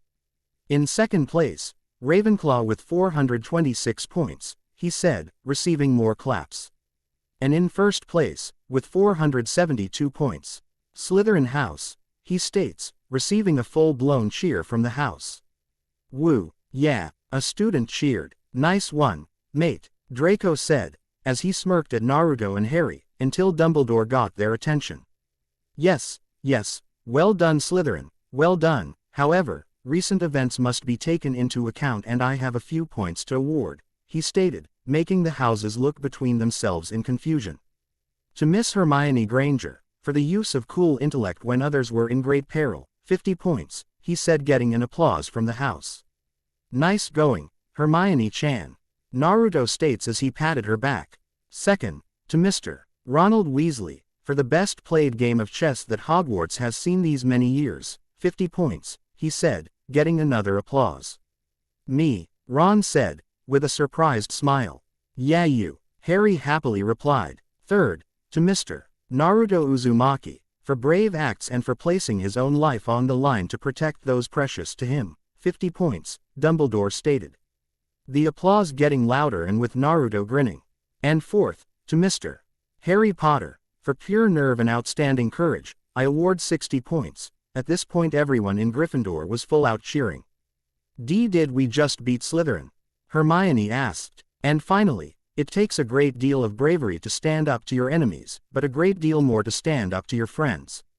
I award 10 points to Neville Longbottom, he said, as the house continued cheering.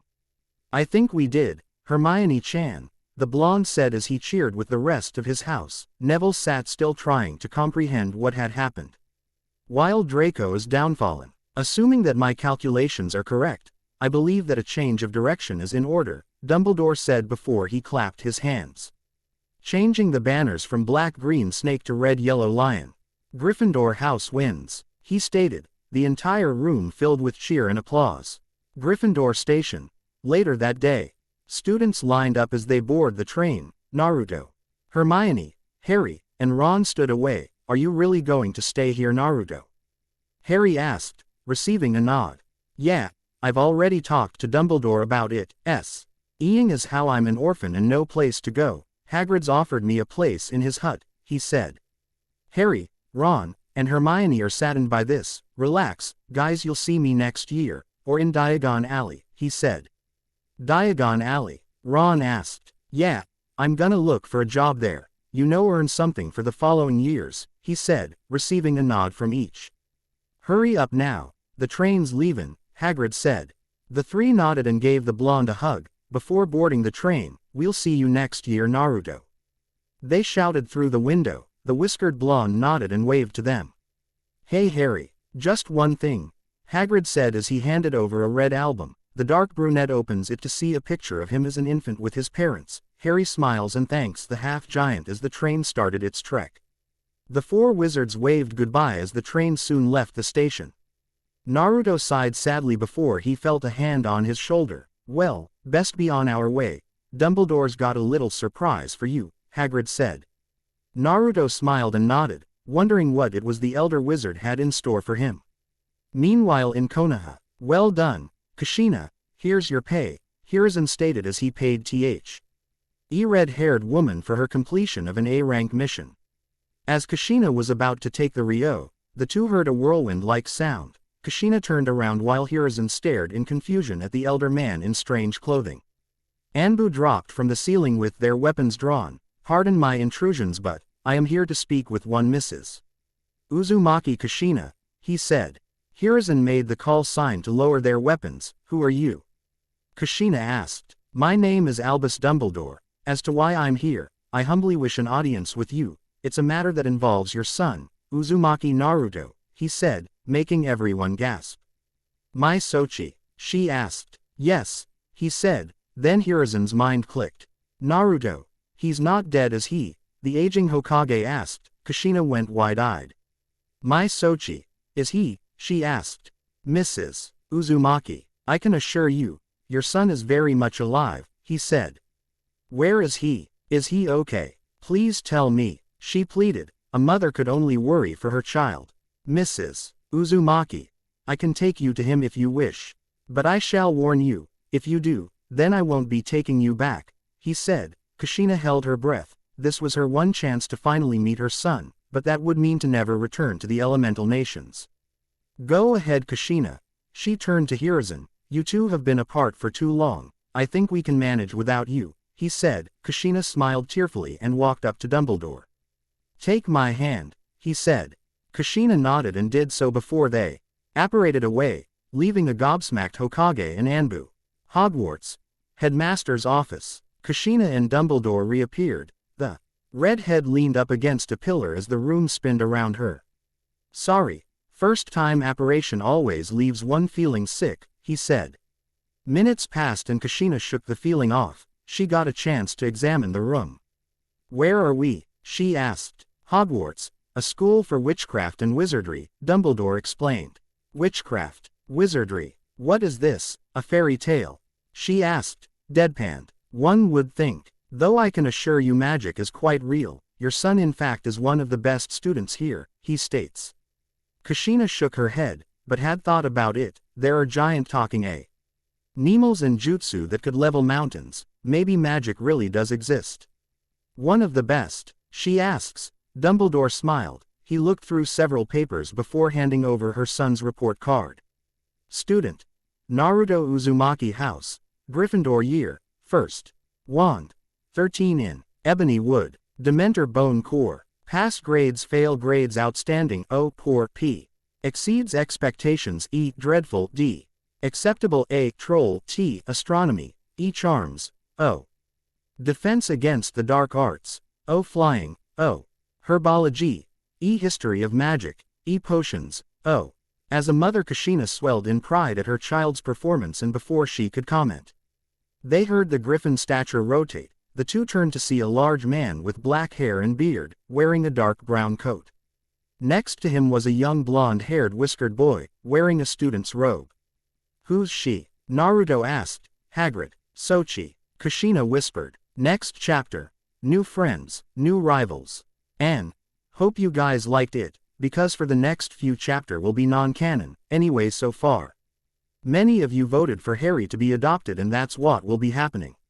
Anyway, about the Profusum Flamma spell, it's actually one from the Harry Potter card game, so that's to answer a question about it. Also, I had a question about whether Naruto would be the only wizard from the elemental nations. The answer is no, there will be a few others that will make an apparank in later chapters. And something I want to say, the reason why Naruto's weak at the moment is simply because he's still in training and has no fighting experience, though that will soon change. That's it for today. I'll see you guys next time. Ciao. New friends, new rivals. N. Naruto and Harry Potter is owned by Masashi Kishimoto and J.K.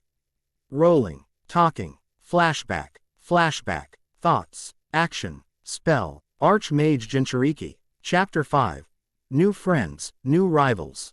Who's she? Naruto asked, as he and Hagrid entered the headmaster's office. Sochi. Kushina said, not believing her eyes as they landed on her child.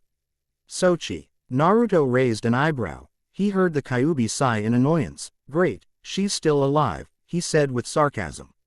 Huh, baka, that's your mother. The Kyuubi replied as he slapped himself in the forehead. Naruto silently went from confused eyebrow to teary wide-eyed. Ka-chan, he said. Kushina nodded once. Naruto slowly walked towards the woman. They stared at one another before the blonde flung himself at his mother. Kushina kneeled down and hugged her child as she cried with joy. My Sochi, my little Naruto, she said. Dumbledore walked towards Hagrid. I believe it's best we leave them to themselves, he said. Aye, sir, the half-giant said as he wiped several tears. What's wrong, Hagrid? The elder wizard asked. Oh, just Sniff seeing them toget. Her reminds me of Sniff Norbert when he hatched Sabo. The memories, he burst out crying as he hugged Dumbledore. The elder wizard patted the half-giant. I am terribly sorry about that, Hagrid. You know that we cannot keep a dragon on the school grounds, he said. Hagrid only cried harder. Great Hall. Naruto and Kushina conversed with each other. The blonde was happy to know that his mother didn't abandon him but was a little angry at the fact that Hiruzen never told him his mother was alive and in a coma.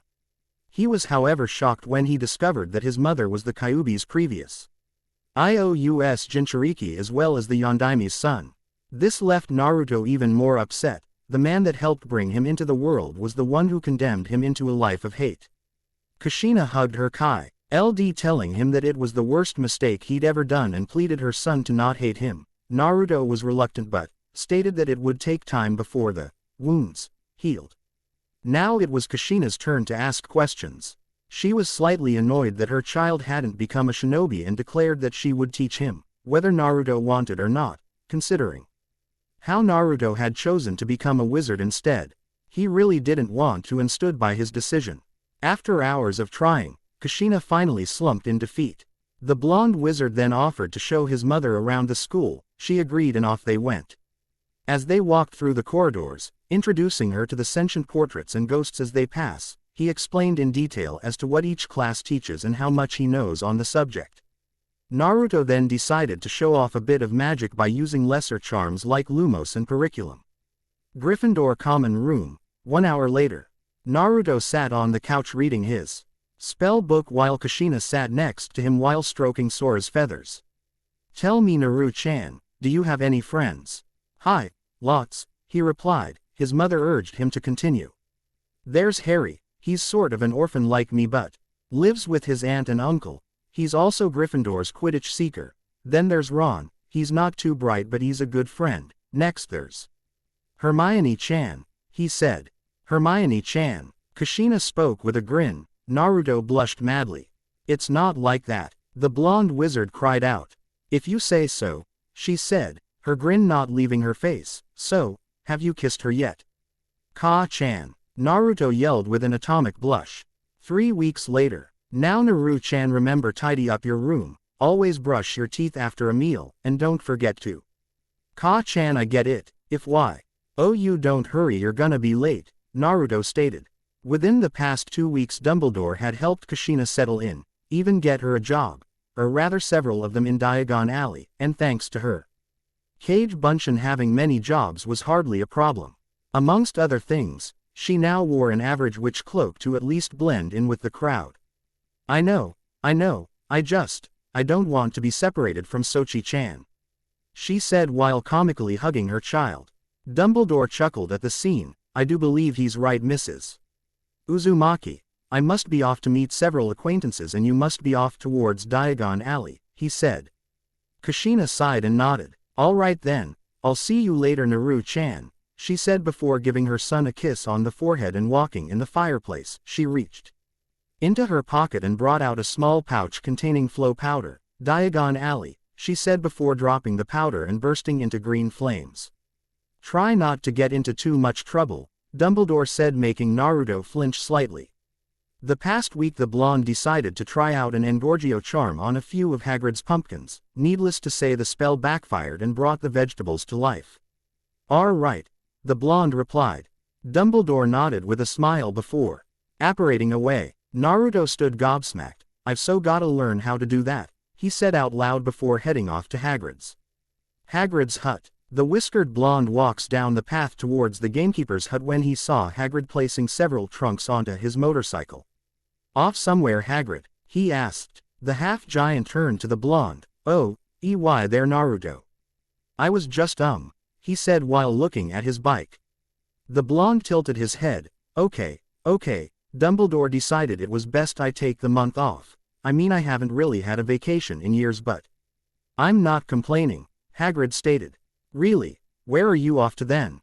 Naruto asked. "I'm off to Romania." "Figures," the blonde stated. "You can come with me if you like," Hagrid offered. Though Naruto declined. "There's actually something I've been wanting to do, and besides, you're on vacation. Don't need to have you worrying about me," he said. Hagrid rubbed his chin. "Well, if you say so. Just don't go wandering into the dark forest," he said, placing his helmet over his head and jumping aboard. "Hey Hagrid, any idea where Madame Hooch stores the brooms? She Alwa YS keeps them in separate cases in her office. Why?" he asked, before he realizes what had come out of his mouth. "I shouldn't have told you that," he said as Naruto was already en route. Hey wait. He called out. "Enjoy your vacation, Hagrid," he heard the blonde call out. 30 minutes later, Naruto stood out in the field. He wore casual clothing along with his arm bracer with his wand in its sheath. He had easily gotten into the instructor's office and into the cases with the Alohomora charm. "All right, let's fly," he said as he mounted his broom and sped off. Naruto smiled as he flew high above the clouds. From the small shock he gained, he knew he had passed the barrier shielding Hogwarts. "How much of Europe can I see in a day?" he asked himself before increasing his speed. England. Wales. 2 hours later. "Practicing your spells, Anya," said red-haired twin ponytailed girl turned to see a boy about her age, his hair red in color and tied in a small ponytail. On his back was a bandage-wrapped staff. Like her, he wore a hooded cloak over casual clothing. "Hello Negi, and yes, as a matter of fact I am," Anya stated, before looking back at her notebook. "I found this one in the 3rd year section," she continued. "Right, let's see then," the 8-year-old boy stated. "Omne flammans flamma purgatus, domini extinctionis et signum regenerationis, in mea manu ens animicum edit. Flagrantia rubricans, ever-burning fire of purification, Lord of destruction and sign of rebirth, spring forth from my hand and throttle my enemy.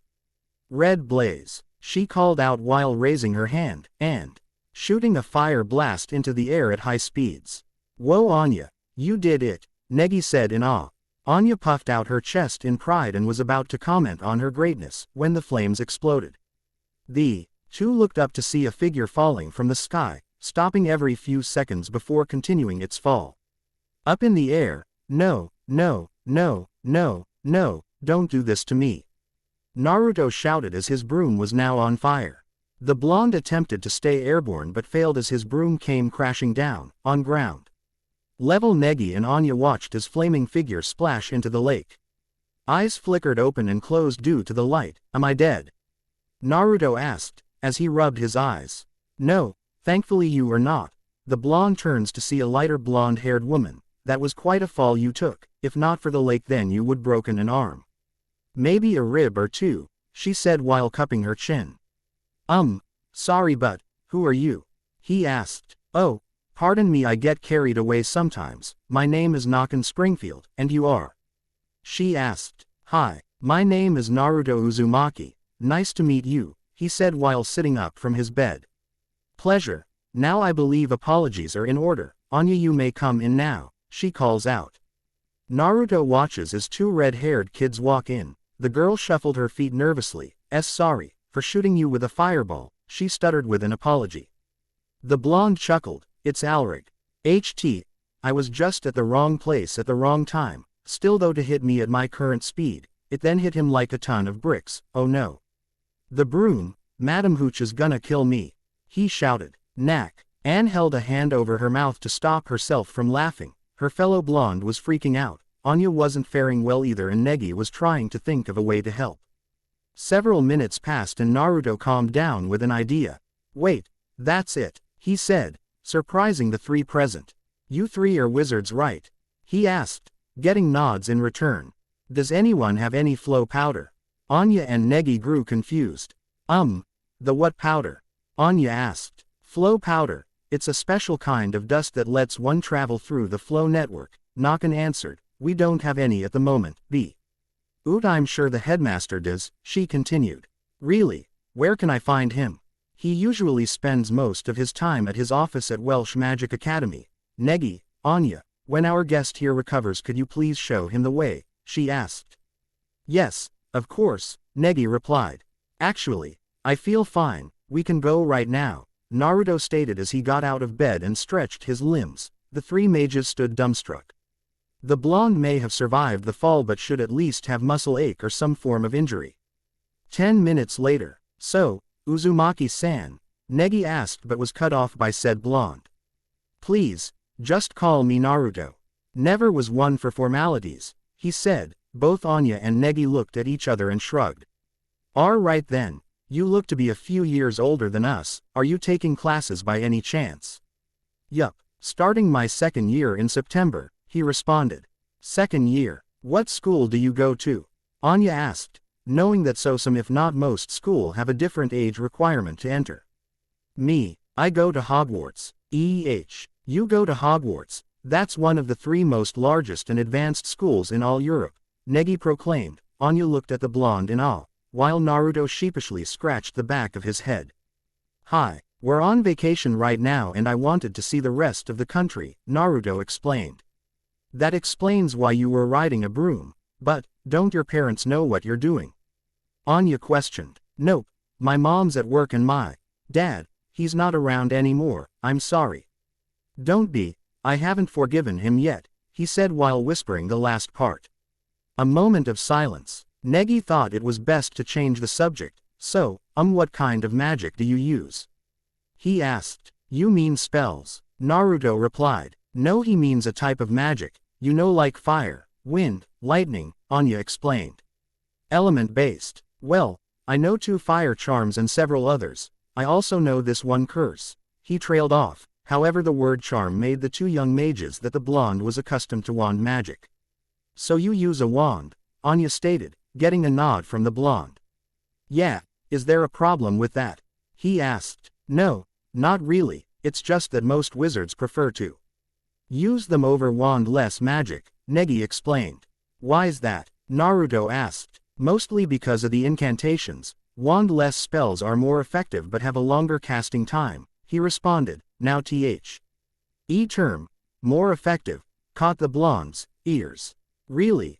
He said while looking at his sheathed wand. Think you guys can teach me? He asked. This got Negi excited and was about to accept. Hang on a second, Negi, Anya said, stopping her friend. What's in it for us? She said while elbowing the blonde. Anya, he's a fellow wizard asking for help, I think it's fair for us too. I can take you guys with me to Hogwarts. If not then to Diagon Alley, Naruto said, causing Negi to face vault. Deal, Anya nearly shouted. The redhead, like Naruto, she wanted to see more of the world, and when offered go to both a famous castle and several wizarding shops, then how could she refuse? Great, let's hurry up then, the sooner we get the flow powder then the sooner I can take you guys to said places, he said. Anya nodded and took the lead, with Naruto and Negi trailing behind. Welsh Mage Academy, Headmaster's office. Good morning, Headmaster. Both Anya and Negi bowed, Naruto doing the same. Negi, Anya, how are our 2 prodigies doing today? The Magus asked. Great, but we actually need your help, Negi stated, causing the elder man to raise an eyebrow. With what exactly? We wanted to know if there was any flow powder we can use. Anya asked. Now why would you need to use the flow system? He questioned. That would be me, Naruto said nervously. And who might you be, young man? My name is Naruto Uzumaki. Second year at Hogwarts, he said, causing the man's eyebrows to shoot up in surprise. Since we were on vacation, I decided to go sightseeing, but then I, sort of, crashed my broom, he said, a tad nervous. The magus rubbed his chin. Can your broom still fly? He asked. Naruto shook his head. No, you see, it was kind of on fire when I crashed, he said while Anya, who was looking away sheepishly. I see, the elder mage said while following the blonde's line of sight. Well, I might have some. Wait here, he said before standing from his seat and heading over to the cabinets. About a minute later, he walked back with a small mortar in hand. Well, I've got enough for a one-way trip. You could use it now or later if you wish. You are on vacation, are you not? He asked. Naruto nodded and could tell that there was something Headmaster wanted. Okay, I'll bite. What do you need? He asked, confusing Negi and Anya. Thank you. A few days ago we were given a report of a wild valkor sighting near the woods. 2 wizards from the Durmstrang Institute have volunteered to investigate, but we have yet to hear from them. I would like you to find them and if possible, aid them in finding the beast, he requested. Naruto pondered for a bit. Well, he is giving me the flow powder. I guess I can do this for him, he thought. All right, I can do that, he responded. Excellent. Now do you have a way of contacting us? The magus asked. I know the periculum charm. I'll shoot the flare if I find anything, Naruto responded, receiving a nod in approval from Headmaster. Naruto, are you sure about this? I mean, wild valkors are extremely dangerous, Negi stated with worry. Don't worry about, I've been through worse, the blonde replied, remembering the troll that invaded Hogwarts. The encounter with Voldemort in the dark forest, and the fight with his shadow. I'll leave the powder here, don't want to accidentally spill it anywhere, he said, handing back the mortar. Forest. 40 minutes later. Naruto hiked through the forest, his wand drawn and cautiously eyeing his surroundings. From what Negi had told him, valkors are said to be at least 8 ms taller than that of an average adult human, have enormous arm strength, and short tempers. He would have to be on full alert if he didn't want to end up dead. The blonde continued his trek through the woods. After several minutes, he tripped forward. He said. Looking down, he saw a large footprint. He turned to see more heading east and followed. Naruto took the time to examine the area. A couple knocked down trees, destroyed boulders, and several scorch marks here and there. Naruto knew that the valkor had come this way, and it wasn't alone. Half an hour later, the tracks came to a stop. Now where did it go? He asked himself. The blonde looked around the area and spotted a peculiar shadow over him. What the? Before he knew it, a large clawed hand shot through the trees and towards him. Ruar. Naruto jumped to right as a giant humanoid figure shot out. It had a large head with several horns sticking out, thick legs, and thin arms. The blonde knew that he had found the valkor. Quickly raising his wand up, periculum, he called out as red flare-like sparks shot into the sky. The sparks temporarily blinded the valkor, causing it growl in anger. It then reached for a tree and uprooted it. Naruto aimed his wand as it prepared to swing. Wingardium Leviosa, he pronounced, taking the tree from the creature's hand and promptly slamming it against the giant. Incendio, the blonde shouted while weaving his wand in an upside-down V. The valkor roared in pain as it set on fire. It gritted its teeth, picked up a large boulder and flung it at the blonde. Defindo, Naruto shouted, separating the rock into several pieces which flew past him. The blonde shielded his eyes as the boulders caused dust and debris to fly upon impact. As he opened them, he went wide-eyed and fell back as the valkor was inches away from crushing him with a clenched fist. Immobile, he was about to call out but was saved as sand was wrapped around the creature's arm. The valkor tried to pull its arm away but failed to do so. It then roared in pain as its limb was crushed under the sand's pressure. Naruto could only stare in shock as blood shot out like a fountain. Well, the blonde turned to see 2 boys, one about his age and the other possibly a year or 2 older. The first had auburn red hair, black rings over his green eyes, and a kanji for love on the left side of his forehead. He wore a crimson short-sleeved shirt under a black unzipped vest. He also wore black pants and black low-top shoes. On his wrists he wore black-white checker bracelets and on his back was a large gourd. The second wore a tan long-sleeved turtleneck shirt with a red phoenix on it, along with black pants and casual shoes. "We'll take it from here," the older boy said and brought out his wand as the valkor roared and charged both of them. "Immobilis," he said casually as a violet-blue spark shot from his wand and paralyzed the creature. "Thanks for the assist, kid," he said, helping the blonde up. "The name's Victor Crumb. The redhead over there is Gara," he introduced. "Naruto Uzumaki, and thanks for that," he said, shaking the boy's hand. "No problem. If we hadn't seen your curriculum, then you would have been but a smear on the ground," Crumb said with a laugh, making the blonde sweat drop. "So, are you guys from the Durmstrang Institute?" the blonde asked. "Yeah, that's us. Let me guess. The headmaster hadn't heard from us and sent you to find us," Crumb said, receiving a nod. "Figures," he said, then quickly noticed the look in his partner's eyes. "Whoa, take it easy, Gara. He's not a threat," Crumb tried to reason. "Is he? For some reason, Mother wants his blood," he said before turning to the immobile valkor and raises his hand. "What's he doing?" Naruto asked. "He's going to kill it," Crumb stated, shocking the blonde. He can't do that. The valkor has to be taken in and dealt with by the magizoologists," he stated. "Too bad. Once Gara gets like this, there's little no guarantee of him stopping," Crumb explained. Naruto looked at the creature frantically as sand began to engulf the valkor's body. He then aimed his wand at the redhead. "Stop!" he yelled, but sand continued to weave around the body. "I wouldn't do it if I were you," Crumb warned. Naruto gritted his teeth as blood began to leak through the sand. "Damn it, Expelliarmus!" he shouted, firing a violet stream of magic at the redhead.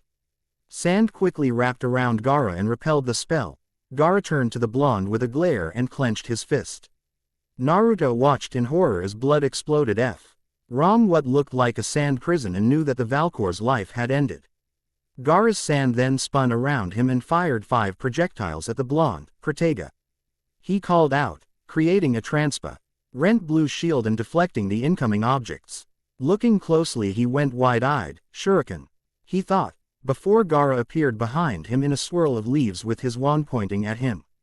Single quote. "This guy," Naruto thought as he quickly used Protega once more. "Reducto," Gara called out, blasting away the blonde's shield and knocking him back. "Confrigo," the redhead stated, and firing a series of explosions towards the blonde. Naruto quickly dodged out of the way. "Expelliarmus," he shouted and fired his violet stream of magic, which was stopped once more by Gara's sand. "Periculum," Naruto declared, firing several flares at the redhead, which blinded him temporarily as he shielded his face with his arms. "Incendio," he declared next. Gara was set ablaze, but the flames were quickly doused by his sand. At this point the redhead was quickly getting annoyed and shot his sand forward. "Sabaku Q. Sand binding coffin," he said as the sand wrapped around the blonde. Naruto struggled to get free and managed to his wand arm from being engulfed. In the sidelines, Crumb turned away with his eyes closed while shaking his head, knowing full well what would happen next. Naruto knew this as well and took a glance at his wand. His mind clicked and threw it at the redhead. Gara caught the incoming object and raised an invisible eyebrow. His wand. Why would he thought before going wide-eyed and dropping to his knees, finding it hard to breathe. The sand wrapping around the blonde dropped to the ground, releasing him. Gara didn't know what was happening. His sand was unmoving, and his armor was starting to crack. He felt his life being pulled away as he gripped the blonde's wand harder. Gara weakly looked up and came in contact with a fist. His armor shattered as he dropped to the ground and released his grip on the wand. Naruto panted as he reached down and picked up his wand. Crumb stared in disbelief. This was the first time he's ever seen Gara be hit. The redhead gave the blonde a glare and was about to send out his sand once more, but stopped when several mages dropped down from the sky. "All right, break it up, you two," one stated, before they began to tend to the corpse and bring the boys back. "Welsh Mage Academy, Headmaster's office." The magus rubbed his forehead after hearing the report. While he was glad no one was killed, he was disappointed Gara killed the valkor and attack a fellow mage. I see, well then, dismissed, he said and the three wizards nodded.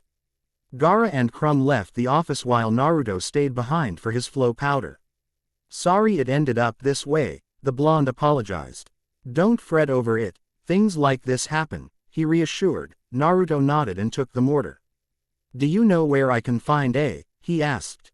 There's one in the main hall, the Magus answered, knowing that the blonde was looking for a fireplace with access to the flow system. Arigato, Naruto said before exiting the office.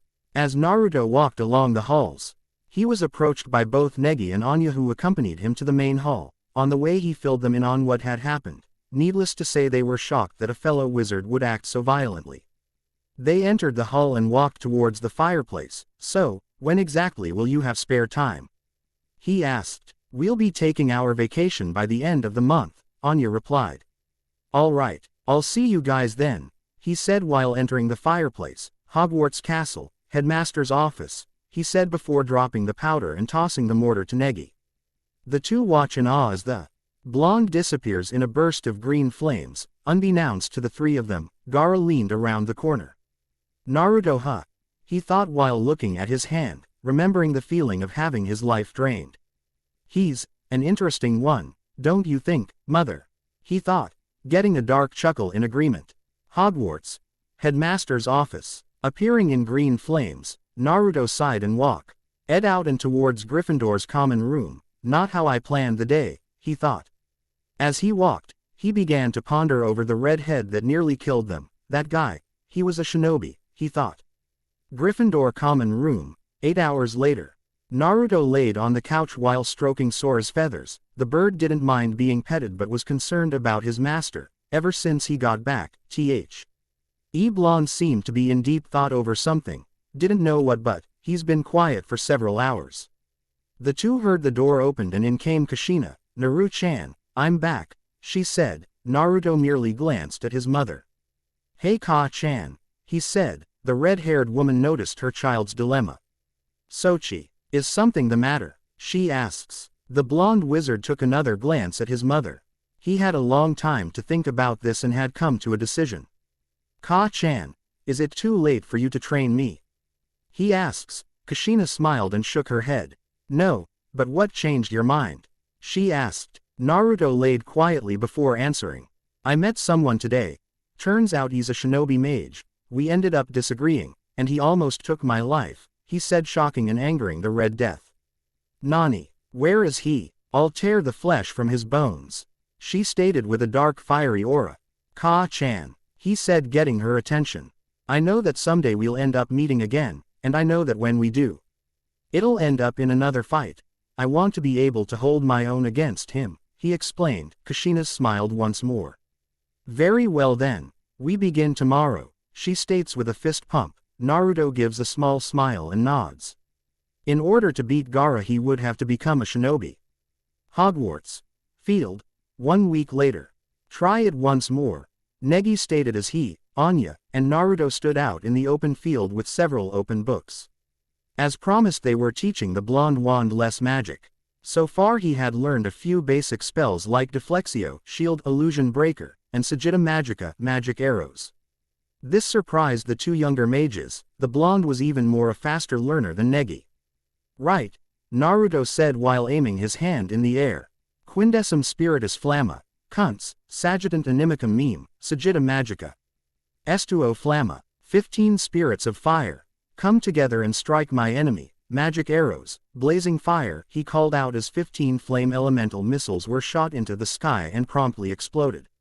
Anya whistled. That was even flashier than yours, Negi, she said, which caused the boy to smile sheepishly. Negi wasn't the one to show off but had to admit that the SPL was very well executed and, like his friend had stated, very flashy indeed.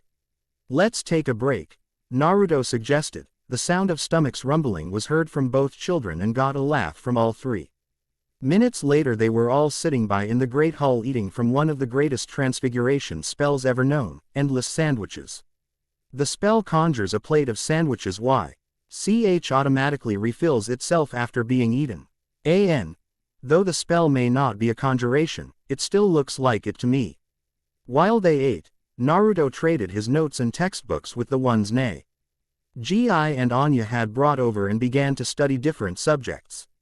Naruto allowed Negi to use his potions kit, mainly the cauldron, files, etc. He even went and contacted Dumbledore for permission to use school ingredients. Thankfully he had agreed on the condition to use only what was necessary.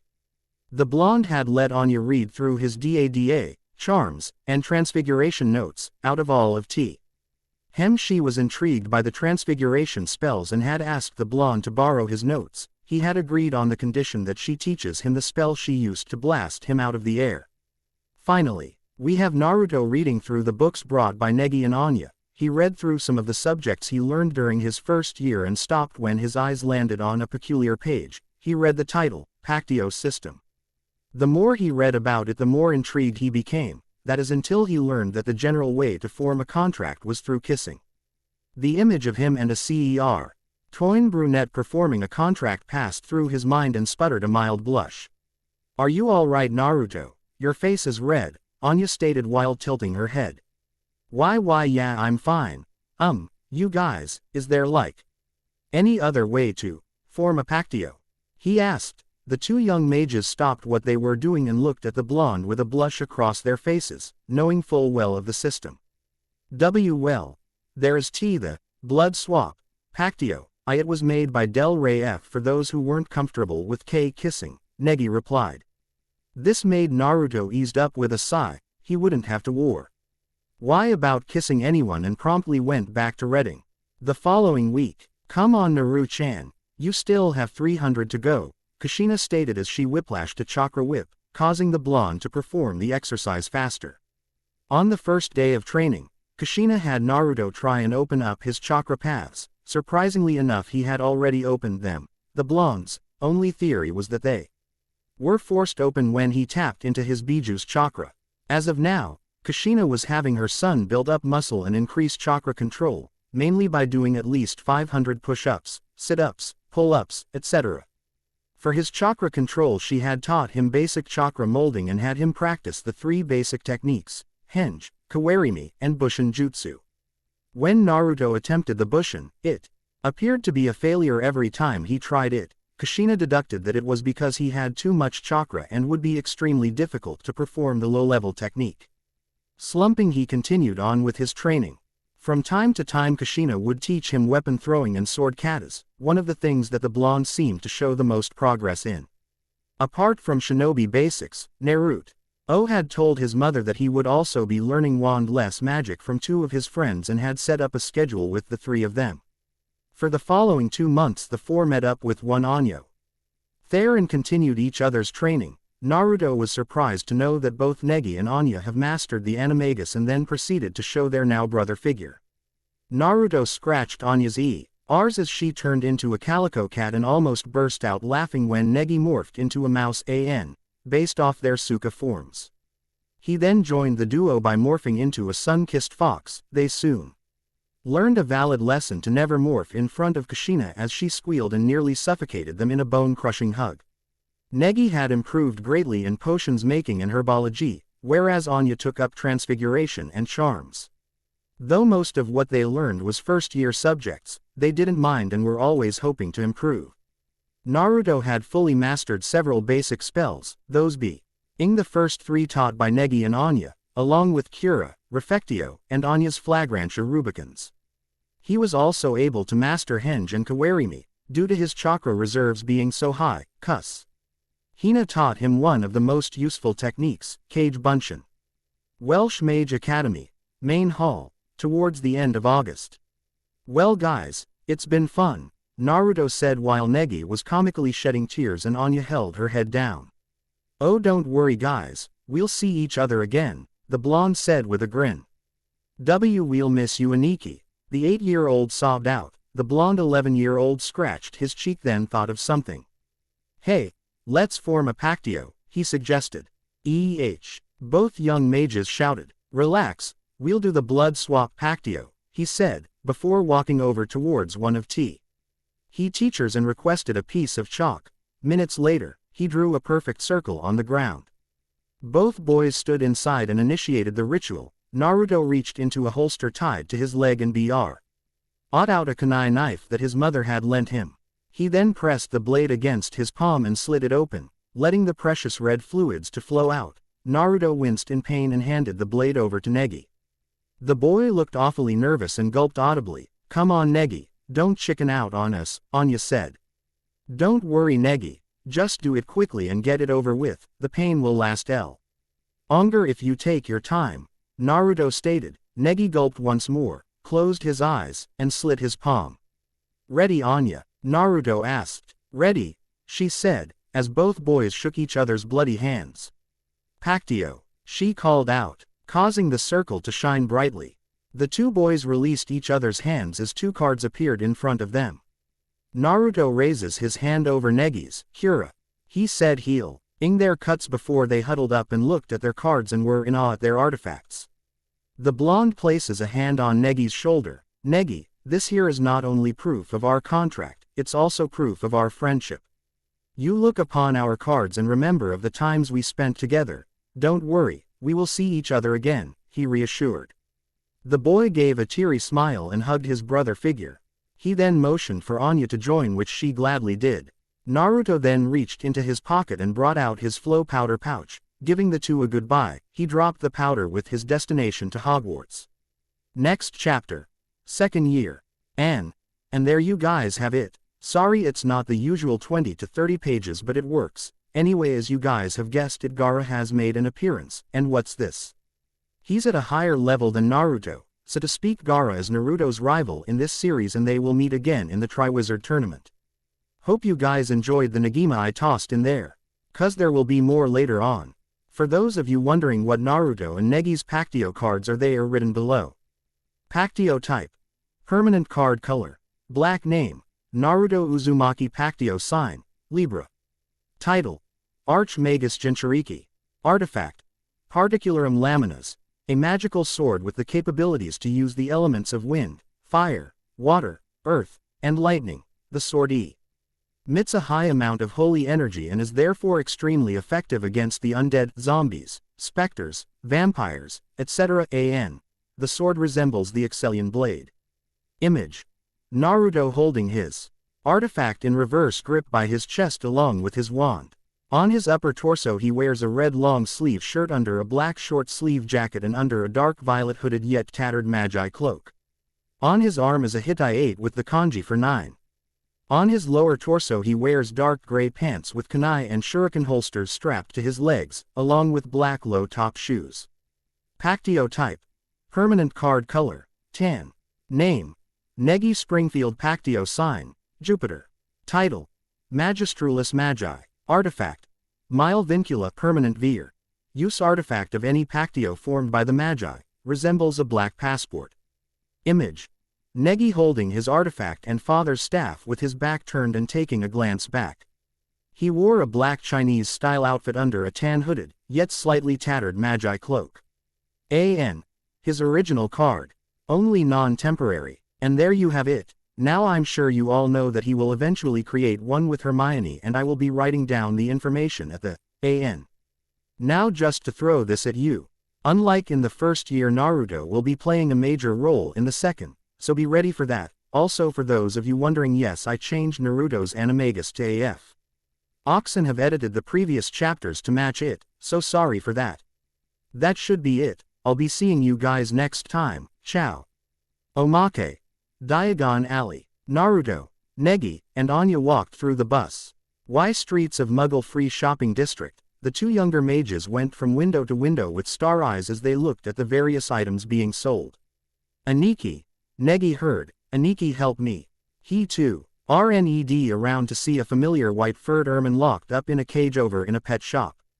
Chamo. He shouted comically and rushed over to the window. Naruto and Anya heard the commotion and followed their friend, Naruto Aniki. We've got to help him, Negi said frantically. Okay, let's see here. 50 galleons, what the hell? The blonde shouted. He turned to the red-haired boy who was giving him the puppy eye look and deadpanned.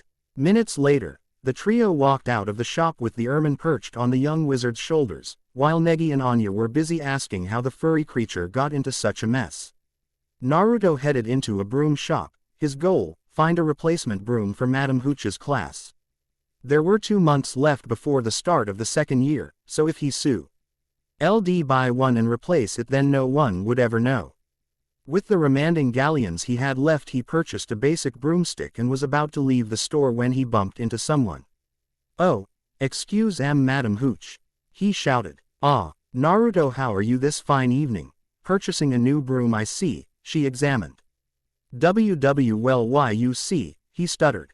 "Well, I'll be looking forward to seeing you fly it during class," she said as she passed him, making him cry anime tears. "Pervert," he heard and quickly rushed outside to see Negi's ermine be crushed by Anya's foot. "I think I know how they see ought him now," both Naruto and Negi thought. End. Second year. Naruto and Harry Potter is owned by Masashi Kishimoto and J.K. Rowling. Talking. Flashback. Thoughts. Action. Spell. Archmage Jinchuriki Chapter 6. Second year. London 6:45 a.m. Z's. Naruto slept comfortably in his bed, not a care in the world. The door creaked open. "Naru-chan Tilda," a certain red-haired woman called out. Not getting a response from her son, Kushina walked over to the bed and shook the blonde's shoulder. "Naru-chan, wake up Tilda," she said again. Naruto groaned slightly and turned to the side. Kushina sighed and walked over to the window and opened the curtains, letting the sunlight in. Naruto cried out, covering his face. Sora, Sky, who was in the room as well, flapped his wings in annoyance at being woken up. "Come on, Ka-chan, couldn't you give me 5 minutes, the blonde complained. Now Naru-chan, remember tomorrow's the start of your second year and you haven't bought any of your school materials Tilda, the redhead replied cheerfully. "Ka-chan, didn't you already buy them for me?" he asked with a yawn, whipping his tired eyes, and scratching his messy hair. "Nope Tilda," she responded. Naruto sighed but mentally knew what she wanted, to meet his friends. Hi, I'll get up," he said. Diagon Alley 7:20 a.m. Appearing in green flames from within a fireplace, Naruto and Kushina made their entrance. Both wore casual clothing under their open robes and Sora perched on the blonde's shoulder. "Okay Naru-chan, what is it you need?" she asked. Naruto reached into his pocket and pulled out a folded letter. Dumbledore was kind enough to send the letter attached to Sora before the start of the week. Let's see. Hogwarts School for Witchcraft and Wizarding Second Year Supplies. The Standard Book of Spells Grade 2 by Miranda Goshawk. Break with a Banshee by Gilderoy Lockhart. Gadding with Ghouls by Gilderoy Lockhart. Holidays with Hags by Gilderoy Lockhart. Travel. With Trolls by Gilderoy Lockhart. Voyages with Vampires by Gilderoy Lockhart. Year of the Yeti by Gilderoy Lockhart. Naruto sweat dropped. What are these? Novel series, he thought to himself. Kushina. Overshadowing her son and looking at the list, she sweat dropped herself, having similar thoughts, before the two headed off towards Gringotts. Not 5 minutes of walking down the busy streets. Hey Naruto. The two turned to see a familiar red-haired boy and brunette. Ron, Hermione-chan, he said, giving the two a hug. How've you been? He asked. Great, me and my family spent most of our summer in Sweden before visiting my brother in Romania. Saw Hagrid over there, Ron replied, causing the group to sweat drop. When Hagrid returned from his trip he brought back several pictures of Norbert, dragon had grown to near truck size, and from what Naruto and Kushina saw in the photos, Hagrid was still treating the dragon like a baby. What about you Hermione-chan? Not much, me and my family spent some time in Greenland before I went back to my studies, she said. Ron rolled his eyes. Doesn't she know when to stop studying, he thought, knowing that one is supposed to enjoy their 2-3-month vacation. Not spend it at a desk reading literature. What about you? She asked. Right, guys, I'd like you to meet Kushina Uzumaki, my Ka-chan, aka, my mother, he said. Said woman waved with a smile. Ron and Hermione nodded before going wide-eyed. Wait, your mother, but weren't you an orphan? Ron asked. I was, thanks to Dumbledore. He discovered her location and as it turns out, she was in a coma, he explained. Ron and Hermione eased up a little, glad to know that their friend wasn't abandoned. Well, it's nice to meet you Miss Uzumaki. Name's Ronald Weasley, but you can call me Ron, the boy introduced himself. It's nice to meet you too, she replied with a smile, before turning to the brunette. My name is Hermione Granger, it's a pleasure to meet you, Hermione introduced herself. Ah, so you're Hermione. It's good to finally meet you in person. Naruto spoke a lot about you, she said, getting a minor blush from the girl. He did? She asked. Of course, he always talked about how you were his best friend. How you two always study together. How he's got a big crew. Before she could continue, Naruto covered her lips with both hands, his face sporting an atomic blush. A big what? Hermione asked. Ron raised an eyebrow before grinning like a madman. He knew what she was going to say. Well, what she was going to say. You see, gotta change the subject. Hey, it's Harry over here. He called out, causing the three to look in the direction the blonde had called out. The dark brunette along with Hogwarts gamekeeper turned to see three familiar faces. Ron, Hermione, Naruto. He waved to them. Oh, hey, it is Harry, the blonde thought as the lightning-scarred boy walked towards the group. Harry, are you alright? Mum said you misspelled Diagon Alley, Ron asked. Wait, what? Harry, do you know how dangerous that is? You could end up anywhere, Naruto stated. Yes, I know, I ended up in Nocturne Alley. If it wasn't for Hagrid here, who knows what LD have happened, he stated while motioning towards the half-giant. Well, accidents happen. Harry's alright, so there's no need to fuss, Hagrid stated. They all nodded and proceeded towards Gringotts. Nice to see you, Hagrid. You too, Kushina. Doing a bit shopping, are ya? He asked. Harry leaned in towards the blonde of the group. Hey Naruto, who's she? Harry asked while eyeing Kushina. My mother, Naruto responded. Harry gaped at the blonde's response. Gringotts Wizarding Bank. 5 minutes later. So you're dentists. Fascinating. I understand other muggles quite fear you. Why is that? One Molly Weasley asked. Both Wendell and Monica Granger, who were slightly nervous, not because of the wizards, but because of the creepy-looking goblins, sweat dropped at Molly's question. Not exactly, Monica replied, before she caught the sight of her daughter along with Molly's son and several others. Harry, thank goodness, we had hoped you've only gone one grade too far, Molly said with worry. Harry sheepishly scratched the back of his head. Yes, sorry, he apologized and went on to explain what happened. In the meantime, both Naruto and Kushina were introduced to Wendell, Monica, and Ginny. Will there be any more withdrawals? The group turns to the rather annoyed goblin, writing in his record book. Hey there, Griphook, the pseudo-Jinchurki greeted. Kushina, the old goblin responded lazily. Diagon Alley. Streets. 30 minutes later. Naruto, Hermione, Ron, and Harry walked just ahead of their parents as they spoke amongst themselves. Isn't it thrilling? Gilderoy Lockhart's going to be there.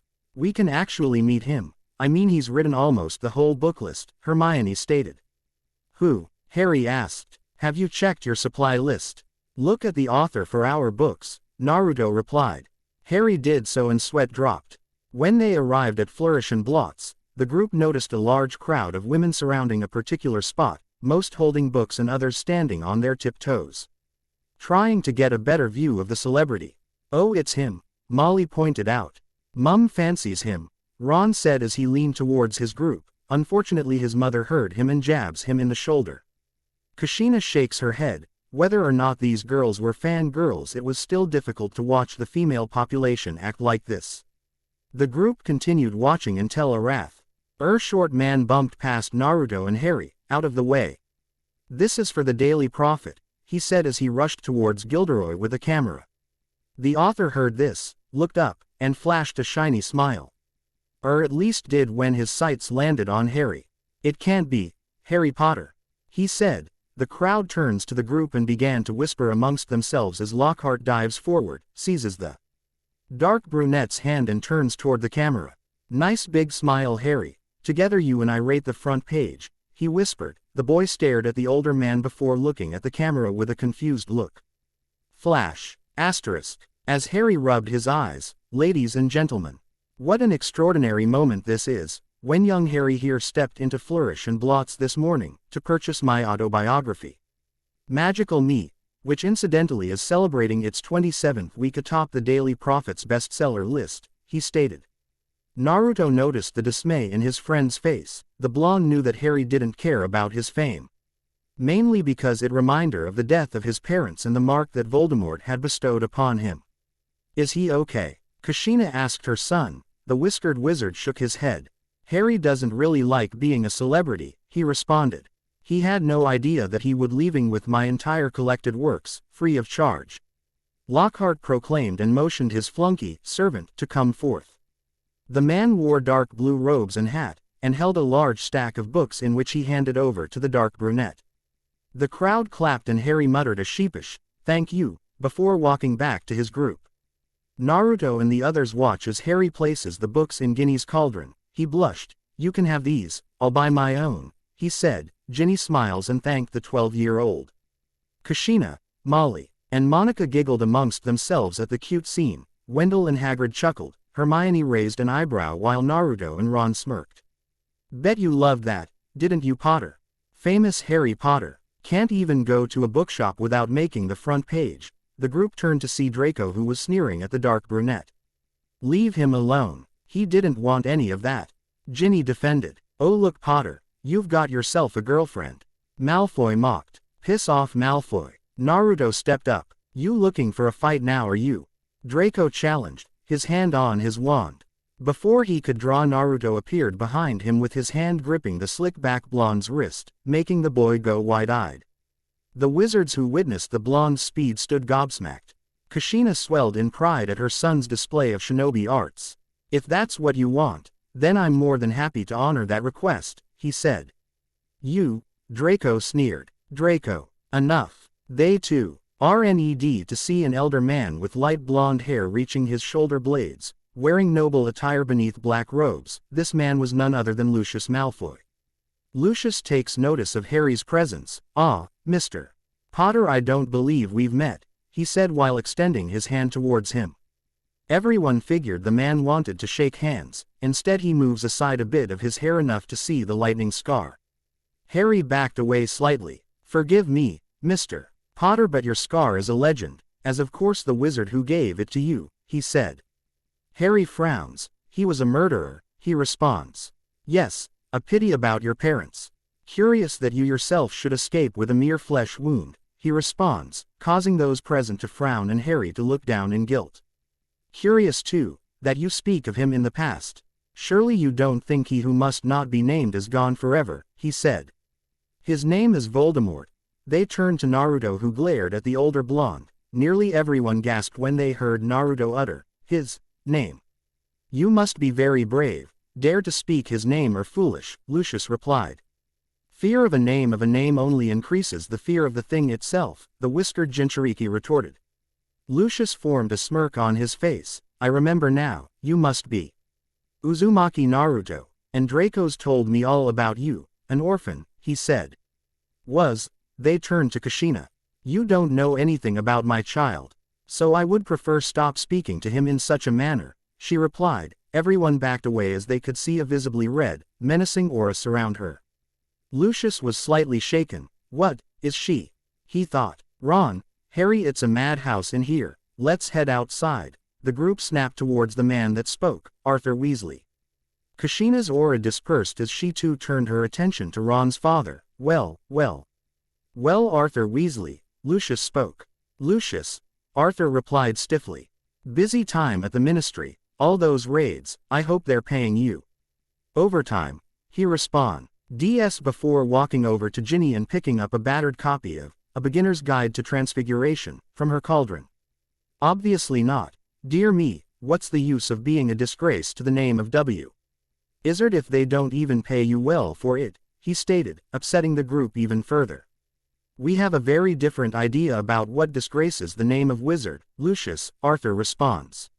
Lucius takes a glance at the Weasleys. "Clearly the company you keep, Weasley, and I thought your family could sink no lower," he taunted. Arthur was about to rush forward with the intent of striking Lucius when Hagrid places a hand on his shoulder.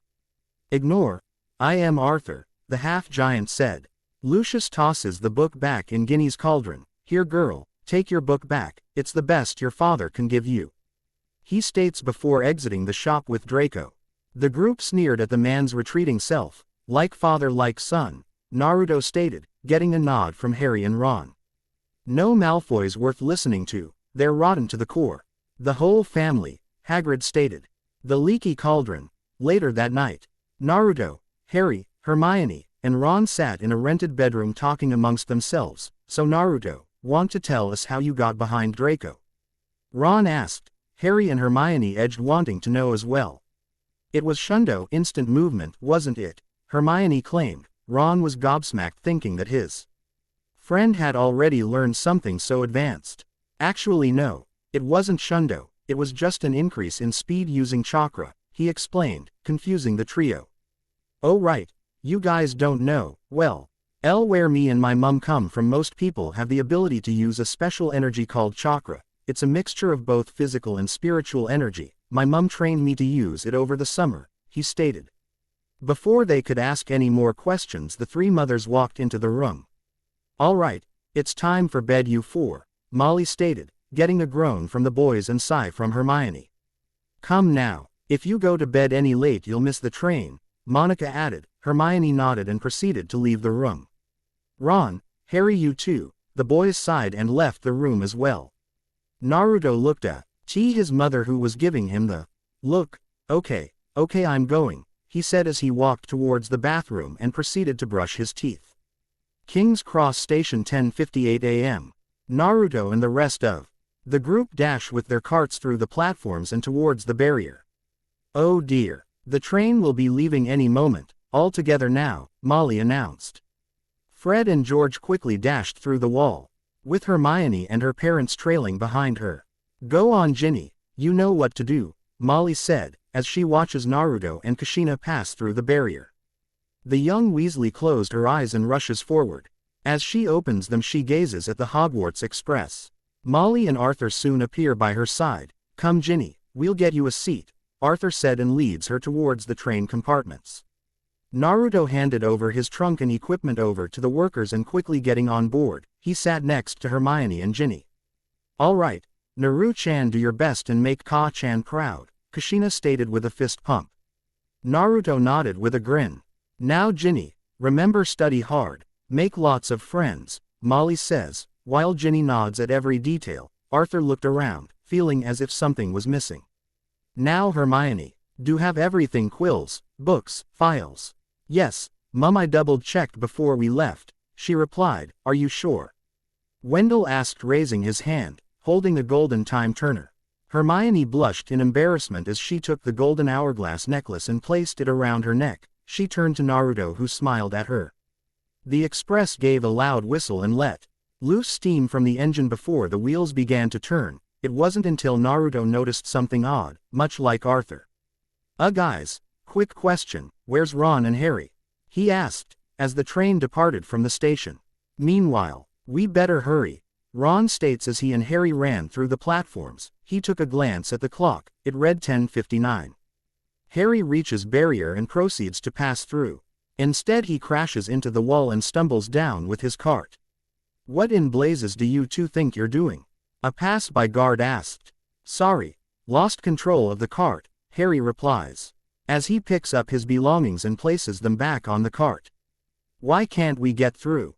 He whispers to Ron. I dunno, the gate's sealed itself for a reason, he replies, pressing his ear against the pillar. As he did, the clock chimed. The train leaves at exactly 11 o'clock, we missed it, Harry states. Ron removes himself from the pillar with a thought in mind. Harry, if we can't get through, then maybe Mum and Dad can't get back, he said. Maybe we should go wait by the car, Harry responds. The car, Ron exclaimed, with Naruto. You think Harry and Ron will be okay? Ginny asked. I wouldn't worry too much. I mean, they'll find a way to Hogwarts, Naruto replied. Can't they use the flow system?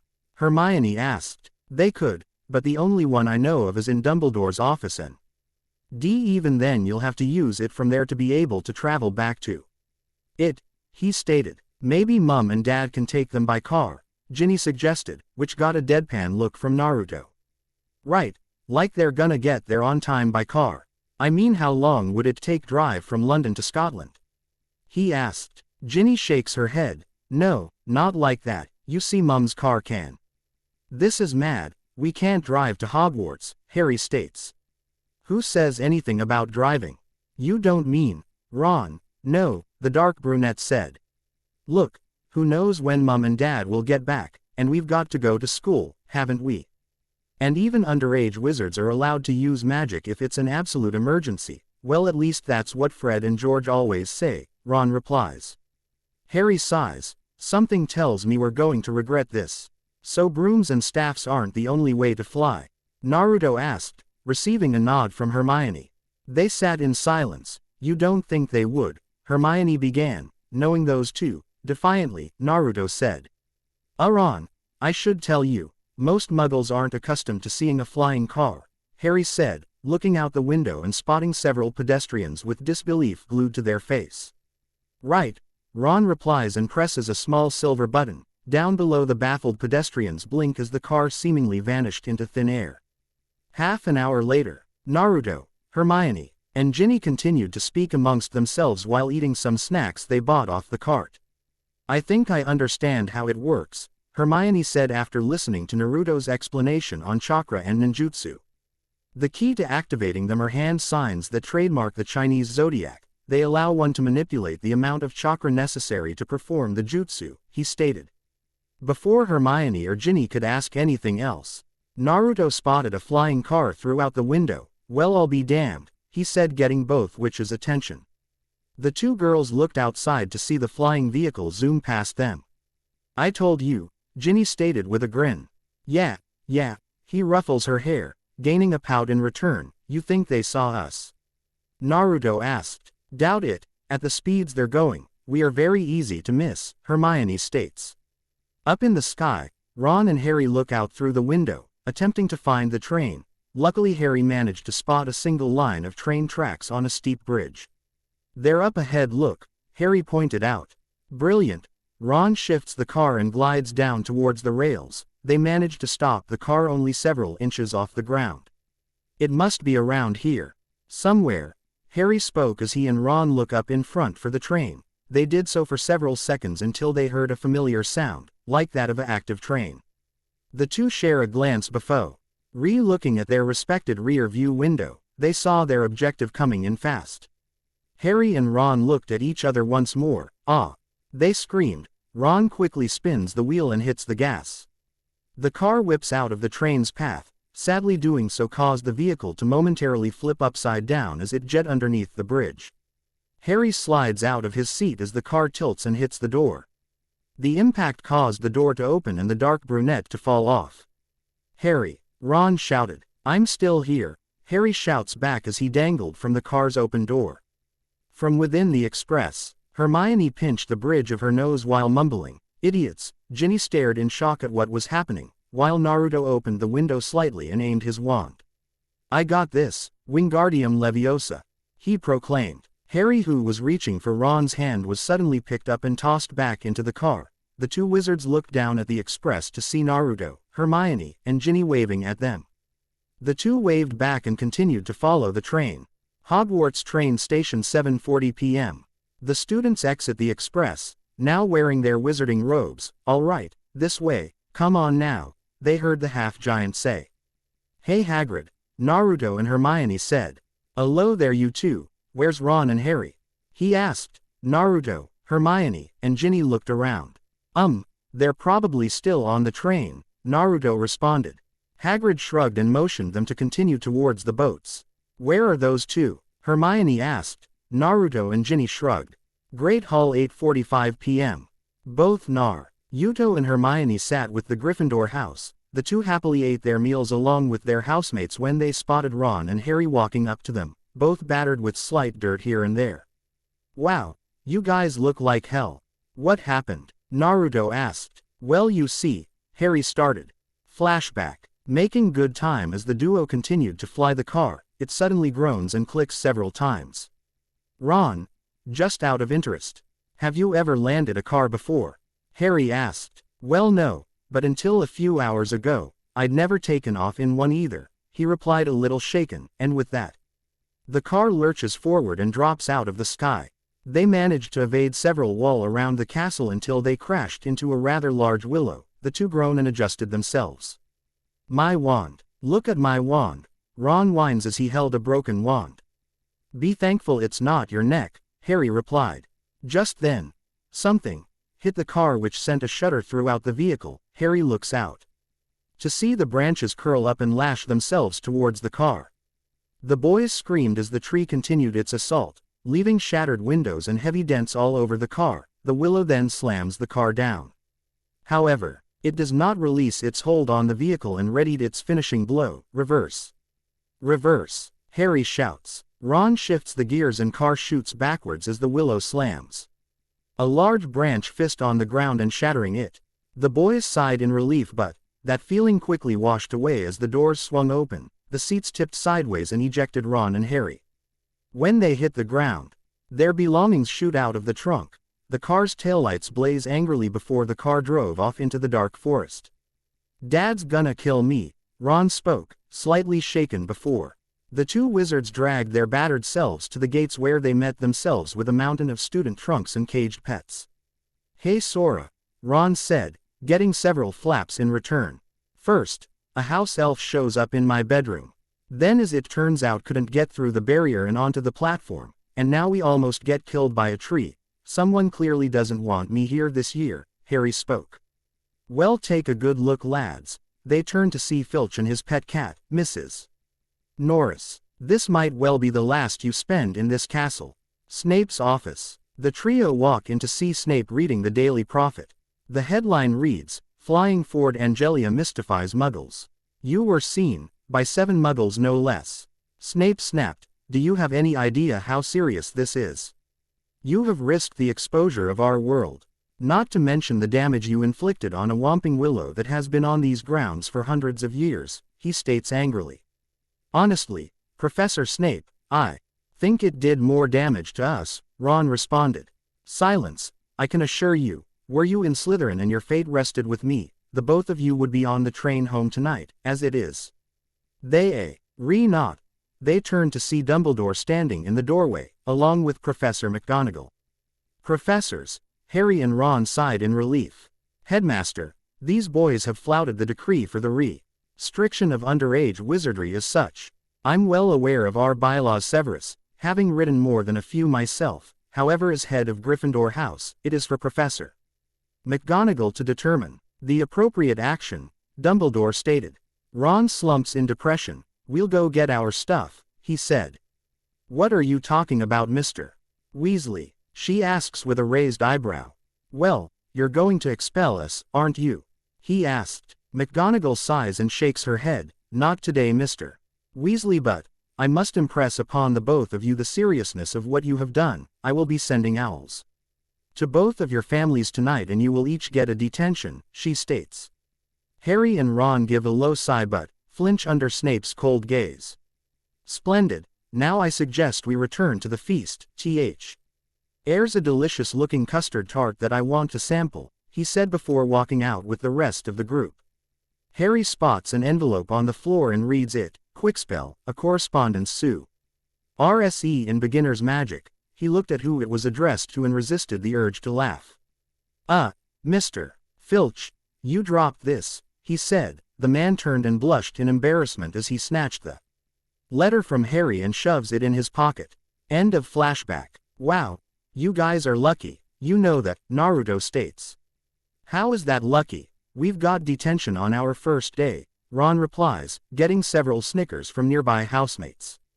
Alright, let's see. 1, you guys are still alive, and 2, you're not expelled, the blonde pointed out.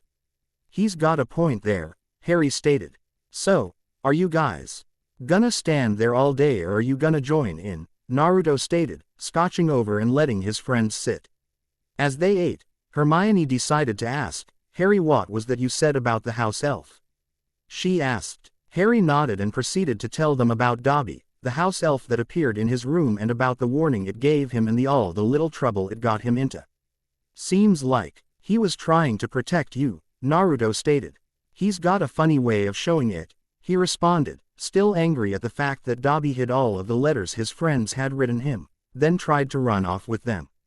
He sighs and shook his head. At least I'm here, he thought while glancing at his friends who smiled back at him. Next chapter. Unknown Secrets. And there you guys go, chapter 6 is finally up, like fucking finally. Now most of you don't know this, but the reason why I haven't written anything recently was due to a minor computer problem. The charger on my laptop died and I had to buy a replacement or risk the computer shutting down due to low power. Anyway, like I did with Naruto's animagus, I changed Sky's name to Sora, which is the same thing. Now most of you guys bitched about it being unoriginal. Well, you know what, I really don't give a crap. Instead of complaining to me, you could just suggest a thing or two to help me make the story better. Geez, people be hating on everything nowadays. Now for the few of you who PM'd me about the Pactio and didn't get it or questioned it, well, yes, I did change it a bit. Unlike the Negima Pactio, I've done it so that the feature be Edwin wizard and servant be between a mage and a non-magic user. Any Pactio formed between wizards will gain an artifact and a copy of their partner's card, telepathic contact, summon, non-usable artifact. However, if a wizard already has an artifact, he or she will not gain another if they form any more contracts. Hope that helps, cause that's my version of the Pactio, still has some aspects of THE original, like increase their partner's abilities and such. That should be about it. I will be writing the next chapter of Konoha's Dovahkiin, followed by the Darkest Light, so be ready for those. Ciao. Unknown Secrets. N. Naruto and Harry Potter is owned by Masashi Kishimoto and J.K. Rowling. Talking. Thoughts. Flashback. Flashback. Action. Spell. Archmage Jinchuriki Chapter 7. Unknown Secrets. Hogwarts, 10:30 p.m. Naruto, Harry, Ron, and Hermione stood alongside their classmates within the school's third greenhouse. The whiskered blonde watched as Ron sulked, due to the fact of gaining detention on the first day. Naruto couldn't help but sigh in annoyance. He's only worried about spending time after class, when he should be more concerned about the car he and Harry trashed, he thought. Both he and Harry watched as Ron and Hermione bickered over the event, glaring at each other, Ron telling her to mind her own business and Hermione stating that he should be lucky to have only gotten a detention. It wasn't until a brown-robed elder woman came walking in, tapping her wand on several pots, gaining the attention of the students. "Good morning, class, my name is Professor Sprout and welcome to Greenhouse 3, second years," she said. The students greeted her and proceeded to open their notebooks. "Today, we will be repotting mandrakes," she said, causing Naruto to snap his head forward, which didn't go unnoticed by his friends. "Now, who here can tell me the properties of the mandrake?" she asked as she examined her class. Most students either looked away or turned to their fellow classmates, wanting to know if they knew the answer. "How about you, Miss Granger?" she asked. Hermione smiled and nodded. "Mandrake, or mandragora, is used to return those who have been transfigured to their original states. It's also quite dangerous. The mandrake's cry is fatal to anyone who hears it," she explains. "Don't remind me." She turns to Naruto, who gave a nervous smile. Hermione sheepishly scratches the back of her head, knowing that her best friend wasn't looking forward to working with these plants. "Excellent. 10 points to Gryffindor, as our mandrakes are only seedlings. Their cries won't kill yet, however they will knock you unconscious for several hours, which is why I have provided each of you with a pair of earmuffs," she said, taking a small box from a nearby cabinet. Naruto sighs in relief, not wanting to hear the plant's death screech. "If you would then," she asks one of the Ravenclaws. After the students take their muffs, they place them over their heads and await further instruction. Naruto, Harry, and Hermione snicker ever so quietly, while Ron's eye twitched in embarrassment. He had gotten a pair of bright pink, fluffy earmuffs. "Now, you first grasp your mandrake firmly before you pull it out and into the pot." They watch as Professor Sprouts takes a hold of one of the rough branches of the growing plants and gave it a pull. The class watches in slight disgust as a small, muddy, and hideous baby was unearthed. They were able to hear a faint screech from the plant before Sprouts plunges the bawling plant deep into a pot, the students following suit. Naruto stared at the mandrake for several seconds before plunging it into his pot. The students removed their earmuffs. "Thank God that's over. I swear it was peering into my soul," the blonde stated, slightly shaken. "Oh, grow up, you big baby," Hermione playfully states. "What happened to Neville?" Harry asked, getting everyone's attention. The class looks at the boy, as his eyes were rolled to the back of his skull and was lying unconscious on the floor. It would seem Mr. Longbottom neglected his muffs. Naruto tilted his head. Actually, I think he fainted, he said, causing the others sweat drop. Professor Sprout shook her head. Yes, well, just leave him there. There's plenty of mandrakes that need to be potted, so on we go. Everyone grasps your mandrakes. Pull it up and into the pots, she said. Great Hall 12:10 p.m. At the Gryffindor table, said house was enjoying their midday meal while performing their curricular activities. Naruto and Har had their notebooks out along with their textbooks, magical drafts and potions. Professor Snape had given the class lots and lots of homework. The assignment was to create a hair-raising potion wick. Would take at least 2 months to brew. Naruto personally didn't mind that, however. The fact that he still had to do the paperwork is what got him annoyed. Hermione sat next to him, her face buried in Gilderoy Lockhart's travels with trolls, while Ron ran gobs of spellotape over his broken wand. Say it, I'm doomed, he said in a deadpan tone as he stared at the nearly useless wand. You're D-O-O-M-E-D, Naruto said as he continued to write down his report, before a bright flash blinded the group. Harry blinks and finds a small boy standing before him with a camera. Hiya Harry, I'm Colin Creevey. I'm Gryffindor too, the light brunette introduced himself. The dark brunette waves at the boy sheepishly. Hello Colin, nice to meet. He was quickly cut off by said boy. They're for my dad. The pictures, he's a milkman. You know, a muggle, like all our family's been until me. No one knew all the odd stuff I could do was magic till we got my letter from Hogwarts. Everyone thought I was mental, Colin states. Imagine that, Ron said. Say Harry, do you think your friend could take a photo of me and you standing together, to prove I met you? He asked. Before Harry could ask Ron, owls streamed into the hall carrying packages, letters, etc. Post is here, one Dean Thomas states as he caught a letter. One by one, the birds swoop gracefully down and back up into the air before exiting via window. All except one who crashes beak first into Ron's soup. Said Weasley noticed the owl as his own. Bloody bird's a menace, he said before his eyes landed on the letter it was holding. Damp red in color and shaking uncontrollably. Oh no. He muttered with fear. Heads up everyone, Weasley's got himself a howler. Seamus shouted, getting everyone's attention. Go on Ron, I ignored one from my gran once. And it was horrible, Neville said with a shudder. Ron paled as he slowly and shakily takes it. With an audible gulp he opens it, causing the letter to open up in LL in a thunderous voice resembling that of Molly Weasley. The shout was strong enough to rattle plates, spoons, etc. Ronald Weasley, how dare you steal that car? I am absolutely disgusted. Your F.A. There's now facing an inquiry at work and it's entirely your fault. If you put another toe out of line we'll bring you straight home. The letter shouted, making Ron cower in his seat under its paper-like face. The howler then softened its voice as it turned to Ron's little sister. Oh, and Ginny dear, congratulations on making Gryffindor. Your father and I are so proud. Ginny, who was sitting slightly apart from the group, looks up shyly before she returns to the small black book she was scribbling in. The group watches as the howler rips itself apart, before Ron endures the howls of laughter from both Gryffindor and the other house tables. Colin snaps a few photos while Harry and Naruto look at Ron sympathetically. Well, look at it this way, how much worse can things get? Harry asks. Naruto shakes his head. Harry, why'd you say that? He thought. DADA, Defense Against the Dark Arts, Class 1:15 p.m. Naruto's eye twitched as one Gilderoy Lockhart paced before the class. What got high? Annoyed was that Hermione, as well as nearly every girl in the class, had their sights on the curly-haired wizard. Harry, Ron, and several boys however eyed the large covered cage on the desk, which rattled mysteriously. Let me introduce you to your new Defense Against the Dark Arts teacher, me, Gilderoy Lockhart.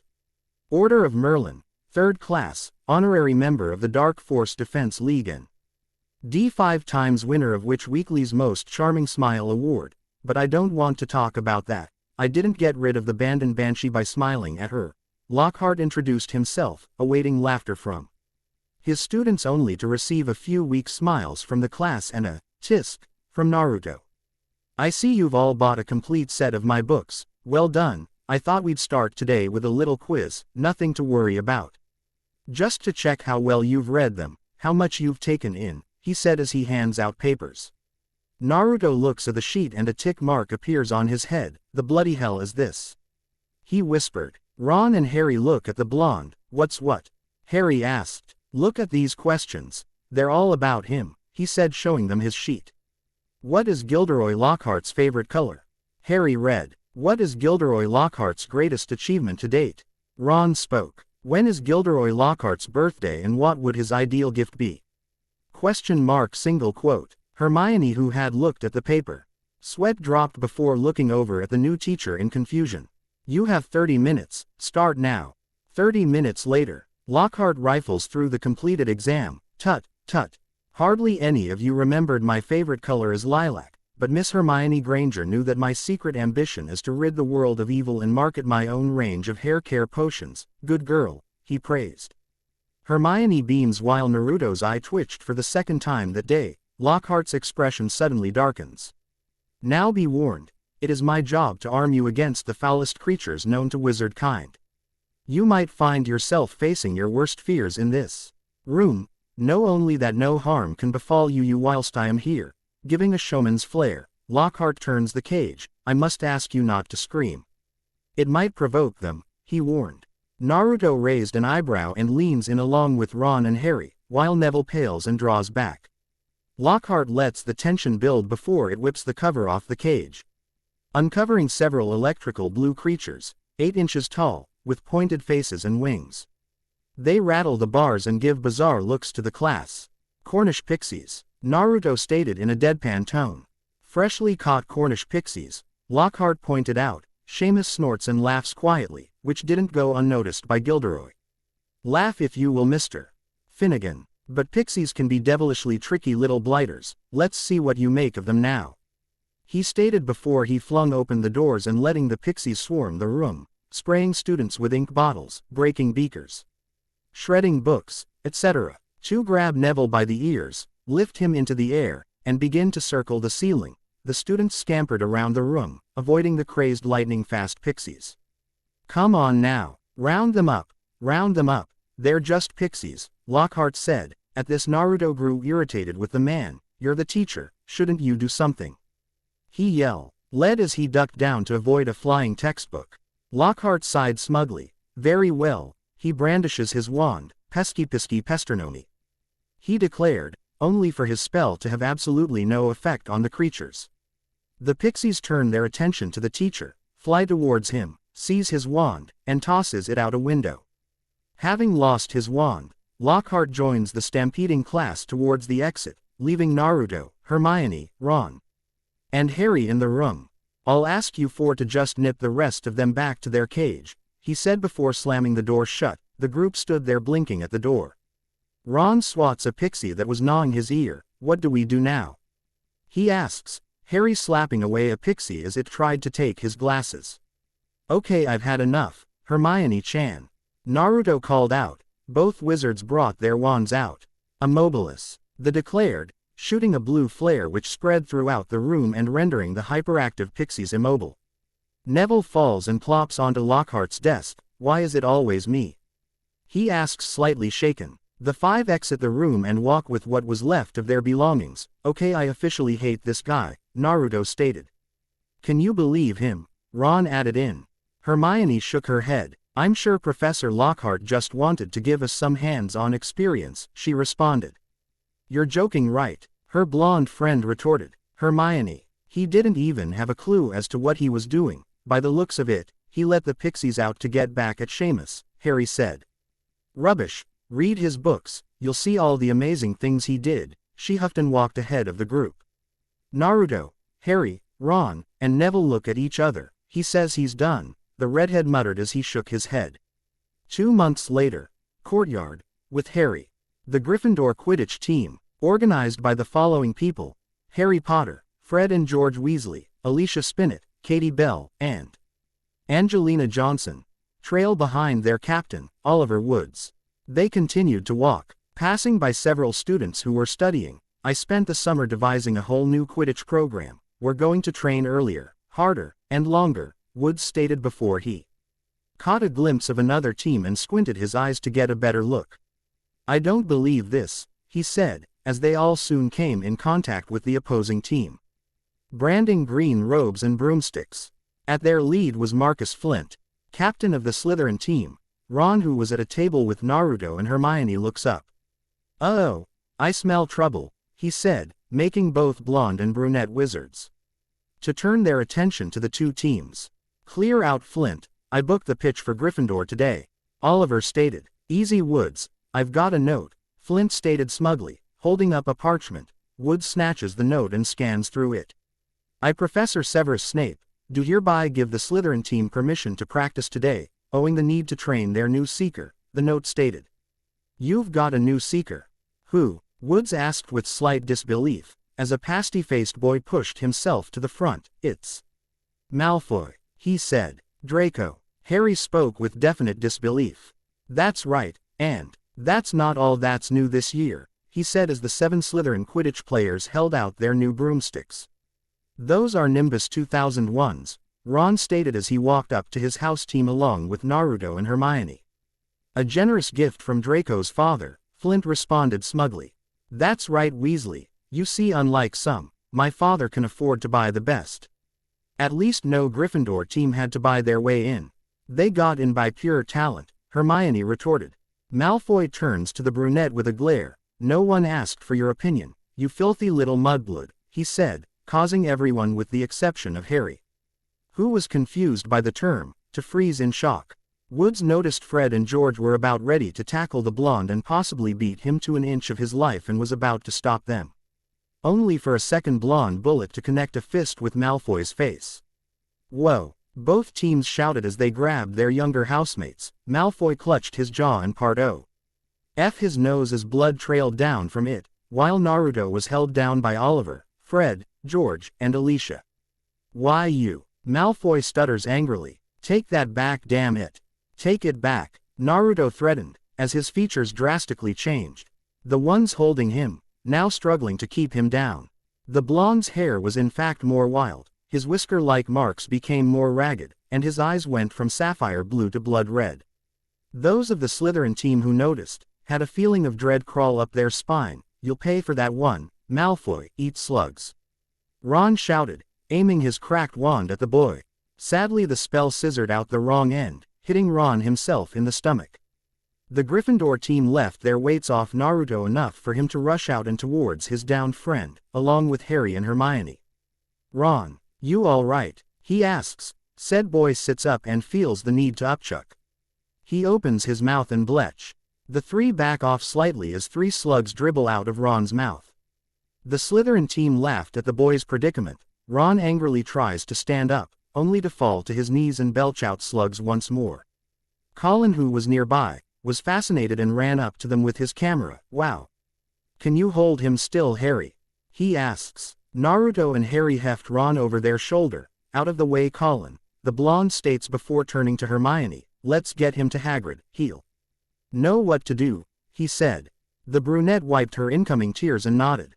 Hagrid's hut. The half-giant looked through shelves and cabinets looking for something to cure the puking boy's stomach. Ron, who was sitting down, held a bucket between his knees, constantly puking slugs into it. Harry watched his friend with pity and slight disgust as he watched the slugs squirm in the bucket. Hagrid continues looking and catches a glance of both Naruto and Hermione. Said blonde held his best friend as she silently cried on his shoulder. "Better out than in," he said, referring to both Ron and Hermione. Who was he tryin' tear curse anyway? The half-giant couldn't help but ask. "Malfoy," Harry answered. He called Hermione. "Well, I don't know exactly what it means," he trailed off. Hagrid glanced at the blonde and brunette. "He called me mudblood," she says quietly. "He didn't." Hagrid gasped in disbelief. Harry looked confused as ever. "It means dirty blood. Mudblood's a foul name for someone who's muggle-born. Someone with non-magic parents. Someone like us. It's not a term one usually hears in a civilized conversation," Naruto explained. "Yay, see Harry, there are some wizards like Malfoy's family who think they're better than everyone else cause they're what they're called pureblood," Hagrid added. "That's terrible. Bletch, it's disgusting," Ron states. And, it's codswallop tear boot, dirty blood. There's hardly a wizard today that's not half-blood or less. If we hadn't married muggles we'd have died out long ago. Besides, there isn't a single spell invented that our Hermione can't do, Hagrid stated. Naruto rubs her back. Don't think about it, Hermione-chan. Not for 1 minute, he said. The brunette looked her best friend with red, watery eyes and smiled with a blush on her face. Gilderoy Lockhart's office, that evening. Camera pans the walls of the teacher's office, lined with framed photos of, well, Lockhart. Naruto and Gilderoy work by candlelight at an ornate desk, bleary-eyed. Naruto addresses envelopes while a cheery Lockhart puts signatures to the stack of glossy photos with his image on them. Naruto, Naruto, Naruto, can you possibly imagine a better way to serve detention than by helping me answer my fan mail? He said. The blonde wizard forces a smile as he continues to address the mail. How was he forced to serve? Well, while Naruto did get back at Malfoy. It's still against the rules to physically assault another student. Fame's a fickle, my friend Naruto. Celebrity is as celebrity does, remember that, he said. Naruto nods, not really caring, and stares gloomily at the towering stack of envelopes that remain. If only Kushina had taught him the Cage Bunshin, then this would have been done ages ago. He dipped his quill into the ink and starts to write. When an ominous voice fills the air. Come to me. Naruto snaps his head forward and looks around the room. What? He asks. I was saying, 6 solid months at the top of the bestseller list. Broke all records, Lockhart boasted. No, not you. That voice. That voice. Didn't you hear it? Naruto asked. What are you talking about, Naruto? I think we're getting a bit drowsy, he said, looking around the room, before his eyes landed on the clock. Great Scott, no wonder, look at the time. We've been here nearly 4 hours. Dinner's nearly done. If you hurry you might make pudding. Spooky how time flies when one's having fun, he stated. Fun? Naruto stared at him like he was crazy. 20 minutes later, Naruto walks through the empty corridors. His hands sore from so much writing. Before he could turn, the ominous voice from earlier returned. Blood. I smell blood. The blonde stops dead in his tracks. He brought out his wand from his arm holster and looked around for the source. Let me rip you. Let me kill you. Naruto steps towards the wall and plays his fingers along the stone before he continues to walk down the corridor. He starts slow. Before quickening his pace, as if following something, he turns the corner and comes face to face with Harry, Ron, and Hermione. Naruto. Did you hear it? He asked, almost frantically. Hear what? Hermione asked. That voice. What voice? Harry's turn to ask. I heard it first in Lockhart's office, then again on my way here. Kill. Time. To kill. Naruto stiff ends and immediately darts his line of sight throughout the area. The trio study the blonde curiously. It's moving. I think it's going to kill, he said before running off. The remaining 3 look at each other before dashing after their friend. The blonde wizard runs madly through the staircase, past the archway, and into the 2nd floor. He continues his track and nearly slips on the wet floors. Recovering, he looked down at the oozing waters, or rather his reflection. He saw words. Harry, Ron, and Hermione catch up, breathing heavily from sprinting. Naruto, what are you doing? Harry asked. The blonde turns to the wall to see the words on the water's reflection. The 3 wizards turn to look as well. The Chamber of Secrets has been opened. Enemies of the air. Beware. Chamber of Secrets. Naruto spoke. Enemies of the air, Hermione said, Harry wondering the same. What's that, hanging underneath? They heard Ron say. They turn and gasp. That's Filch's cat, Mrs. Norris, Hermione said, as the cat hung by its tail from a torch basket, eyes open and blank, indicating that it was dead. Naruto turns to a window to see a small spider scuttle up a silver thread, trying to get through a crack within the glass. Look at that. Have you ever seen spiders act like that? He spoke. Harry and Hermione getting a closer look. He turns to Ron, who was backing up. What's wrong with you? I don't like spiders, he said, before they begun to hear voices. The stairwell sparked to life with the sounds of chattering students. Seconds later they enter the archway. They All stop when they spot the words on the wall along with the corpse of Mrs. Norris. Silence befalls the students, before Draco walks towards the wall and grins nastily. Enemies of the heir, beware. You'll be next. Mudbloods, he said, eyeing Naruto and Hermione. Naruto growls and walks towards the boy, only to stop upon hearing Filch's voice. What's going on here? Go on now. Make way. He stops to add in his tracks upon seeing his dead cat. Mrs. Norris, he said, before staring at the four before him. You've murdered my cat. I'll kill you. Argus. He stops and turns to see Dumbledore. The elder wizard marches forth along with the school staff and read the wall. Dumbledore's face darkens. Everyone will proceed to their dormitories immediately, he orders. The students then began to leave the area. Naruto and his group about to follow. Everyone except you four, he states. As the corridors finally empty, Dumbledore carefully removed the cat from the torch basket. It was definitely a curse that killed her. Probably transmogrifying torture. Encountered it myself once, in Ouagadougou. The full story's in my autobiography, Lockhart stated. She's not dead, Argus, she's been petrified, Dumbledore stated. Filch sighs in relief. Precisely. So unlucky that I wasn't there. I know the very counter curse that could have spared her, Lockhart stated, trying not to look stupid in front of his fellow staff. But how she's been petrified, I cannot say. Filch then points to Naruto. Ask him. It's him that's done it. You saw what he wrote on the wall. That's not true. I swear I never touched Mrs. Norris.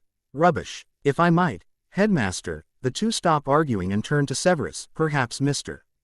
Uzumaki here and his friends were simply in the wrong place at the wrong time, he said. Said Blonde, and his group blinked in surprise. Was Snape defending them? However, the circumstances are suspicious. I for one don't recall seeing Uzumaki at dinner, he said. Gil Duroy sheepishly rubs the back of his head. I'm afraid that's my doing, Severus. You see, Naruto was helping me answer my fan mail. Snape's lips curl in disgust, while Hermione then jumped in. That's why Harry, Ron, and I went looking for him, Professor. We'd just found him when Naruto said. She stopped, wondering if the voice Naruto was hearing would raise any suspicions. Snape raised an eyebrow. Yes, Miss Granger. When I said I wasn't hungry, we were heading back to the common room and found Mrs. Norris. Naruto continued. Severus eyed the blonde coldly, knowing the boy was lying. Naruto turns to Dumbledore, who was studying him as well. Innocent, until proven guilty, he spoke. Filch looked at the elder wizard in disbelief. My cat's been petrified. I want to see some punishment. We will be able to cure her, Anyus. As I understand it, Madam Sprout has a very healthy growth of mandrake. When a potion will be made to revive Mrs. Norris. In the meantime, I advise caution to all, he said before everyone left to their designated dorms, not before removing the writing on the wall. Gryffindor common room. Geez, why does Filch gotta act like such a douche? Naruto stated. Probably cause he's a squib, Ron said.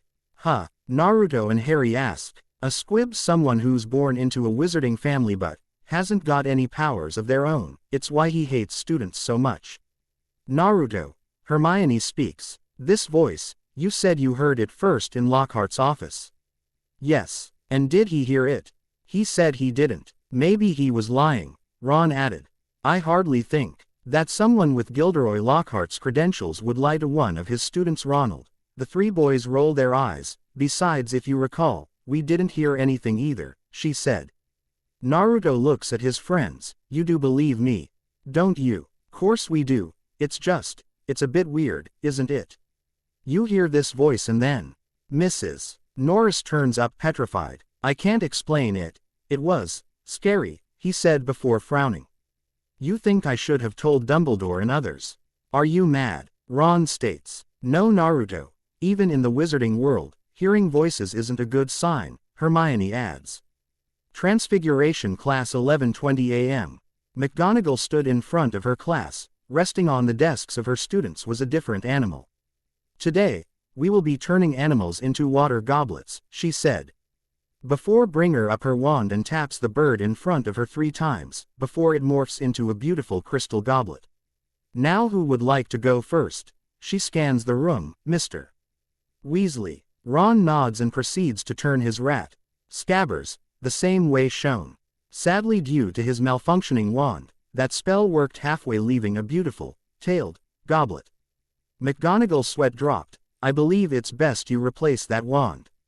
Mr. Weasley, she said. It was then that Hermione raised her hand. Yes, Miss Granger. Professor, I was wondering if you could tell us about the Chamber of Secrets. A sudden hush falls over the class, even Naruto, who looked at her like she was crazy. My subject is Transfiguration, Miss Granger. Yes, Professor, but there seems to be very little written about the chamber. For those of us with a personal interest on the subject, that is disturbing, she responded. Malfoy regards the brunette with chilly amusement while McGonagall considers Hermione's question after a brief period of silence. Very well. You all know, of course, that Hogwarts was founded over 1,000 years ago by 4 great witches and wizards of age. Godric Gryffindor, Helga Hufflepuff, Rowena Ravenclaw, and Salazar Slytherin. 3 of the founders coexisted quite harmoniously, one did not.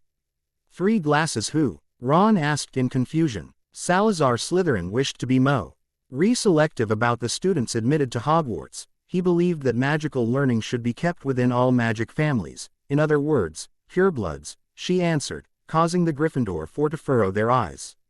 Unable to sway the others, he left the school. According to legend, Slytherin had built a hidden chamber in this castle, known as the Chamber of Secrets, shortly before departing. He sealed it until the time when his own true heir returned to the school. The heir alone would be able to open the Chamber of Secrets and unleash the horrors within, and by doing so, purge the school of all those who, in Slytherin's view, were unworthy to study magic, she finished. Muggle-borns? Naruto asked. Yes, naturally. The school has searched many times for such a chamber, it has never been found. Professor, what exactly does the legend tell us, lies within the chamber? Hermione asked. The chamber is said to be the home to something which the heir of Slytherin alone can control. It is said to be home of a monster, she explains. Ron turns to see Malfoy smiling to himself. After class, do you think it's true? Do you really think there's a Chamber of Secrets? Ron asked. Yes, couldn't you tell? McGonagall was worried. All the teachers are, Hermione stated. But if there really is a Chamber of Secrets, and it's been opened, then that means, Harry started, that the heir of Slytherin has returned to Hogwarts. The only question is who. Naruto finished. Ron places a hand on his chin. Let's think, who do we know who thinks Muggle-born or scum? He said in mock puzzlement. The 4 look up ahead to see Malfoy walking with Crabbe and Goyle. If you're talking about him. Of course, you heard him. You'll be next, Mudbloods. I heard him, but Malfoy, the heir of Slytherin, she stated, clearly not believing. Dunno. Maybe Ron's right, Hermione. I mean, look at his family. The whole lot of them have been in Slytherin for centuries, Harry states. He does they a point. Naruto add in before eyeing Draco's goons. Crabbe and Goyle must know. Maybe we could trick them into telling.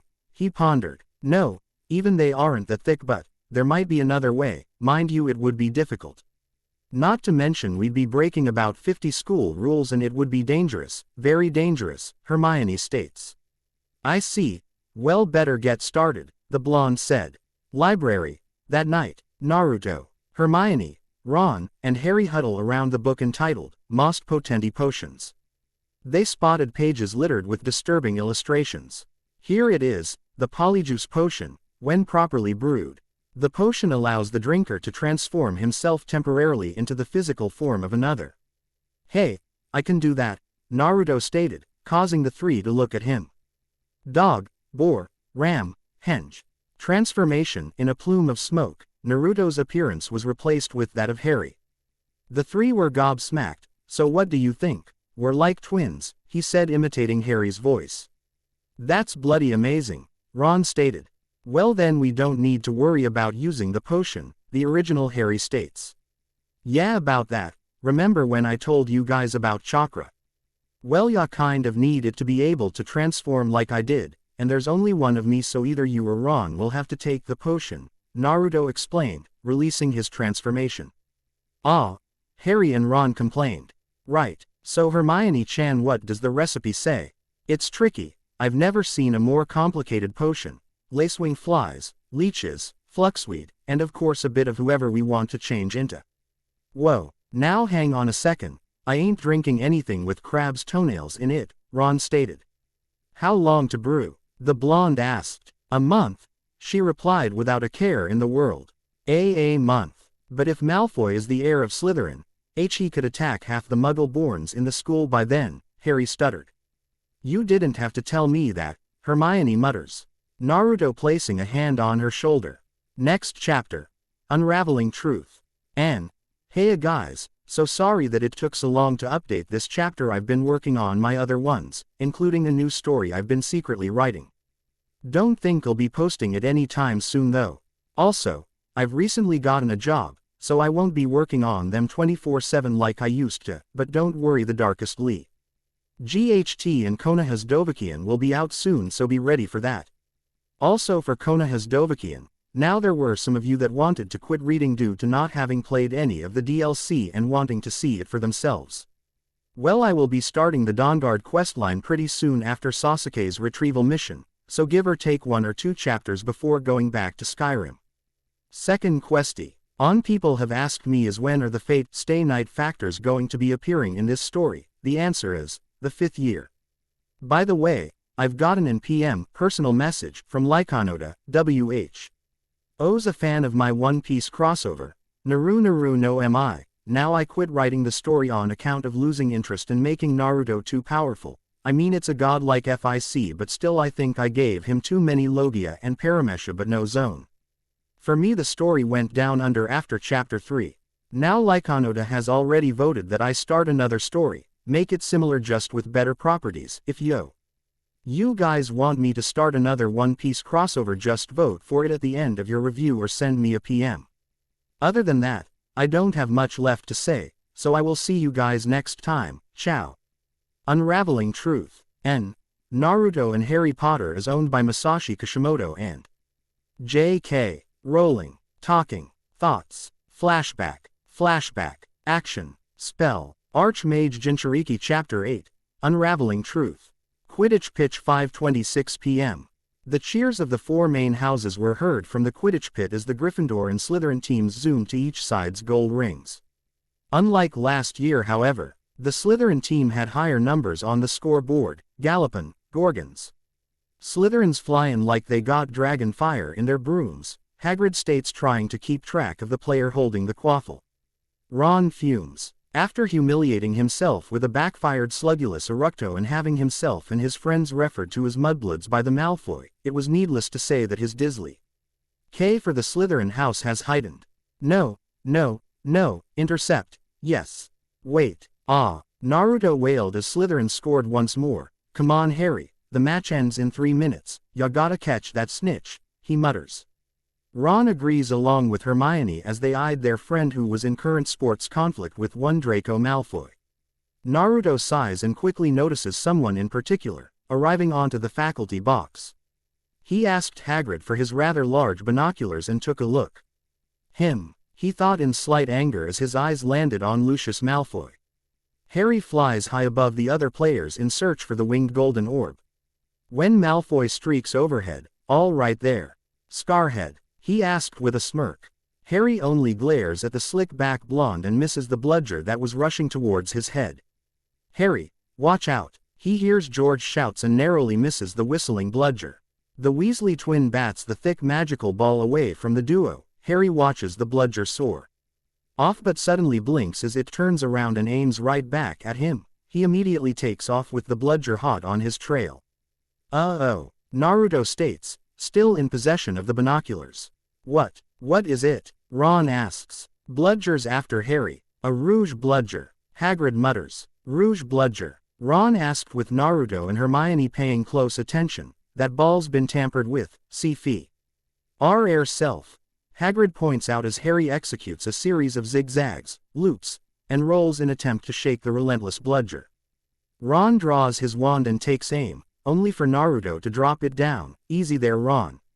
Already forgotten about your broken wand now, have you? He's right, even with a proper wand it's too risky. you can hit Harry, Hermione responds. Back on the airfield, Harry dips in. D dives whilst avoiding the incoming bludger. Draco on the other hand merely cruises overhead, training for the ballet Potter. He taunts. Harry turns with a sneer but resisted the extreme urge to look surprised. The golden snitch was buzzing several inches behind the heir of Slytherin.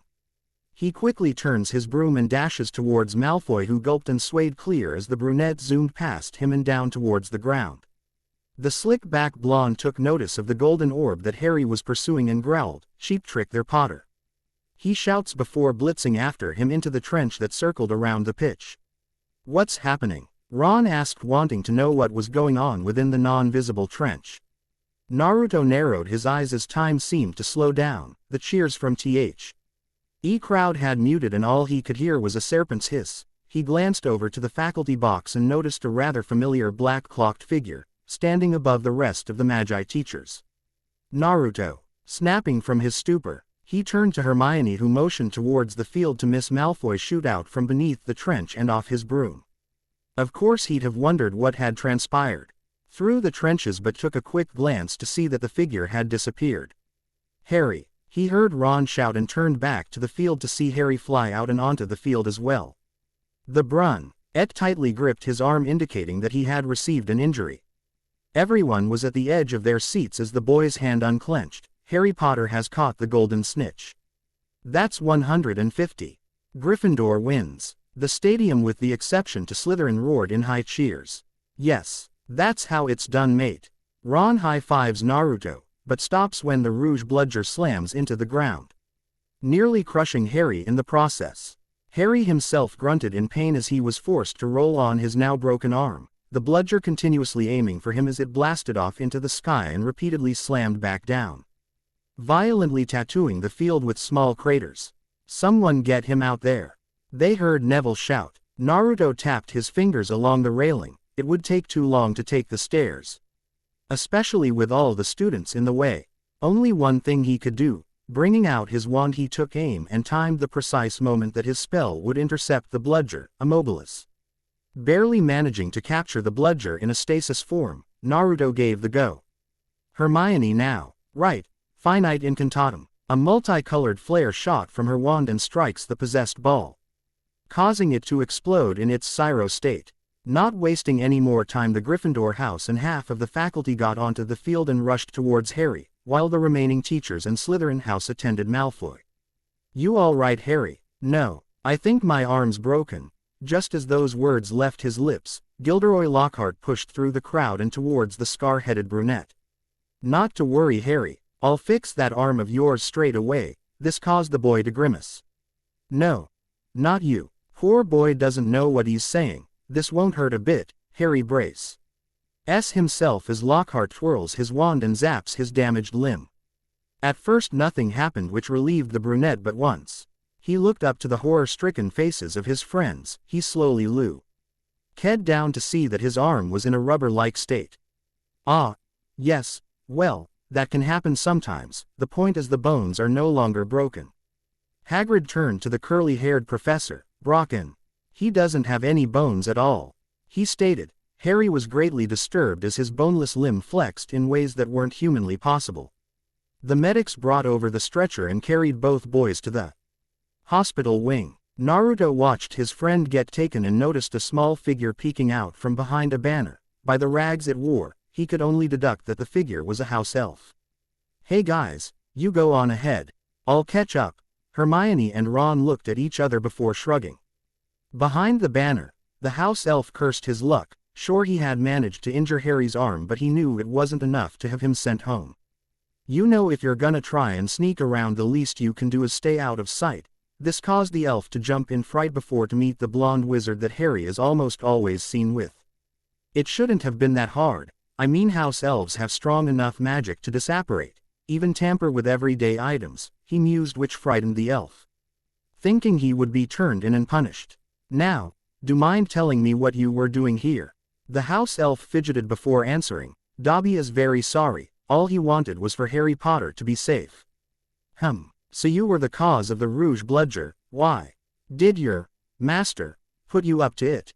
he asked. knowing full well of a house elf's life of servitude. Surprisingly enough, the elf shook his head. No. No. Dobby did this of his own accord. Harry Potter shouldn't have come back to Hogwarts. Terrible things are about to happen now that history is to repeat itself. Repeat itself. Naruto mused out loud, before he heard a serpent's hiss forcing him to snap his head up. He raised the banner up and stared onto the old castle that was Hogwarts. Kill. He replaying the message he heard, history. Attempting to solve the puzzle, he turned to House Elf, who gave a worrisome look. Dobby, you know what's about to transpire at Out School, you have to tell me. Dobby cannot, it's too risky to get you involved. After all, you are his descendant. His, what are you talking about? Naruto kneeled down in front of the elf. Oh no, Dobby has said too much, stupid Dobby, stupid Dobby. He began to beat himself with his own fists, in which Naruto restrained. Hey, calm down, all right. Dobby slowed his breathing before looking up. There is more than one heir, Hogwarts, he stated before snapping his fingers and disapparating. Wait, what? Dobby, he shouted, but was useless as the elf had already disappeared. Hogwarts Hospital Wing. Naruto walked along the hallway and passed by a dazed Draco who had slumped out with Crabbe and Goyle. He entered to see Ron and Hermione stand by a bedridden Harry. Even several of the Gryffindor house members stood by. You feeling all right? Harry looked up and, with his free hand, wiggled his boneless limb. Do you really have to ask? He replies. He should have been brought straight to me. I can mend bones in a heartbeat. But growing them back, they heard Madame Pomfrey as she pours out a steaming beakerful cup of liquid from a spinal cord-like bottle, aka Skelegro. You will be able to, won't you? Hermione asks. I'll be able to, certainly. But it will be painful. She turns to Harry. You're in for a rough night, Potter. Regrowing bones is nasty business, the school nurse states as she hands over the steaming cup. One sip and Harry felt the sudden urge to puke in disgust. Gulp it down, otherwise your arm will remain as boneless as a rubber glove. Harry forced the liquid down his own throat. That's gross. He's spitting out tiny liquid pellets from the aftertaste. Well, what did you expect? Pumpkin juice. Flash. Asterisk. The four shielded their eyes from the camera shot and mentally sighed as they knew who it was. That was brilliant today, Harry. Brilliant. Colin spoke excitedly. Madame Pomfrey decides that it's best for the scar-headed brunette to get the most rest he can, before the hellish night he would have to endure. Out. All of you. This boy's got 33 bones to regrow. Bidding goodbye to Harry, Naruto, Ron, and Hermione left the hospital wing. So where did you head after the game? The redhead asked. I didn't go anywhere. Believe it or not, I found the house elf that Harry was talking about. Dobby. Naruto proceeded to explain the situation between the house elf and their scar-headed friend. What he still couldn't understand was the warning Dobby had accidentally left him. Did it have to do with the Chamber of Secrets? One could never know, however it wouldn't hurt to find out. Naruto and Hermione headed towards the library while Ron trailed back to the common room. He didn't want to get into a conversation he couldn't follow. Hallways 7:35 p.m. Well, that was a total bust. All we got was info we already knew. Naruto sighed, though it was true and could see the logic. It wouldn't be a Chamber of Secrets if everybody knew about it. Hermione could only agree. Thankfully they haven't searched the entire library, so they had another shot the following day. I did learn something rather interesting, like. Hermione brought out an old book, branding the mark of Slytherin. You found the history archives. Receiving a nod from his best friend. It says here that Salazar Slytherin was in part of a pure-blood family whose descendants with Cadmus Peverell made up the House of Gaunt, she explained. Pure-blood family, so they participated in incest. Of course, in order to preserve their status and pass along their ability to speak Parseltongue. Parseltongue, the language of the snakes. Few in the Slytherin house should possess this ability. Naruto made an expression before continuing. So what else does it say? Quote, not much. She flipped the pages and noticed several tears along down the center. Looks like these pages were torn off. Fancy that. It shows the Slytherin family tree. Naruto laid his head on her shoulder to get a better view of the page, but never noticed the small blush from Hermione from the contact the two currently shared. Salazar Slytherin, Cadmus Peverell, Corvinus Gaunt, Marvolo Gaunt, Morfin Gaunt, Merope Gaunt. Just skimming up and down the page he noticed something peculiar, no photo and just a name. Agatha Slytherin. The two exchanged a look and then proceeded to search the book for anything else. Kill. Naruto snapped his head up. Naruto. He raised a hand to keep her quiet. Kill them all. That voice. He muttered. Hermione gave an unsure glance before jumping at the sound of a camera snap and a serpent-like hiss. Oh no. Naruto immediately dashed thought the hallway, Hermione right on his trail. The blonde gasped and skid to a stop. Hermione bumped into him and gasped as well. Colin Creevey stood as still as a statue, holding his camera up to his face and up in the air. Colin. Naruto tapped him. Nothing. The first year's skin was as cold as a late night, marble floor. You don't think? Hermione started. Kill. The voice sent a shiver up the blonde's spine. Yes, he's been petrified. Come on, we've gotta tell Dumbledore. Harry Potter gave a rather disapproving look to one Dobby. He had recently discovered that the house elf was responsible for not only the barrier closure onto platform 9 3/4 but had also tampered with bludger that had caused him the injury. Unfortunately for the house elf, Dobby had accidentally let out the same info he had given to Naruto and proceeded to bash himself with the bottle of Skelligro. Harry seizes the bottle in order to stop the elf's self-abuse. Tell me, Dobby, when has this happened before? Who's doing it now? Dobby fidgeted. Dobby cannot say, sir. Dobby only wants Harry Potter to be safe, he stated as he backed away from the brunette. No, Dobby, tell me. Who is it? They heard the doors crack open and Dobby seized the opportunity to disapparate. Harry sighed and slumps down as a shadow flick over the curtain that encircled Harry's bed. Peering through a slit in the curtains he was able to see Dumbledore and McGonagall bring in the statue-like form of Colin. Seconds later did Madame Pomfrey bustle in. What's happened? She asked. There's been another attack. Dumbledore answers. Pomfrey gasps upon seeing the petrified Colin. Perhaps he managed to get a picture of his attacker, McGonagall states. The headmaster takes the camera and opens, only for a jet of steam to hiss out. What does this mean, Albus? Dumbledore grimaces. It means our students are in danger, Minerva, Mr. Cree. Evie was fortunate. If not for his camera, he would surely be dead. The three teachers stood in silent moments before McGonagall asked what the headmaster would have her tell the staff. Tell them the truth. Tell them Hogwarts is no longer safe. Tell them it's as we feared. The Chamber of Secrets is indeed open again. Girls' bathroom. The following day, within the many restrooms located within the school, there was one that was always left alone, reasons being the horrible condition it was in. A gloomy place with cracked mirrors and chipped sinks, it was also the resting place of a certain ghost. Harry, whose bones were now fully restored in a rather painful process, stood alongside Ron as the two huddle over a small bubbling cauldron while Naruto and Hermione add in freshly stewed lacewing flies and 3 measures of knotgrass into the boiling cauldron. So that's what Dobby meant by repeating history. The Chamber of Secrets really has opened again, Naruto spoke. Yeah, it was Probab.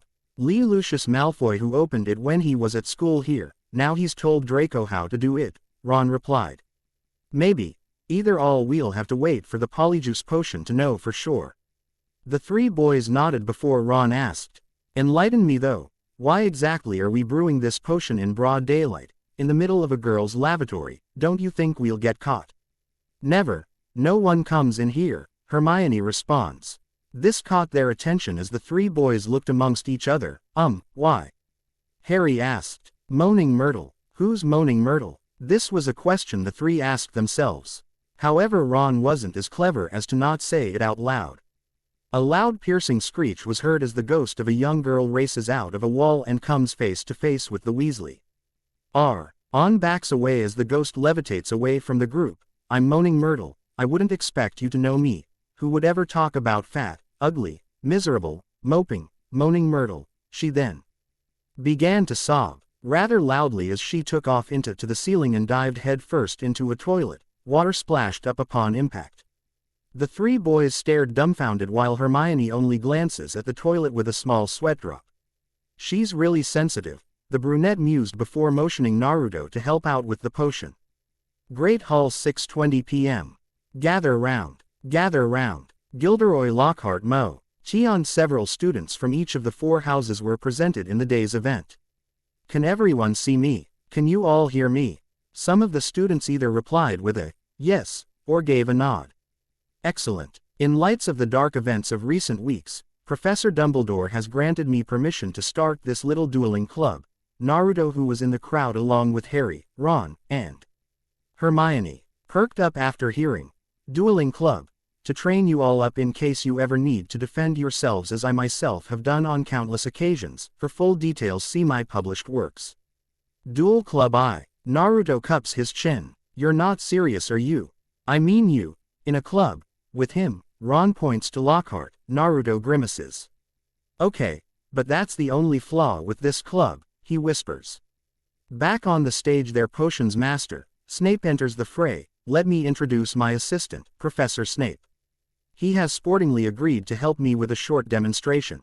Now I don't want any of you youngsters to worry. You'll still have your potions master when I'm through with him, never fear. Naruto, Harry, Ron, and surprisingly enough, Hermione as well, gave a deadpan sweat drop. What's the fun in that?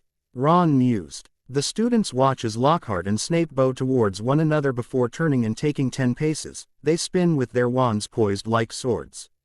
As you can see, we are holding our wands in the acceptable combative position. On the count of 3 we will cast our first spells. Neither of us will be aiming to kill of course, Lockhart ensured. Harry, who had finished introductions with Justin Finch, Fletchley gazed at Snape. I wouldn't bet on that, he whispered. 1, 2, 3. Expelliarmus. A dazzling flash of crimson light blasts Lockhart off High's feet and into the wall across the hall. Do you think he's all right? Hermione asks with minimal concern. Tisk. Who cares, he got knocked the foo. Naruto looks up to see Snape gaze upon him, causing the blonde to clear his throat. Well, you know what I mean.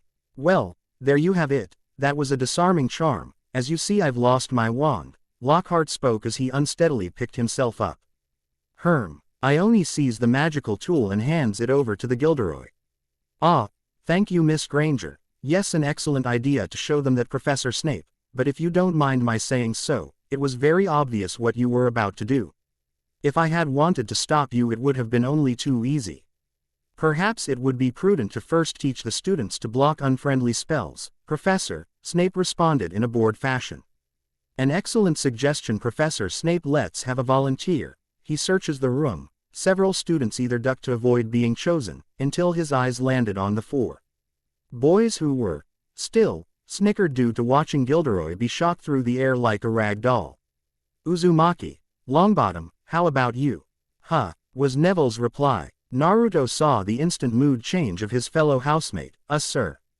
Maybe it's a better idea to pair me up with someone who won't blow us both up. No offense, whispering the last part to Neville, who waved him off, eager to not participate. Gilderoy turns to second year. Having trouble with certain charms? No worries then, just come by after class and I'll guide you down the right path of spell casting. Now then, how about you, Mr. Weasley? Ron gave a nervous glance at his blonde friend, very well knowing of his more experienced combat spells. Weasley's wand causes devastation with the simplest spells. We'll be sending students to the hospital wing in a matchbox. Might I suggest someone from my own house? Malfoy perhaps, Snape suggested. Harry, Ron, and Hermione turned to their whiskered friend as he and his low blonde glared malevolently at one another. The two walked up onto the stage while both professors backed down. Draco glared at his opponent. I didn't get you back for that punch now, did I? Naruto frowned. And you still haven't taken it back. The two grudgingly bowed to each other and took 10 paces back. They turned with their wands poised. Wands at the ready. When I count to 3, cast your charms to disarm your opponent. Only to disarm. We don't want any accidents now, do we? Alright, 1, 2. Draco fires early and blasts Naruto off his feet with spark of white light. The W. Hiskered blonde rebounds and lands on his feet while holding his chest. He saw Malfoy ready his wand again, Flipendo. Launching Malfoy into the air, Expelliarmus. While still in midair, Draco was suddenly blasted further down the stage. I said disarm only. Aqua Eructo. Draco sends a spout of high-pressure water jet towards the blonde, Glacius. Naruto countered as he fired a blue flare directly into the waters and freezing them in solid ice. Malfoy stopped his charm and leaving the frozen waters to shatter on the stage, Incendio. Switching from water to flames, Naruto times the incoming flames. Flamma Rigentum. A teal-blue flash sparked through the flames and let them engulf him. Most of the students at this point were panicking. Naruto. He heard his best friends shout, only for the flames to die down, leaving him completely unharmed. Flamma Rigentum. The flame-freezing charm causes fire to become harmless to those caught in it, they heard Snape mention. Though the charm is available in the third-year history of magic, seems Uzumaki has been doing some extra studying, the potion's master thought to himself. Prior Incantado. Now in reverse, Naruto fires Malfoy's Incendio. Relatio. Malfoy counters by shooting fiery sparks into the blonde's hands, forcing him to drop his wand and cancel the spell. Inches from hitting the ground, Naruto kicked his wand back up to his grasp. Profusum Flammas. Now firing his own variety of charm, as a violet stream of flames erupted towards Malfoy. Aqua Eructo. Draco counters with the charm from E4 and doused the flames before they could reach him. Let's see how you like this, Serpensortia. Naruto paled as he soon came face to face with fully matured Black Mamba. Snape smiles in amusement, for something that was originally supposed to be a friendly little duel was suddenly turned into actual full-on wizard's duel. He found it highly entertaining. Naruto backed up as the snake slithered closer, scared of snakes. Uzumaki. Was he really scared of snakes? Hardly. The Black Mamba was one he would prefer not to be bitten by, he could just kill it off with one of his charms. But this one was conjured and had no idea if it would be resistant to any at all. Don't move, Uzumaki, I'll get rid of it for you, Snape reassured as he made his way back up on stage. Allow me. Lockhart flicks his wand and sends the snake flying into the air, sadly it landed closer to Naruto. Now that the snake has been harmed, it hissed in rage as a sign of its high aggression and slithers towards its closest target. Justin Finch Fletchley. The students scream as they backed up away from the stage but couldn't due to them being all huddled up. Harry however remained completely mesmerized by its scaly features. The snake rises with its fangs exposed and poised to strike when. Leave him. The snake snaps towards Naruto. Harry, not noticing the change in language, moved Justin out of the way. The serpent hisses at Harry. Leave them. Harry found it strange that he could understand what the snake was saying. It however was momentarily confused by the blonde's words before slithering back down and slumping to the stage. Two boys snap out of their trance. Naruto looked around to see the shocked and feared looks from his fellow students. Snape waves his wand and the snake vanishes in a puff of black smoke. He regards Naruto with shrewd and calculating look. Ron takes Naruto's arm. Come on, move, now. He, Hermione, and a confused Harry lead him back to the dormitory. Gryffindor common room. Ron and Hermione usher Naruto onto the couch. Harry glances up to see Ginny staring down at the group. Their eyes met and she turns back and towards the girls' dormitory. You're a parcelmouth. Why didn't you tell us? I didn't know. A parcel what? Harry asked. A parcelmouth, he can talk to snakes. So, I can too. Ron, Hermione, and Naruto stared in shock at the brunette. I mean, I did set a python on my cousin Dudley at the zoo once, but so what? I bet loads of people here can do it. No they can't, Harry. Naruto replied. It's not a very common gift. Harry, this is bad. Hermione finished. What's bad? If Naruto hadn't told that snake not to attack Justin. Oh, so that's what you said to it, Ron mused. You guys were there. You heard him say it. Harry. They heard me speaking in Parseltongue. Snake language. Naruto shook his head and rested it on his palms. What's strange is that I didn't even realize I was speaking another language, he replied. I don't know, Naruto, but it sounded like you were egging the snake on or something. It was creepy, Hermione stated. Soon the Gryffindor house began to stream into the room. Most eyed the blonde warily, even Seamus, Neville, and Dean Thomas walked by without a word. Naruto looked crestfallen. Their stares, just like the villagers, he thought. Listen up you two. There's a reason the symbol of Slytherin house is a serpent. Salazar Slytherin was a parselmouth, he could talk to snakes too. Exactly, now the whole school's gonna think Naruto's his great-great-great-grandson or something. No way, there's only ever been few wizards to appear from my homeland, I highly doubt even Salazar has been there. Yes, but he's lived 1,000 years ago, for all we know you could be, Hermione responds. Naruto shook he just couldn't believe it, there was just no possible way for him to be a descendant from a man who had not only housed his rival but whose grandson had previously attempted to murder his lightning-scarred friend, unless. Agatha Slytherin, Hermione gasped while Ron and Harry looked at each other in confusion, before Naruto dashed out of the common room, his destination, the library. Library 9 p.m. Naruto sat on the cold marble floors. Next to him were piles of books, each with specific information on the Slytherin house. Agatha, where is she? It's like they wanted to erase her from. His mind clicked before taking every shredded page from the books and placing them together, like a puzzle. Several were missing, he just needed to find out where the pieces were hidden. After several minutes he had managed to find at least 9, it wasn't much, however it did fill most of the information he required. Naruto placed the pieces on a nearby table and brought out his wand, Reparo. The pieces began to hover in the air as they slowly connected to one another, soon formed 2.5 pages. Agatha Slytherin, he began to read and what he had learned from both pages made him drop to his knees.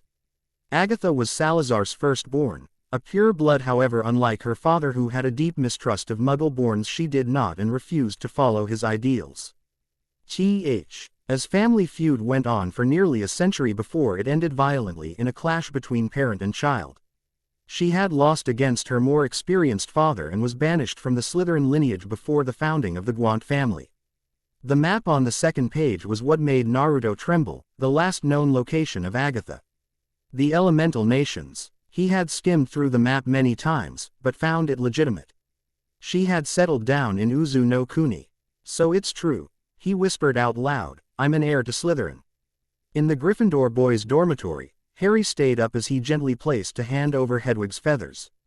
Who am I, Hedwig? What am I? He asked, only receiving a hoot as an answer.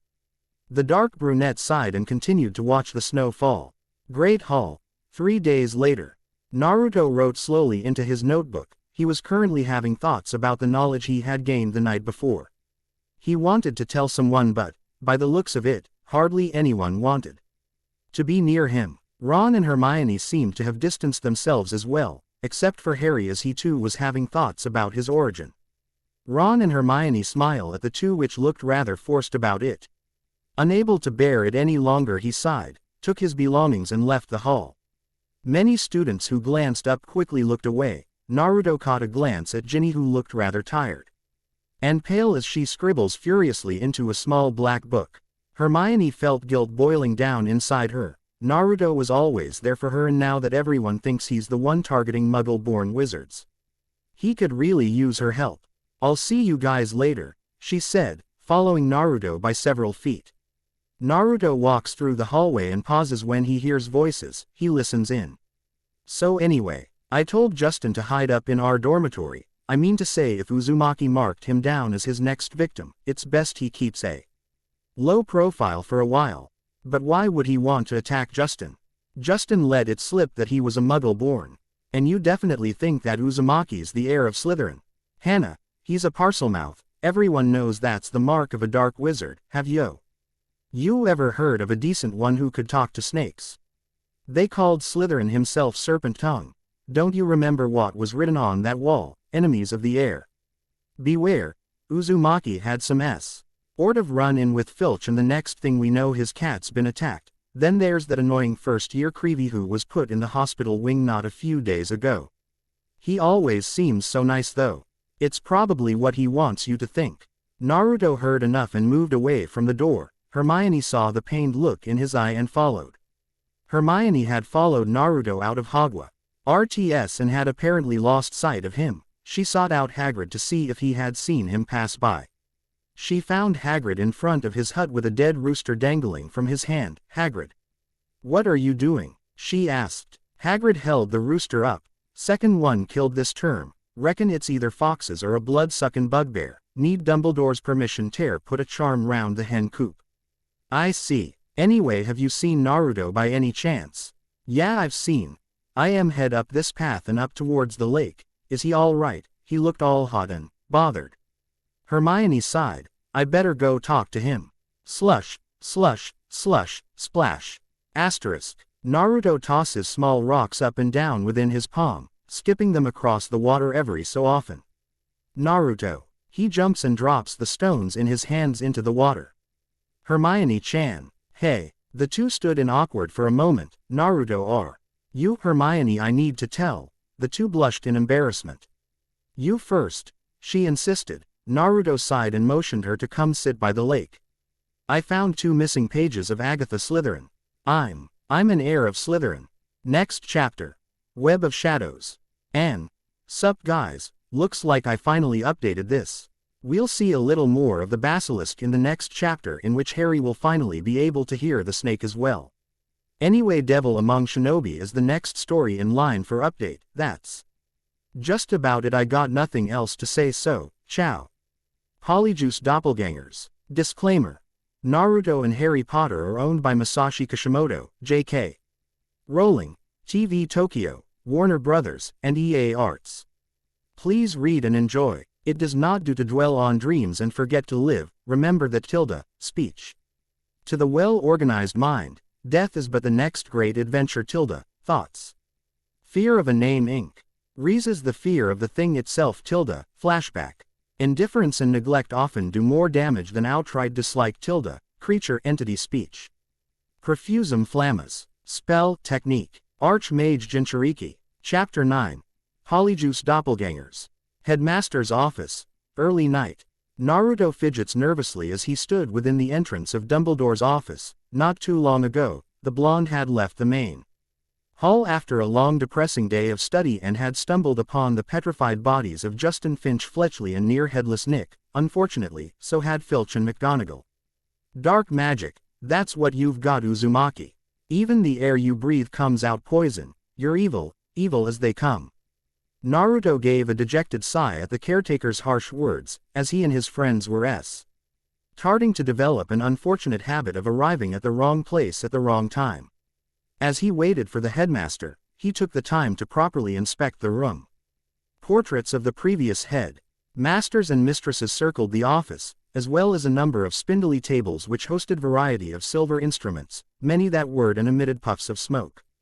He also spotted a shallow stove. Nay basin with carved runes and strange symbols, and amongst the impressive collection of books, sat the Sorting Hat. Taking a second glance, Naruto made his way towards the bookshelf, took the sentient hat and placed it on. Be in your bonnet, Uzumaki. Quote. Naruto shook his head before answering. When you sorted me into Gryffindor, you said there was something full within me, that you could have easily placed me in Slytherin. How so? He asked. Who knows? Could it have been because of the fox? Or possibly from your descending lineage? It replied, causing the blonde to tense. How did you know? I have sorted thousands of students throughout the years, their personalities, their personal experiences, traits you may or may not know about yourself. It all aids me in sorting them into their respected house. Then if you knew why, didn't you? I stand by my decision when I sorted you into Gryffindor. You may be a Slytherin by blood, but not by heart, much like her. Her. You mean Agatha. Precisely. It responded, forcing a small smile onto the blonde wizard's face. Thanks. He replied before setting the hat back onto its shelf. Light footsteps were heard and Naruto figured he might as well get the incoming punishment over with. He stood patiently for the headmaster before his ears caught a sound of chokes and gags. The sounds drew his gaze towards a large blaze-feathered bird, currently sitting on a gold-crafted perch.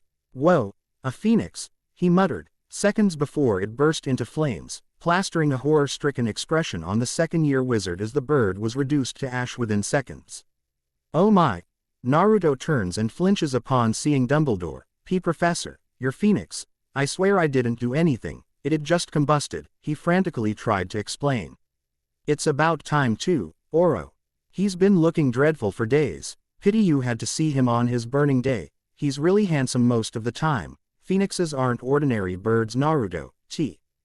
They burst into flames when it is time for them to die and are then reborn from their ashes, he pointed out.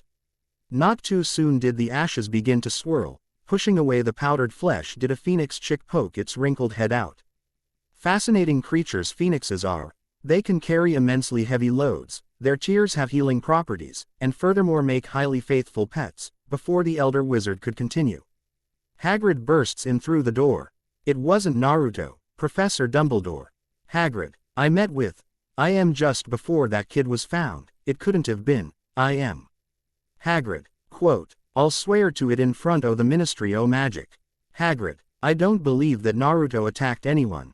The groundskeeper stood quietly before sheepishly responding, oh, right, I'll just wait out. Sighed then. He spoke as he trails back the way he came. Naruto on the other hand gave the headmaster a curious and questioning look. You don't think it was me? He asked. No, I don't, but I must ask you, Naruto. Is there anything you'd like to tell me? Anything at all? The young wizard pondered, conflicted whether or not to share his dilemma with the chief warlock. In the end, he shook his head and answered, no sir, nothing at all. 1 week later, snow fell across Scotland, painting its scenery in an angelic white layer. Students drifted throughout Hogwarts carrying their luggage as they prepared to return home for the holiday season. The four wizards trailed down towards the main hall, catching several weary glances towards their whiskered friend. Make way for the heir of Slytherin. Seriously evil wizard coming through. The Weasley twins declared, causing many students to open a path for them. Ron grinned in amusement before catching sight of Naruto's overhead storm cloud. Oh come on Naruto, they're just joking around, don't see anyone else laughing. Okay, so half the school thinks you're nipping off to the Chamber of Secrets every night, who cares? I do. Students are petrified and I'm the one getting blamed for it. Well, if it makes you feel any better, I just heard that Malfoy's staying over for the holiday too, replied Hermione, earning herself a deadpan stare from her housemates. Hermione, how would that help anyone feel better? Harry exclaimed. Because in a few days the polyjuice potions will be ready, we'll then know who's the second heir, having broken the news to Harry and Ron. The two were just as shocked as their blonde friend when he first discovered his heritage. They stood by him knowing full well that their friend was not comparable to the others of the Slytherin house. Momentarily the four found themselves sitting at the Gryffindor house table as dinner was promptly served. Naruto had his quill and ink out as he scribbled onto a sheet of paper in which he promptly folded into an envelope. Mom's probably gonna send a howler after this, hope she understands Tilda, he spoke as he slipped the letter into his robes. Why? Asked Harry, not wanting to be in the same room when the ear-piercing letter arrived. Before any of this, I was kinda planning to spend the holidays over in Wales with Mom and a few friends I met last summer. We all had something we were looking forward to, but plans change. After what happened with Dad's car, I think I'm safer here than I am back home, Ron quirked. Harry smiled at the trio, however. Deep down he wished he had someone waiting back home for him, someone that actually cared for him, unlike his aunt and uncle. So everything's set. Yes, all we need is a bit of who we'll be changing into, Crabbe and Goyle. We also need to make sure that the real Crabbe and Goyle don't burst in on us while we're interrogating Malfoy. How? Asked Ron. His answer came at the sight of a dark violet potion. Sleeping draft. We mix these into a pair of cupcakes, a single bite and they'll be out in a matter of seconds, simple but powerful, the witch explained. The boys took a glance over at the Slytherin table, staring as both targets stuffed their faces full of any food currently present. This earned a sweat drop from the three. You know how greedy those two are, they won't leave until every last drop of trifle is gone. 4 days later, it was 0 hour, the polyjuice potion was complete and awaited its final ingredients. The four wizards trekked towards the girls' bathroom all the while discussing their plan. Now, once they're asleep, hide them in a broom closet and pull out a few of their hairs, whispered the curly-haired brunette. And whose hair are you ripping out? I've already got mine. Bringing out a small vial containing a tiny hair, Millicent Bulstrode, she's in Slytherin, I got this off her robes. She said before pocketing the glass container and replacing it with a small bundle of twin chocolate cupcakes. I'll go check on the potion, just make sure Crabbe and Goyle find these, handing over the cakes. Naruto, you work on getting us the password. Got it, he replied before they took their separate ways. Harry, yeah, have you ever heard of a plan where so many things could go wrong? Standing quietly and using the darkness of the corridors to coat his appearance, Naruto watched as a few black and green-clad students entered and escaped through the dungeon entrance. Taking quick glances behind him, he rushed towards the door and trailed down the staircase, hoping that no one would take the stairs back up. The blonde gave a sigh in relief as no students were seen upon his entry, although now he seemed to have found himself lost. With several passageways heading deeper into the dungeon, it made it difficult to navigate through the dark corridors. He would have spent hours wandering the prison had he not heard the echoing footsteps and girlish chattering. Naruto weaved his hands in a tiger seal, allowing his spiritual and physical energy to intertwine and circulate throughout his body, giving him access to his secondary energy source. Channeling his chakra to both arms and legs, he flipped up and attached himself to the ceiling. Soon enough a pair of girls passed by and turned the corner. These girls were Tracy Davis and Pansy Parkinson, two of Slytherin's most popular students. Naruto gave a hollow grin, knowing these girls would unknowingly lead him to the entrance but also give him the password needed to enter. It didn't take long for the girls to come across a lonely stone wall. Tracy stepped forward and spoke, "Pure blood." The wall accepted her words and opened inward. The reverse blonde rolled his eyes. Figure ing the password had something to do with their status. He glanced back down to see Tracy patting her waist, attempting to find something that wasn't there. Damn it, I left my moleskin pouch back at the main hall. I'll be back. Don't start the game without me, she spoke before trailing back the way she came. We'll do the opposite if you don't hurry, Pansy said with a shrug as she entered the hidden common room. Naruto watched as the doors closed and returned to the appearance of a normal dungeon wall. He then gave a small grin and crawled after his target. Cremati sinus cinerum in terra, sit venature saturni.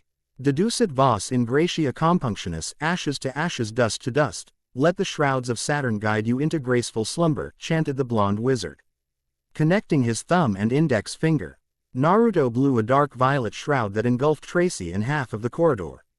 A groan was heard which was followed by an audible thud. Naruto dropped down and dragged the now snoozing girl into one of the many barred cells. Weaving through a total of 3 hand seals, a small cloud of smoke erupted and replaced the young wizard's overall appearance into a carbon copy of the sleeping witch. Girls' bathroom. Momentarily, Hermione hovered over a smoking cauldron. She now wore a black and green robe branding the Snake House emblem. The brunette examined the potion to see it resembling a thick, dark, bubbling mud-like product. Hermione called out Harry. Did you get it? Got it. Both Ron and Harry rose their hands to show a pinch of snipped hair. Good, I snuck these out of laundry. She motioned to a pair of robes. The boys gave a nod in approval and proceeded to swap them with their house robes. I'm sure I've done everything right. It looks just like the book said it should. Once we've drunk it, we'll have exactly 1 hour before we change back into ourselves. Okay. What now? We separate it into 3 glasses and add the hairs, the boys grimaced. Is everyone ready? Naru, too. Yeah, it's me, and don't say nothing about my choice in appearance. Whatever you say, Tracy, Ron replied with a snicker, causing a twitch in Naruto's left eye. All right, you two, take a glass and drop the hairs. The 4 gathered around the cauldron. Harry and Ron add the hairs they gathered to a separate cup. They watched as the potion's color went from muddy brown to yellow, dark tan, and khaki. Essence of crab. Ron groaned as he, Harry, and Hermione gulped down their respected glass. The redhead doubled over as he felt his stomach turn. Think I'm gonna be sick, he spoke. Before rushing into a stall.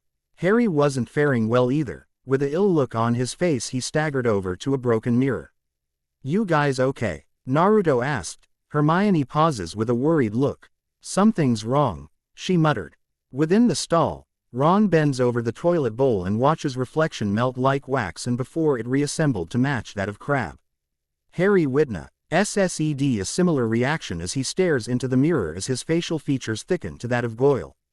Hermione took a slow glance at her arm to see several patches of fur grow across her wrist and hand. Oh no, she panics and quickly scurried into a stall. Hermione-chan, Naruto asked in concern before Ron or rather Crabbe staggers through the door. The three morphed boys glanced at one another. Harry, Ron, bloody hell. He breathed out with a hand to his stomach. The potion hadn't quite agreed with him. You guys still sound like yourselves. You need to adjust your voice, Tracy spoke. The two lowered their tone and proceeded to practice their speaking voice. Oi, where's Hermione? Asked Ron. I don't think I'm going. You guys go on without me. Hermione-chan, you all right in there? Just go. You're wasting time, she shouted with a tone that said, I don't want to talk about it. Corridors. Lower levels. Don't swing your arms like that. Crabbe holds them sort of stiff, Harry exclaimed. Quiet down you guys. Don't want to get the attention of the prefects now do you? Sorry, not used to using hands that aren't mine. Seconds later, a shadow began to grow past the ground and up towards the wall. With the hour past curfew, the only ones up and walking would be either house prefects or the school faculty, which was worse if they were caught by Filch. Inside quick, Harry whispers as he brings out his wand and with an Alohomora charm, unlocked the doors to the third-year arithmancy class. The three carefully closed the door behind them, leaving a small crack open, just enough to see through. Light footsteps neared the door until one Percy Weasley passed by. Percy, what's he doing here? Ron spoke in utter confusion before Naruto and Harry slapped their hands on his mouth and getting a shush from the two. To their dismay, Percy's footsteps had stopped. What are you doing down here, Weasley? That voice. Draco. Mind your attitude, Malfoy. You want to show a little more respect to a school prefect. Oh, you actually think you can catch Slytherin's heir single-handedly? Won't be surprised they find your petrified body the following day. Percy held back a sneer. Head back to your dorm. You have no business wandering the corridors at night. Rather you wish to be the next one in the hospital wing as an immobile statue. This turned the second year's smug look into a frown. Maybe you should take your own advice, seeing as how all you prefects wander about. I'm willing to bet that one of you will end up frozen, he retorted as he walked past him and toward the dungeon. Percy glared harshly at the slick-back blonde before continuing in the opposite direction. That was close, Harry muttered, getting unnerved nods from his morphed friends. Slytherin common room. Stone walls shifted as the word, pure blood, was spoken. Malfoy glanced towards the opening of the dark-themed room. He rose an eyebrow as Tracy trailed by and towards the staircase. Soon afterwards did Crabbe and Goyle make an appearance. Where have you two been? Pigging out in the grate all this time, he exclaimed. Can you blame them? Today's dessert included accolade truffles. They heard Tracy speak. Draco rolled his eyes at the antics of his lackeys and unfolded a copy of the Daily Prophet. He smirked. Hey, listen to this. Arthur Weasley, head of the misuse of Muggle artifacts office, was today fined 50 galleons for bewitching a Muggle car. Weasley has brought the ministry into disrepute, said Lucius Malfoy, a governor of Hogwarts. He is clearly unfit to draw up our laws, and his ridiculous Muggle Protection Act should be scrapped immediately. Grinning, Malfoy took his eyes off the paper and towards his lackeys. Arthur Weasley loves Muggles so much he should snap his wand in half and go join them. You'd never know the Weasleys were purebloods. The way they behave, it's an embarrassment to the wizarding world. All of them, he spoke. Crabbe gives an audible growl and was elbowed by Goyle.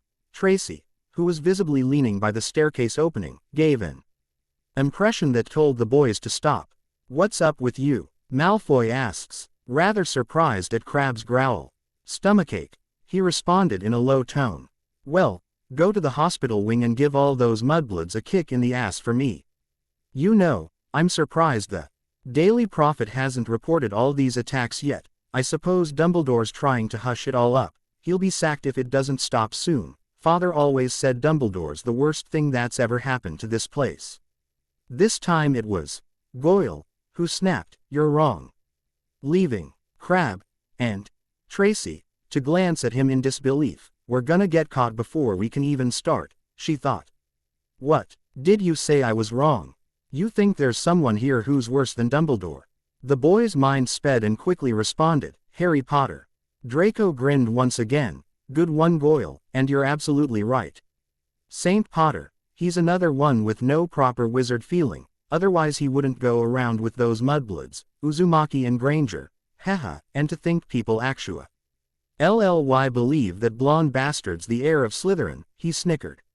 The two morphed Gryffindors exchanged a sheepish glance at the present female, as her eye twitched below a visible tick mark, obviously not pleased by both insults. Goyle then decided to take advantage of Draco's response. Then you must have some idea who's behind it all, he asked. Malfoy rolled his eyes with a groan. Yo. You know I haven't the slightest idea, Goyle. How many times do I have to tell you? But my father did say this much. It's been 50 years since the chamber was opened. He wouldn't tell me who opened it, only that they were expelled, but I do know this. The last time the chamber was opened, a mudblood died. The three could feel their eyes widen, shock visibly pasted on their face. It's only a matter of time before one of them's killed. As for me, I hope it's Granger. Both boys frowned, however grew a confused look when Malfoy shuddered. Did it colder in here or is just me? The two Gryffindors flinched upon witnessing their third member's glare. They too felt a chill crawl up their spine. It all changed however when she jumped in surprise and pointed at Goyle, then at her forehead. Crabbe flinched when he spotted a visibly growing lightning bolt scar surface beneath Goyle's skin, while the boy himself spotted his friend's hair shifting into a red hue. Tracy reached her sleeve and brought out her wand, along with the 3 chestnut-sized smoke bombs. Cracked by Gynar, Artiscat ignite, she whispered, and like a lighter a small flame flickered in existence. It. She lit the smoke bombs and gave them a toss. What's the matter with you two? You're acting very odd. Just as he finished, the room exploded in a thick cloud-like haze. Draco coughed hars. HLY as the sound of a slamming door was heard. The smoke soon subsided and Malfoy was finally able to clear his throat. What the bloody hell was that? He shouted, shortly before noticing his 2 subordinates were missing. Where'd they go? Corridors. A now reverted Naruto and a still metamorphosing Harry and Ron dashed through the near-empty school. That was way too close, shouted Ron. Shut up and keep running, retorted the whiskered blonde. Racing upstairs, they failed to notice an opening broom closet as well as a woozy Crabbe and Goyle. The 2 Slytherins, however, were able to notice the incoming trio and made way for them before freezing in shock. They glanced in their general direction, having sworn to have seen themselves running with a Gryffindor. Minutes later, the three found themselves breathing heavily just outside the girls' bathroom. During that time, Harry and Ron managed to fully revert back to normal.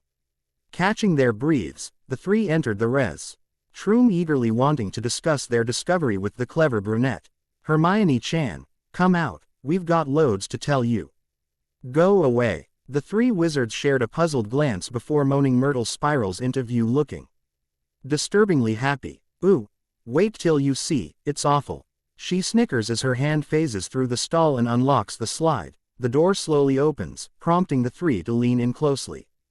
Do you remember me telling you the polyjuice potion was only for human transformations? The boys visibly flinched at the brunette's change in appearance. Within the shadow they could see the girl's face had sprouted fur, her eyes shined yellow, and pointed ears poked through her hair. It was cat hair I plucked off Millicent Bulstrode's robes. Look at my face. Look at your tail, Ack. Ron's response was ended with a quick jab to his right flank, courtesy of Naruto. Hospital wing. 3 weeks later. With the ending of the holiday season, classes had resumed to their previous schedule. Naruto, Harry, and Ron currently staggered beneath the weight of library books they currently carried. They make their way towards Hermione's bed, which was currently covered with even more books. Oh good, put those anywhere. The trio gazed upon her book-covered bed. Seeing as there wasn't any more space, they dropped them onto the floor. Madam Pants asked that we relay a message. She'd appreciate it if you'd leave a few books for the rest of the school, Ron joked. I've got to keep up, haven't I? She retorts as her tail twitches into view. Is that thing ever going away? Any day now, according to Madame Pomfrey. I'm just thankful I've stopped coughing up fur balls. We all are, believe me, he responded, as the 3 held back a shudder. Now, what about the Chamber of Secrets? Any new leads? Nothing. Absolutely nothing. Naruto replied. Hermione gave her best friend a sad look, and, has it gotten any better? I mean, is anyone speaking to you? She asked. Well, Neville asked to borrow a tubeworm in potions yesterday, I suppose that's something. Harry took notice of a get well card beneath the brunette's pillow. To Miss Granger, wishing you a speedy recovery, from your concerned teacher. Gilderoy Lockhart. You sleep with this under your pillow? He asked. Of course not. I don't know how that got there. Now go, I still have 600 pages T. Oh, read in Transformation Through the Ages, she retorts. The boys sweat drop and proceed to leave the infirmary. I know Hermione's mental, but can you believe she falls for that smarmy nonsense of Lockhart's, spoke Ron. Naruto couldn't help but agree. How could Hermione support that poor excuse of a teacher? Several minutes of walking through the corridors, the three felt their steps trail against water. They looked down to see a great flood streaming from the girls' bathroom. From within, Myrtle could be heard moaning. Looks like Myrtle's flooded the bathroom, Harry spoke before they splashed towards the bathroom. Yuck tilde. As they enter, Myrtle's huge, racking moans began to echo off the dreary tile. All taps were running, streaming miniature waterfalls, overflowing the sinks and splashing to the grounds below. The trio step towards the last cubicle where they see Myrtle moaning in midair. She then turns her attention towards them. Come to throw something else at me. She speaks accusingly. Why would we want to do that? Don't ask me. Here I am, minding my own business and someone thinks it's funny to throw a book at me. But it can't hurt if someone throws something at you. I mean, it'd just go right through you. Wouldn't it? Ron ponders, before Myrtle snaps at him. Oh sure, let's all throw books at Myrtle because she can't feel it. 10 points if you can get it through her stomach. 50 points if it goes through her head. Nice going, Ron, Naruto spoke sarcastically. Harry shook his head before asking, who threw it at you anyway? I don't know, I didn't see them, I was just sitting in the U-bend. Thinking about death and it fell through the top of my head. Through the top of her head, thought Naruto before glancing at the ground where he spotted a small black book. Picking it up he shows it to Harry who gives him a questioning look. 50 points if you can get it through her nose, Ron mutters. I heard that, shouted Myrtle in a deep menacing tone, causing the three to comically flee in fright. Gaining a distance between themselves and the haunted bathroom, they were able to analyze the thrown book. Looks like an old diary. It is, Mos. She recently in a toilet too, added Ron before stopping Naruto from opening its contents. Hey. Are you mad? That could be cursed. Dad once told me about a book the ministry confiscated that burned eyes out of anyone who tried to read it, he cryptically states. The blonde and dark brunette glanced towards the black book. Take a deep breath, I'll take my chances, Naruto replied before opening the cover page. Ah, tilde tilde tilde oh my god, my eyes, tilde tilde tilde I am blind, tilde tilde tilde, ah ha ha ha ha tilde tilde tilde, he laughed at both Harry and Ron's frightened looks. I'm sorry. I couldn't help myself, thus earning himself a jab from the scar-headed wizard. It wasn't until they noticed Ginny standing at the end of the corridor, her expression became horror-stricken upon spotting the black book. And dashed off. Oh come on Ginny, I was joking, don't be like that. Ah, great, now your sister's scared of me. Who isn't? Ron quirked. Harry shakes his head and notices a name written in embossed letters, Tom Marvolo Riddle. He read. Ron ponders, Tom Riddle. Wait, I know that name. The night I had detention, my job was to polish the silver in the trophy room. I remember because I kept burping slugs all over his trophy. I must have wiped slime off his name for an hour, he said. Naruto and Harry shudder at the curse Ron had bestowed upon himself. The blonde shook away his thoughts and fans through the pages, only to find it empty. That's odd. He never wrote in it. The three could only wonder, why. Next chapter, Web of Shadows. Alright guys, it's finally out and like I said before I was forced to write this entire chapter from scratch along with the rest of my stories, which rather annoys me but you know, shit happens. Anyway, a few things you guys might have noticed in this chapter. 1 in particular was Naruto verbal, wandless spells. Like all great wizards, they should at least have an arsenal of support and status spells. Now it is an original cast as I have yet to find a sleeper spell. I did base it off Nagima as I gave Naruto an activation keyword, it being Cremati Sinus Cinerum in Terra. Latin translates to ashes, dust to dust. I know it's not really original, but it's slightly better than the canon keywords. Second thing you'd notice, I didn't add Krishna's howler to the chapter, instead it's in the omake at the very end, so don't worry about that. Now a huge thing I would like to add. For fans of My Devil Among Shinobi FIC, most of you are wondering when I'm going to be updating it. Sadly, I won't, instead I will be rewriting it completely from scratch. I feel like I could have done better and I may have left several unexplained plot holes throughout the story. I'll keep the original up, just know that it'll be discontinued for an even better version. With that said, enjoy the omake and I'll be seeing you guys next time, Yane. Omake. The Howler of Christmas Present. Naruto entered the Gryffindor dormitories and immediately began to dig through his belongings. With Hermione being subconscious about her current appearance, he figured she could use his invisibility cloak to sneak her into the hospital wing. Tap, tap, tap. Asterisk. Raising his head, he too took notice of his pet Sora, who was perched just outside the window, using his beak to get his master's attention. Hey Sora, let me get that for you. He unlocked the components and opened the glass door for his feathered friend. The silver-winged falcon flapped his wings and shook the powdered snow of his body. He then lifted a talon to show his delivery. Huh, whatcha got there? It was small, rectangular in shape, and in a color of bright red. Naruto stared at the crimson letter for a few seconds before his eyes snapped open in horror. Ah tilde tilde tilde. His voice echoed throughout the school. Many of the remaining students and faculty raised a head and took a confused glance at their surroundings, up catching the audible scream. He knew it was coming. He had seen the future when he had sent the notification. He, however, was nowhere near prepared for it. Grabbing the howler, Naruto reeled his head back and cautiously opened the letter. Uzumaki Naruto, how dare you avoid this national holiday with your mother?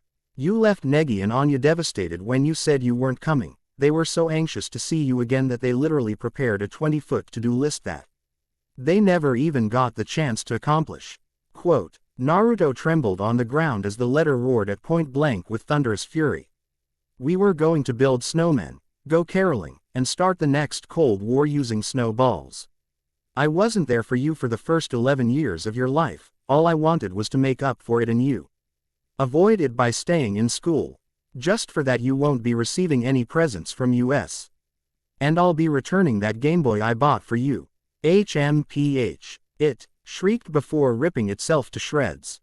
Naruto was left twitching on the floor. Truly, the temper of an Uzumaki woman was legendary. End.